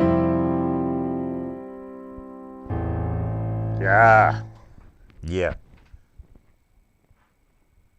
Again, if this is where your music ministry is taking you, then learn the concept, learn all of this, and book a private session, because I'd have to almost hand write this out, the pattern from each part of the song, to be able to give justice to what I'm hearing. I'm looking for a pattern, and it keeps changing in ways. It stays the same and it changes. Let's see what's going on near the end of the song. Let's go. Say, can't contain it. God feels so free. It's amazing. I don't care who thinks that. Come on, sing it out. Say, can't contain it. God feels so free. It's amazing. I don't care who thinks that I'm crazy. There is the. All right, yes, so we're going to leave that alone. We're not going to touch any more of that. That was, let's see, David Black voice movements. Okay. 13,000 views.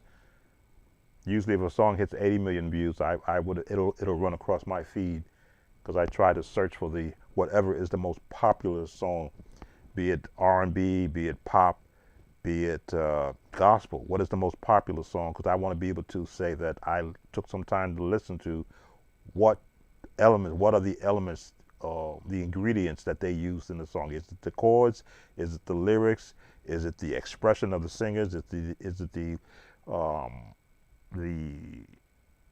fervent of the music? Is it loud, soft? Like when I learned the song Hallelujah, and they began to sing the chord changes in the song in B flat.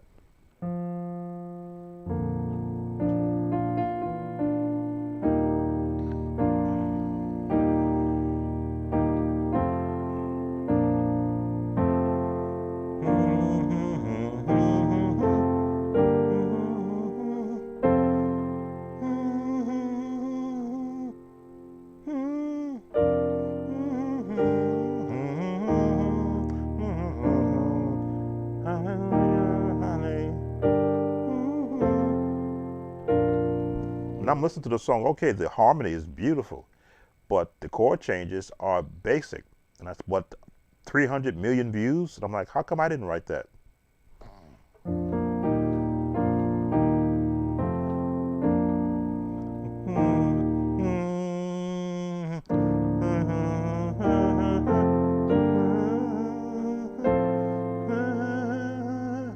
There it is.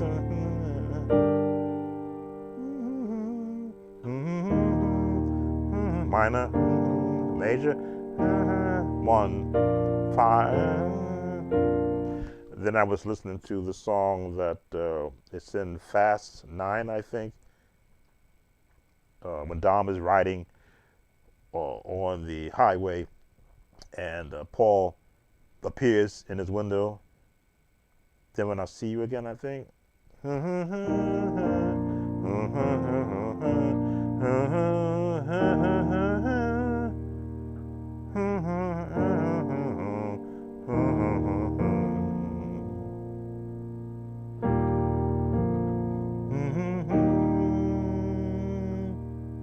Minor.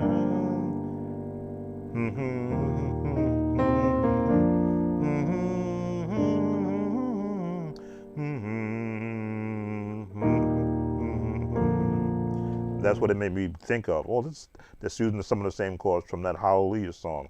And again, keeping the chords basic. It's just the melody supported by chords, which makes a hit song. That's always going to be what they call a blue chip thought. The melody and the chords determine if a song is going to be a hit, and the lyrics, of course, too. That's got to be the three parts to a hit song. Not all the drum, not all the movement. It helps, but get the first part done, and everybody will want to listen to it for the how simplistic the nature of the song is. Keep forgetting to look at the correct camera.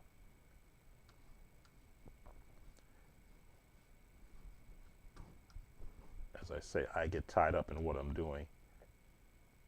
Move that up here. Now I'm on the right camera.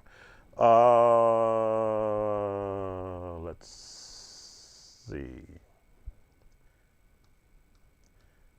I don't see any additional comments. Again, there is a 30-second delay.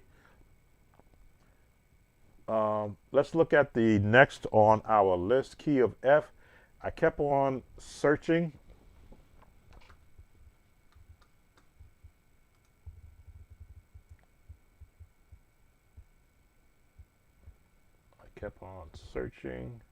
Now I did it already in C, so I don't think I need to revisit the original recording I used. It is a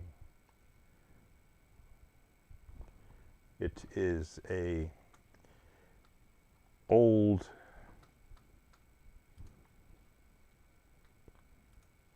I won't say quartet, but kind of a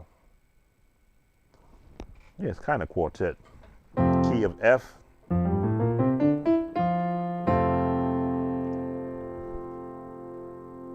trying to remember how the song goes. I know the chorus I have in my head. It is the verse that.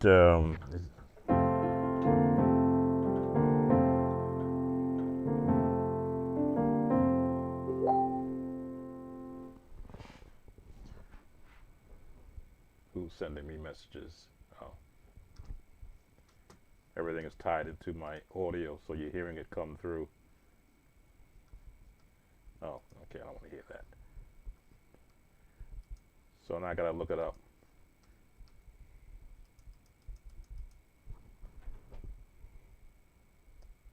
Kept on searching until I found him. I kept on searching, I kept on searching, kept on searching until I find him.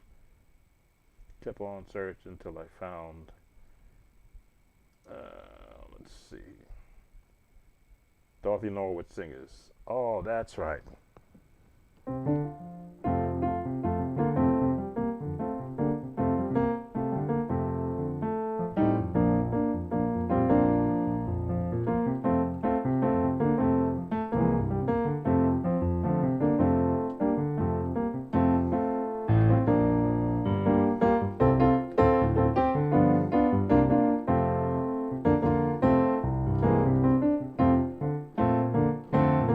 Yeah, it's the traditional gospel quartet. This is a singer group, the Dorothy Norwood and the Dorothy Norwood Singers.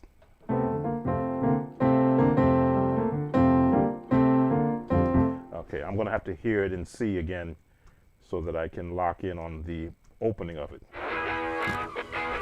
Let's get that commercial out of it. Now it's originally done in C, but the requester wanted it in F, and I'm having an issue remembering the verse part. The chorus I can get through with no problem. So we're going to listen to it in C, and then I will transpose it. I kept on searching till I found the King of Kings.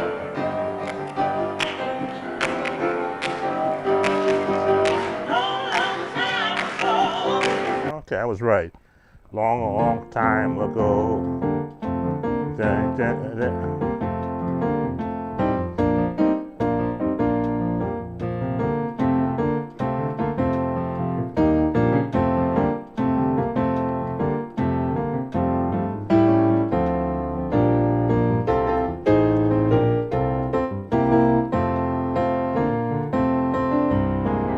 So the gospel of that era was a piano bass player, if you had one. No drummer really. Very rarely do you have an organ player, but the piano was the lead instrument. So you always heard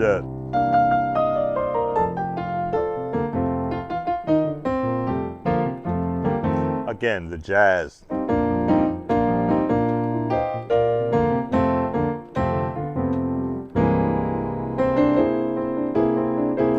You hear this turn.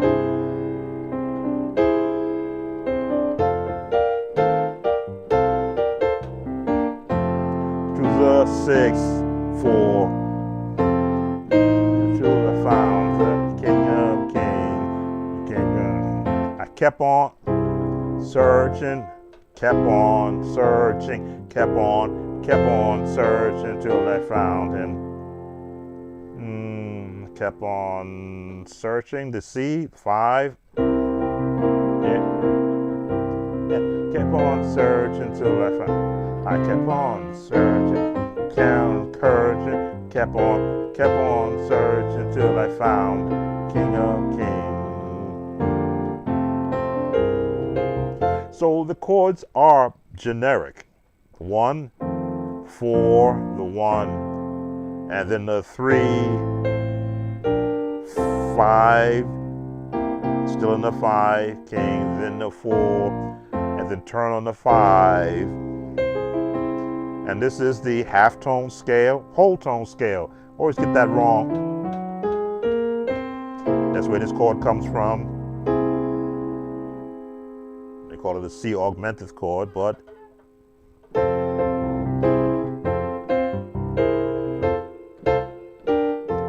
kept on searching the 5.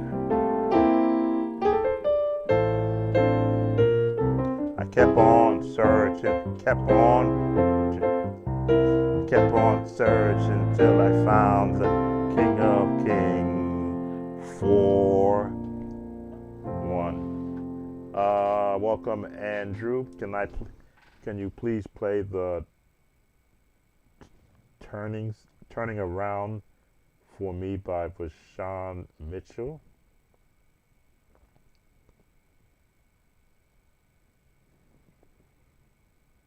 Turning Around for Me, Vashawn Mitchell. What's on my list? I didn't get to Goodbye World, Blessed Assurance, If You're Happy, and For the Lord is Good. Okay, like I said, I'll stop at hour 5 if I need to come back and do another live for the others. I was hoping to get to at least 6 of these, but then I understood I also want to take the requests of those who took the time to view. It's 10:22, and I've been here since 6 o'clock. So let's look at Turning Around by Vashawn Mitchell.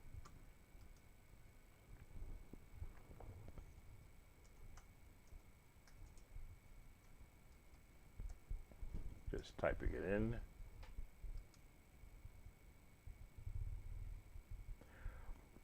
I don't like lives. I like videos.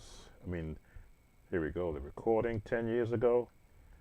Let's see.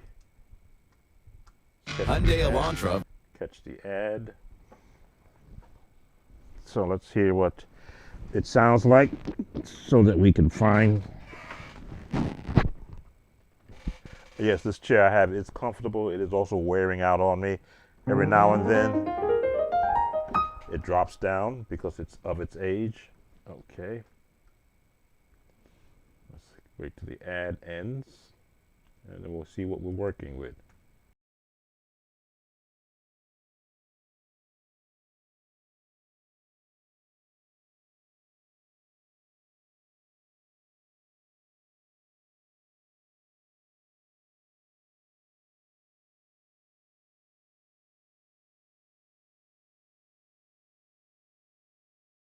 The key was already been there. D flat? No, A flat. There we go.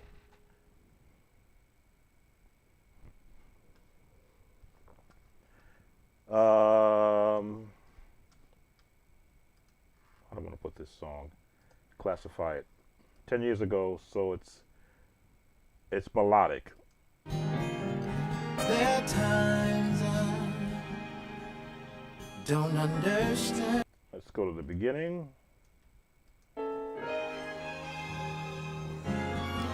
Sometimes this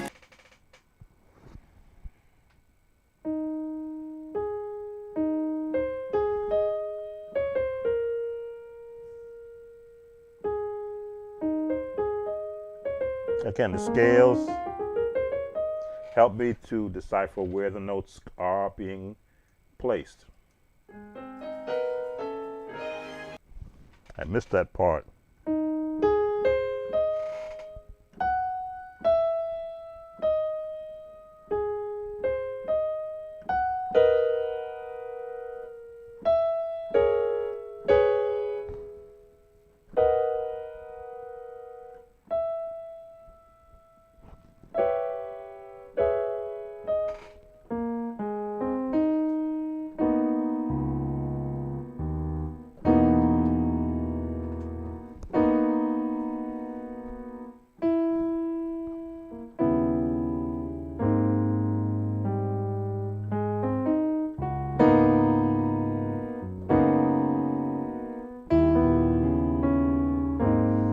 All right, got the top notes. Let's see the bottom ones.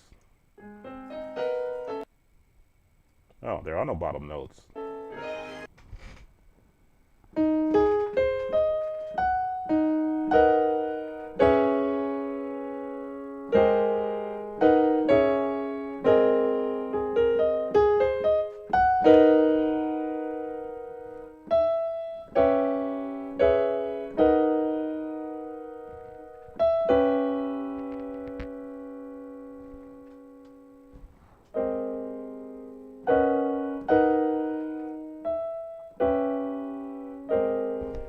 Is there a G there?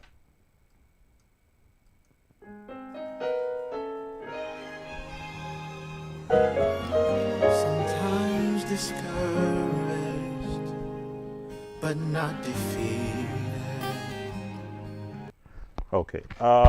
Nature has its way of making me aware of when I've got to answer the call. So I'm going to put you on the main intro page while I make that answer. I can't let anything play while I'm not here, but I can let you here listen to this. I'll be right back.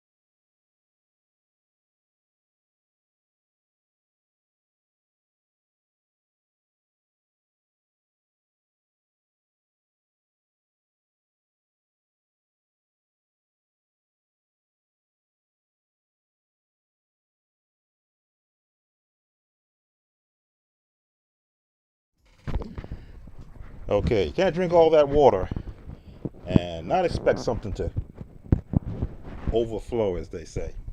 We took care of that overflow. Hope you enjoyed the music in the background and watched the screen shots of all of the thumbnails that I've been making over the past 2 years in support of church musicians. Turning Around by Vashawn Mitchell. Again, I'm listening to the song and I'm hearing artistry, if though it's a theme music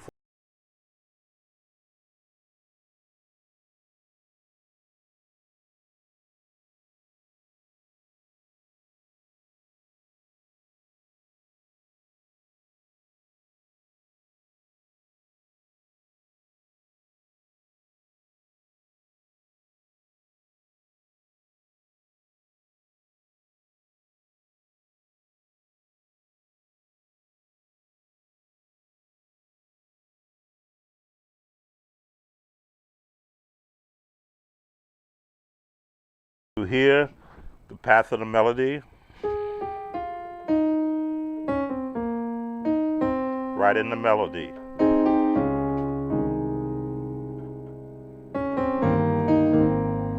So 3, 4, 3, 5, just right there.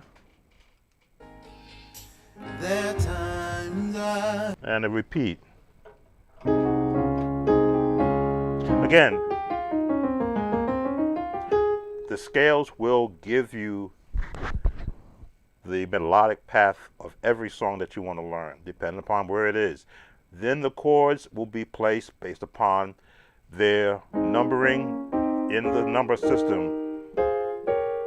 It's only when, in gospel music especially, when they go outside of the number system with the extended chords, that's when you get the diminished chords, the minor 6 chords, the 7th chords, the major 7th chords. That's the extension of the chords that are standard for the number system. Even if you do a major chord in the number system where there should be a minor chord, that's an extension. You're going outside of the scale to give a different tone to support a melody line. Let's listen some more.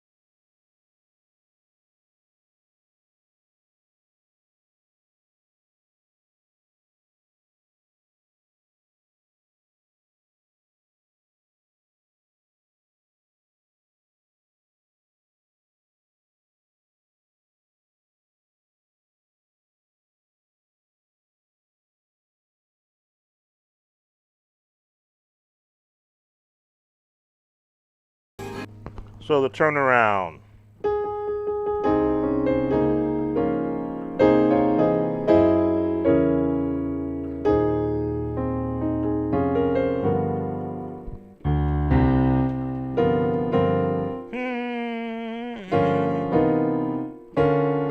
Yeah, it's getting late.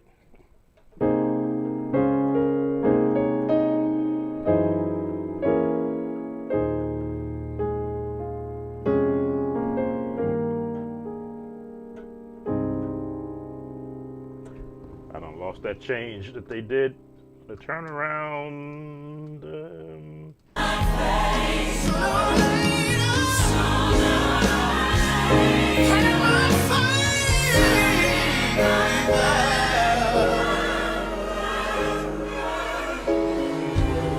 Turning around for me.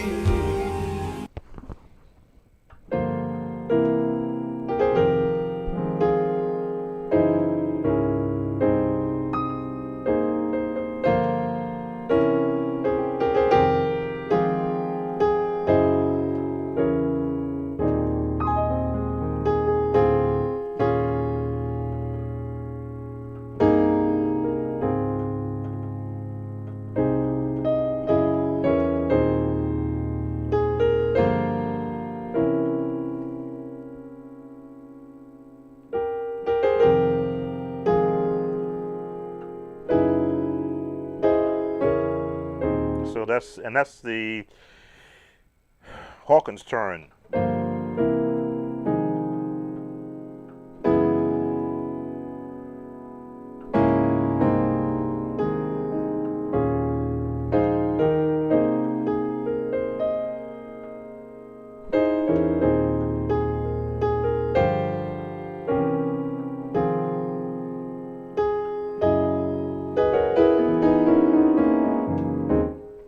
Yes, it's getting late. We 5 hours yet? Almost 5.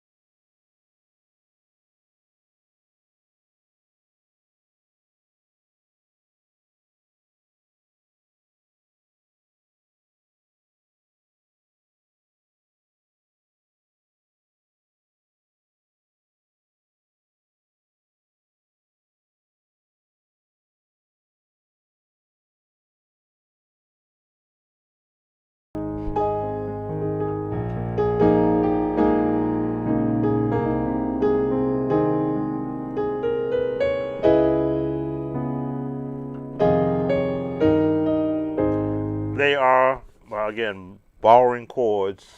Dun, dun, dun, dun, from the R&B world.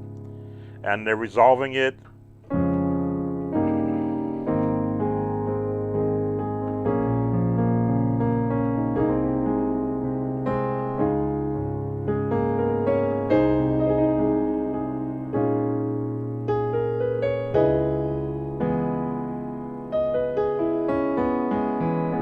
Remember I said when you practice all these chord changes in every key, when you hear it come up,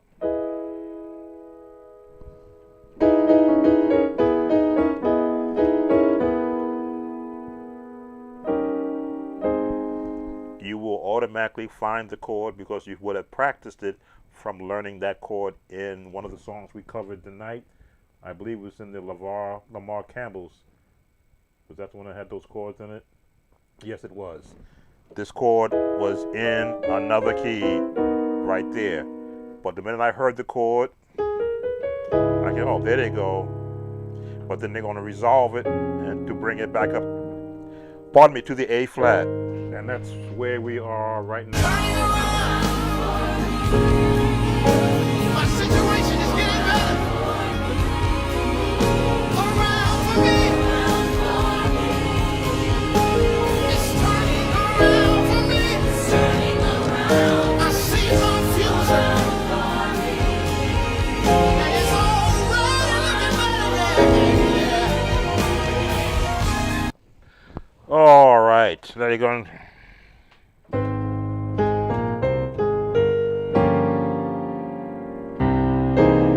They're getting into the big contemporary chords. And for the musician that who asked for this, Andrew rather, you asked for this song. Do you have the big sound chords in you for this type of song? These chords are the advanced, the big sound.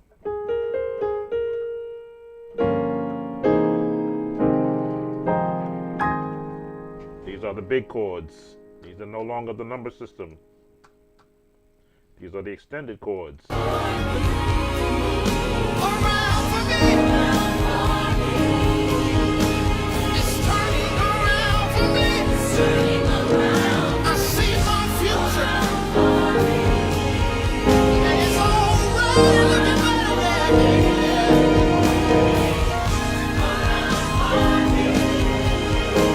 It's turning around. No more sickness.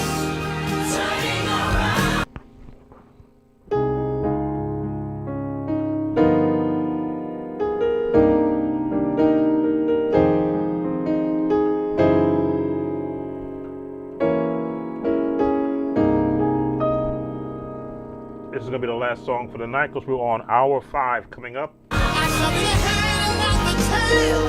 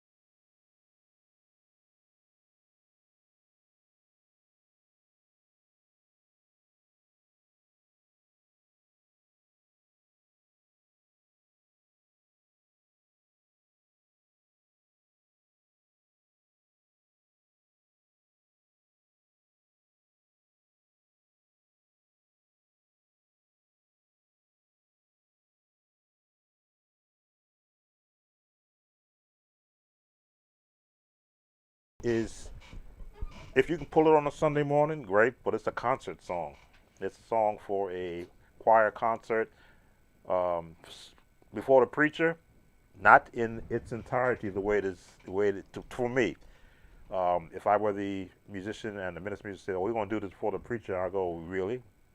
Go get all these singers that's on the album because they're all professionals, even the musicians, and their approach to the song. To ask a single musician to mimic all those runs and all of those chord changes and remember where to place them, that's when you have a rehearsal song for months. And just to lock everything down.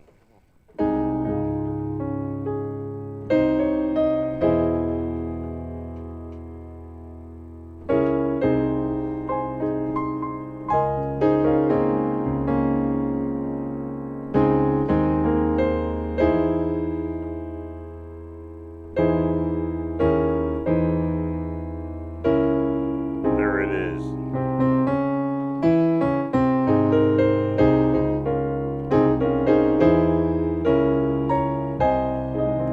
Because I'm listening to all the music, even when the strings pop in, how they actually in counterpoint with what the soloist is doing. Again, I have nothing but admiration for the songwriters that can put together compositions like this. And I looked at the musicians who are asked to replicate these same songs for their local singers. It is a job that they are worthy to be compensated for. We are approaching hour 5, another 7 minutes. I'll give you, we're not going to go over the last 4. I'll maybe do those tomorrow. I'm coming up on hour 5, and I even haven't had dinner yet, though I did have a snack about 4 o'clock, but I'm going to go get me something to have for dinner. But thank you for those who are still here at the 5-hour mark. If you're still watching on Facebook, thank you for your time on this evening. I always want to be able to demonstrate what I'm talking about. I have several hundred videos, in fact thousands, here on the YouTube channel, and I haven't changed my message. As you can see, I still use the concept of getting the key first, getting the scale of the melody of the song, what chords have been assigned to it that I can find from the standard of the number system, and then what chords are they extending to give out a certain tone to support that melody line, and then of course the lowest note, which is the bass note, which ties all the chords in. And that's very important. That's where the number system for the bass player comes into play, so that he's sitting on the right note for right here. That's the chord you want for, or do you want him here or here? That's where the number system for me comes into play in supporting where the lowest note should emanate from to support what the chords are.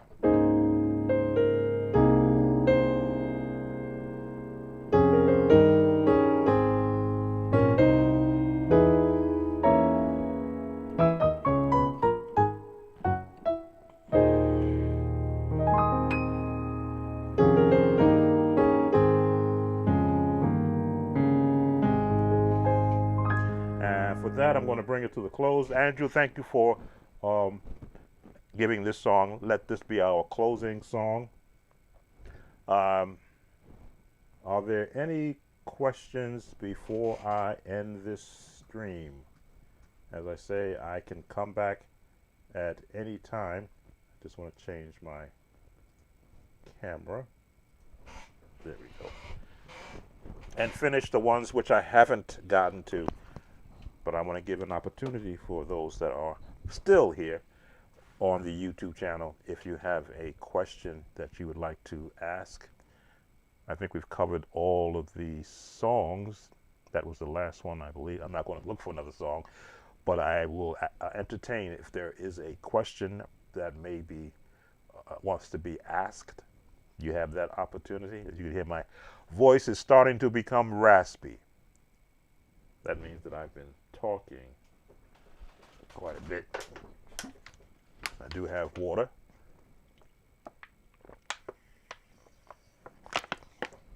Now I feel like going on. So, no, it's not going to happen.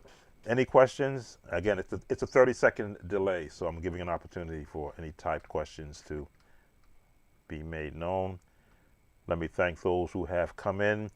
Dimitrik, I'll say K because I can't pronounce your name. Sonny D, Robert Holder, Gwen Clark, Xavian, Jonathan, A. Victor, Sub-Zero, Spring, Florida. Gwen Clark, Kojic Minister, Buddy Burnett, Thomas Mitchell,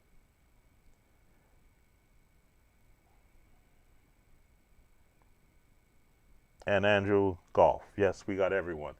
So thank you all for spending some time with me, and I'll be back to finish what I did not get to perhaps tomorrow. Again, we are leading up to the 4th of July. I may even do another version of the Star Spangled Banner. Maybe I'll put some strings and use the vocals that I have and reharmonize it using the vocals that I have. We'll see. Again, music is supposed to be joyous. It's supposed to leave a good impression on the listener, those that have the ability to hear, and it's supposed to encourage you to want to continue to grow musically. So with that, I will say thank you for your time, for your patience, and YouTube, AI, or whomever is watching. I expect to hear a lot of comments about this live stream. Don't worry about it being monetized. I won't allow it to be monetized so that you don't have to hound me down. But I just want everyone to have an opportunity to see the process in operation. Thanks again, those who are watching. Sam Tolbert, Sound of Joy Music Services. And as always, make a joyful noise unto the Lord. Be blessed. Take care, Facebook family. Bye now.